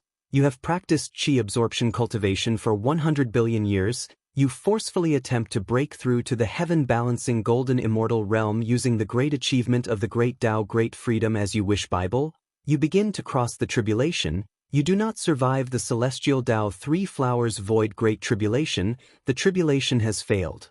You have practiced qi absorption cultivation for 200 billion years. You forcefully attempt to break through to the heaven-balancing golden immortal realm using the great achievement of the great Tao great freedom as you wish Bible. You begin to cross the tribulation. You do not survive the celestial Tao 3 flowers void great tribulation. The tribulation has failed. Heaven-balancing golden immortal. As expected, it takes 100 million years for one tribulation attempt. Guan adjusts his mentality and starts to anticipate how strong the heaven-balancing golden immortal will be. Finally, all the prompts drop, and there's still no success in crossing the tribulation. Invest another 100 billion years. Guan stares expressionlessly at the prompts. After failure, continue. 100 billion years of lifespan. Another 100 billion years of lifespan. Finally, the prompts before Guan start to change. You have practiced qi absorption cultivation for 56 billion years. You forcefully attempt to break through to the heaven-balancing golden immortal realm using the great achievement of the great Tao great freedom as you wish Bible. You begin to cross the tribulation. You survive the celestial Tao 3 flowers void great tribulation. The tribulation has been successful. Your cultivation level has broken through to the early stage of Hengtian golden immortal realm. You have practiced qi absorption cultivation for 100 billion years. Your cultivation level has increased. Finally, the breakthrough is successful. Guan lets out a sigh of relief. No matter how many years of lifespan are spent, as long as the breakthrough is successful, it's worth it. He doesn't stop there but chooses to continue investing lifespan. One breath to rise to balancing heaven golden immortal realm perfection. In the end, he still had over 280 billion years of lifespan left, leaving 100 billion for transmission back. The remaining over 180 billion years of lifespan couldn't possibly get drained by the lifespan barrier. Gu's mood becomes joyful, his lips curl up in a smile. The mighty Tao spiritual qi floods into his body. As always, the lifespan barrier extracts Tao spiritual qi and Tao rules in an unpredictable manner, making it impossible for the outside world to discern where the source lies. The sea of clouds in Gu's vision begins to churn more and more magnificently. As the Tao spiritual qi enters his body, Guan feels an unprecedented comfort. His physique, from the outside in, everything is being purified. He gradually closes his eyes, immersed in this extreme pleasure, unable to extricate himself. The boundless sea of clouds becomes more turbulent, majestic and powerful. With no living creature's figure sweeping through, this world seems to have only the sea of clouds.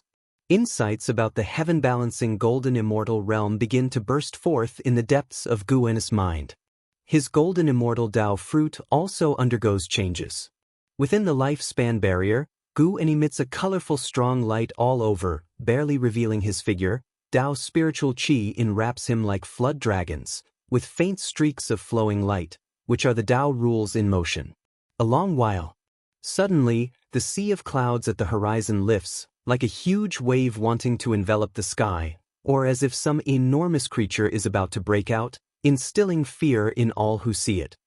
Chapter 529 Nine Heavens Immortal Emperor Giant waves of clouds surged unknown tens of thousands of feet high, creating a boundary across the endless sea of clouds that resembled an insurmountable heavenly wall, majestic and inviolable. Guan, who was in the midst of a breakthrough, opened his eyes and felt an overwhelming aura. Indeed, the celestial extreme nine heavens surely harbored divine creatures, and they were beings incomparable to those of the celestial spirit great world. As the sea of clouds at the horizon dispersed, Guan saw a giant eagle's head, a black eagle, the diameter of whose eyes alone exceeded tens of thousands of feet. It seemed like a divine spirit beyond the heavens, peering into the trivial matters of the lesser worlds. Safely within the lifespan barrier, Guan wasn't afraid. He sent his divine sense towards this eagle. Celestial Extreme Divine Eagle, late stage of innate golden immortal realm 38,009,982, 763/5, 000 000 000 000 000/5,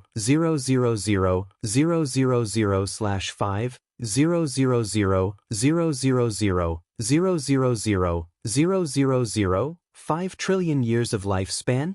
An existence that had lived for 38 billion years. Late stage of innate golden immortal realm. Guan was still shocked by the celestial extreme divine eagle despite his ongoing attempt to break into the heaven-balancing golden immortal realm. The first being he encountered in the celestial extreme nine heavens was an innate golden immortal. This sparked a ludicrous conjecture in his mind. Could it be that the lowest realm of beings residing here is also at least an innate golden immortal? Go to Wuxia world. Sight he thought this to be quite likely since he could sense the eagle's terror. This colossal divine eagle emitted a powerful oppressive aura that could easily instill fear, yet Guan could feel its fear. The reason it only popped its head out was also due to fright. Sure enough, after probing its head, the celestial extreme divine eagle retreated back into the sea of clouds, causing a tumult of fog and waves, magnificent and tempestuous. After the eagle disappeared, Guan closed his eyes and continued to perceive the realm of heaven-balancing golden immortal. As the Tao fruit began its transformation, his divine sense also improved. Even without extending his divine sense outwards, the scope of his heart-eye's vision expanded. The so-called heart eye was the vision Guan saw without deliberately thinking about the exterior when his eyes were closed. This heart eye was miraculous, not consuming his energy or attention, as if it were an innate talent. His vision within the heart eye was rapidly expanding, even surpassing the previous range of his divine sense. With the passage of time, Guan finally stepped into the realm of heaven-balancing golden immortal. His Tao fruit became stronger, manifested not only in increased mana and senses but predominantly in the Tao fruit world. Now, if he were to establish a Tao fruit world, it would be more stable and refined, even enabling him to harness the power of the Tao fruit world for combat. At will, he could create a world larger than the celestial spirit great world. The spiritual energy of this world derived from his mana. He was essentially the Tao fruit world itself. This further confirmed to him that the celestial spirit great thousand world was indeed the Tao fruit world of some supremely powerful entity. If all the great heaven and earth from the universe were to be gathered, it was unknown how vast they would be, but the potential size of Gu An's Tao fruit world was also unknown. He hadn't established it yet, and his cultivation level was still increasing, making the Tao fruit world he could establish ever larger. After reaching the early stage of heaven-balancing golden immortal realm, the speed at which he devoured Tao's spiritual qi increased, and he continued to push towards a higher realm. As Guwen reached the middle stage of the heaven-balancing golden immortal realm, the boundless sea of clouds churned tumultuously. He seemed to sense something and opened his eyes again. He looked up and saw a figure appear in the sky, a woman in a white feathered dress, standing on a bed of 7-colored clouds. Her features were so delicate, seemingly the most perfect creation both within and beyond the heavens, her beautiful face exuding an indifferent aura that overlooked all living beings, her long hair coiled under the silver jade phoenix crown, which resembled a silver forest housing a proud phoenix spreading its wings and looking down upon everything. Such a beautiful woman. Even though Guwen had experienced many memories of reincarnations, he was still astounded by this woman's visage. He immediately sent out a lifespan detection, but could detect nothing. That meant she was not her real body but a manifestation of some divine skill. The white-dressed woman stood on the cloud, watching the turbulent sea of clouds, her expression indifferent like water, inscrutable to anyone trying to discern her thoughts. Guwen couldn't see through her cultivation level, so he felt somewhat cautious. After about the time it takes 1 stick of incense to burn, the lady in the white dress suddenly vanished like smoke, and the 7-colored clouds under her feet dissipated as well. Guwen took a deep breath. As expected, the lifespan barrier was reliable. He closed his eyes and continued to feel his own destiny. Unlike the land of reincarnation and silent extinction domain, Guwen felt a clearer connection to the Tao rules while making cultivation breakthroughs in this place. This came as a pleasant surprise to him. 5 trillion years of lifespan had not been wasted. Even though he was also breaking through in the land of reincarnation, reaching the stage of a heaven-balancing golden immortal here, the degree of improvement in Gu N's power would be different. The Tao rules here were just so pure and rich. Moreover, by breaking through here, Guwen wouldn't affect the universe where the celestial spirit great world was located, meaning that neither the celestial spirit god nor the powerful entities lurking in the shadows would notice anything unusual. This meant he could continue to survive more securely. Continuous breakthroughs. Late stage of heaven-balancing golden immortal realm. Perfection of heaven-balancing golden immortal realm. When Guwen reached the perfection realm, he felt that his mana, physical body, senses, heart-eye, soul, Tao fruit and all else reached another level, making him feel that everything was different. Suddenly, he opened his eyes and looked into the distance where a distant battle was occurring. The distance was as far as from the world gate to the celestial spirit great world. Incredibly far, where the sea of clouds churned, still within the celestial extreme 9 heavens. He saw a man in silver armor fighting a transformed demon. That transformed demon, appearing like a flood dragon, retained its draconic horns and wielded dual blades. Each move was full of dominance, and its demonic power was at the level of a heaven-balancing golden immortal. The man in silver armor was also at the heaven-balancing golden immortal realm, and because they possessed such cultivation levels, their fight wouldn't be disturbed by any tumult caused by Guwen. The two seemed to have a deadly feud, fighting fiercely. The man in silver armor exuded an aura that reminded Guwen of the celestial spirit god as well as celestial Tao immortal gods. Could this person also be a celestial Tao immortal god? The man in silver armor wielded a long spear, each thrust containing the mystery of divine skills. If they were to battle within the celestial spirit great world, any side's great heaven and earth wouldn't withstand his divine power. With Gu An's current cultivation level, he couldn't determine who would win or lose. Because the distance was too great for the naked eye to reach, Guwen could only perceive using his heart eye or divine sense, unable to use lifespan detection. As Guwen focused his heart eye on the divine figure and the demon, he could hear their conversation. Celestial Extreme God, do you truly wish to have a fight to the death with this emperor? Eliminating demons and slaughtering devils is my duty. The phenomena in the 9 heavens have nothing to do with this emperor. Then why are you here? This emperor simply wished to visit the 9 heavens' immortal emperor. She isn't someone you can meet. Enough talk, prepare to die. The man in silver armor's attitude hardened, determined to slay the great demon. 9 heavens' immortal emperor?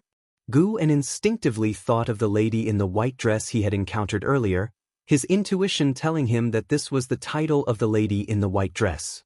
At his level, any intuition was not random guesswork. It must be due to a tight causality linking the name of the 9 heavens' immortal emperor to the image of the lady in the white dress that he could make such a judgment.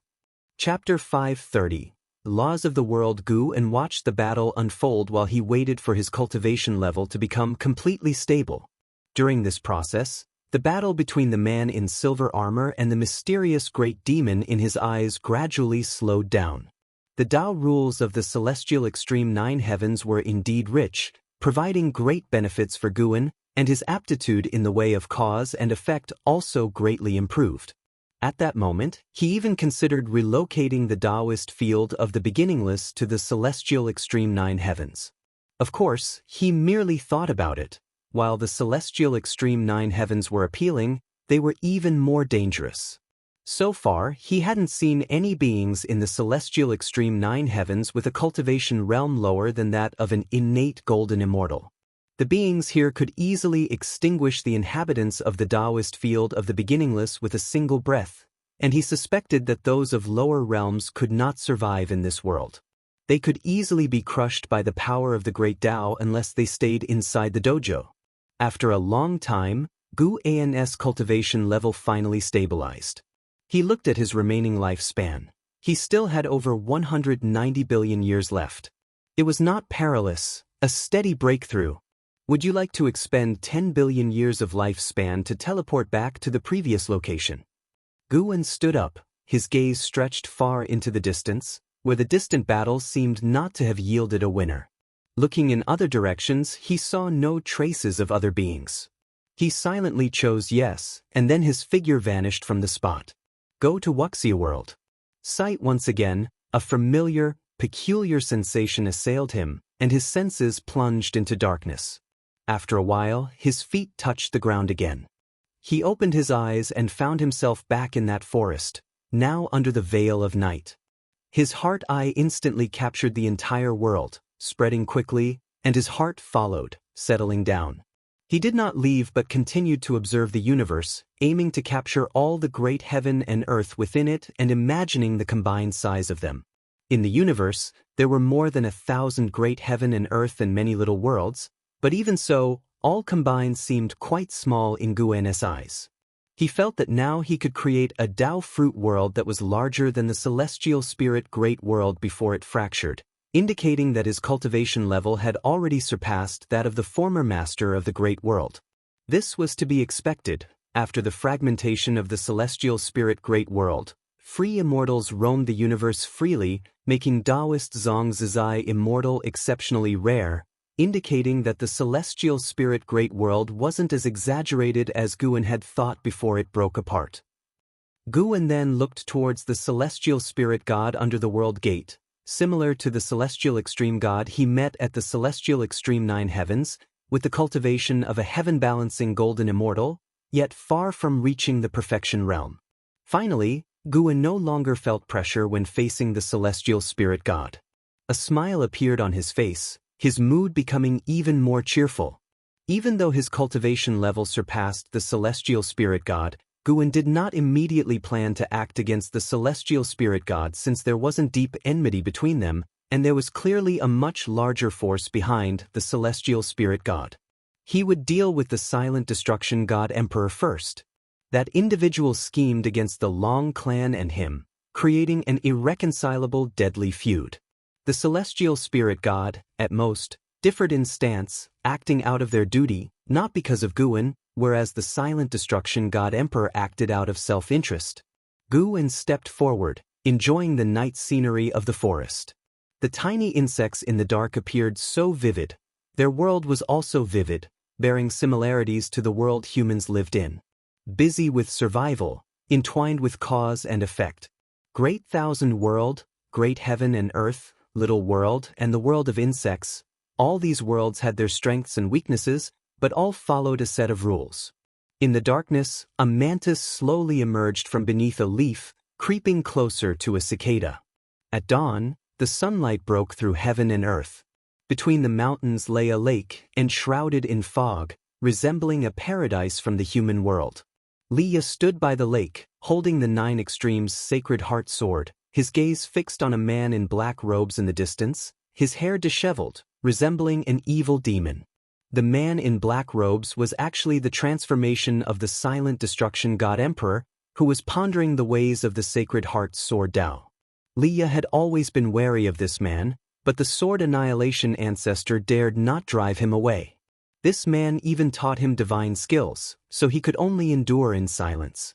Watching the man in the black robe enthralled, Leah was very curious. What was this man's background? What was he scheming? Why did he want to study the sacred heart sword Tao but not go to the river of sword Tao? The sword annihilation ancestor had once taken Leah to the river of sword Tao. The splendor and dazzle of it had left Leah with unforgettable memories. He really wanted to visit the river of sword Tao again, but the sword annihilation ancestor said that with his cultivation level, he could not stay long in the river of sword Tao. He wondered if junior brother Gu had ever been there. Suddenly, Leah thought of Guwen. Although Guwen had revealed his true identity, in his heart, Guwen would always be his junior brother.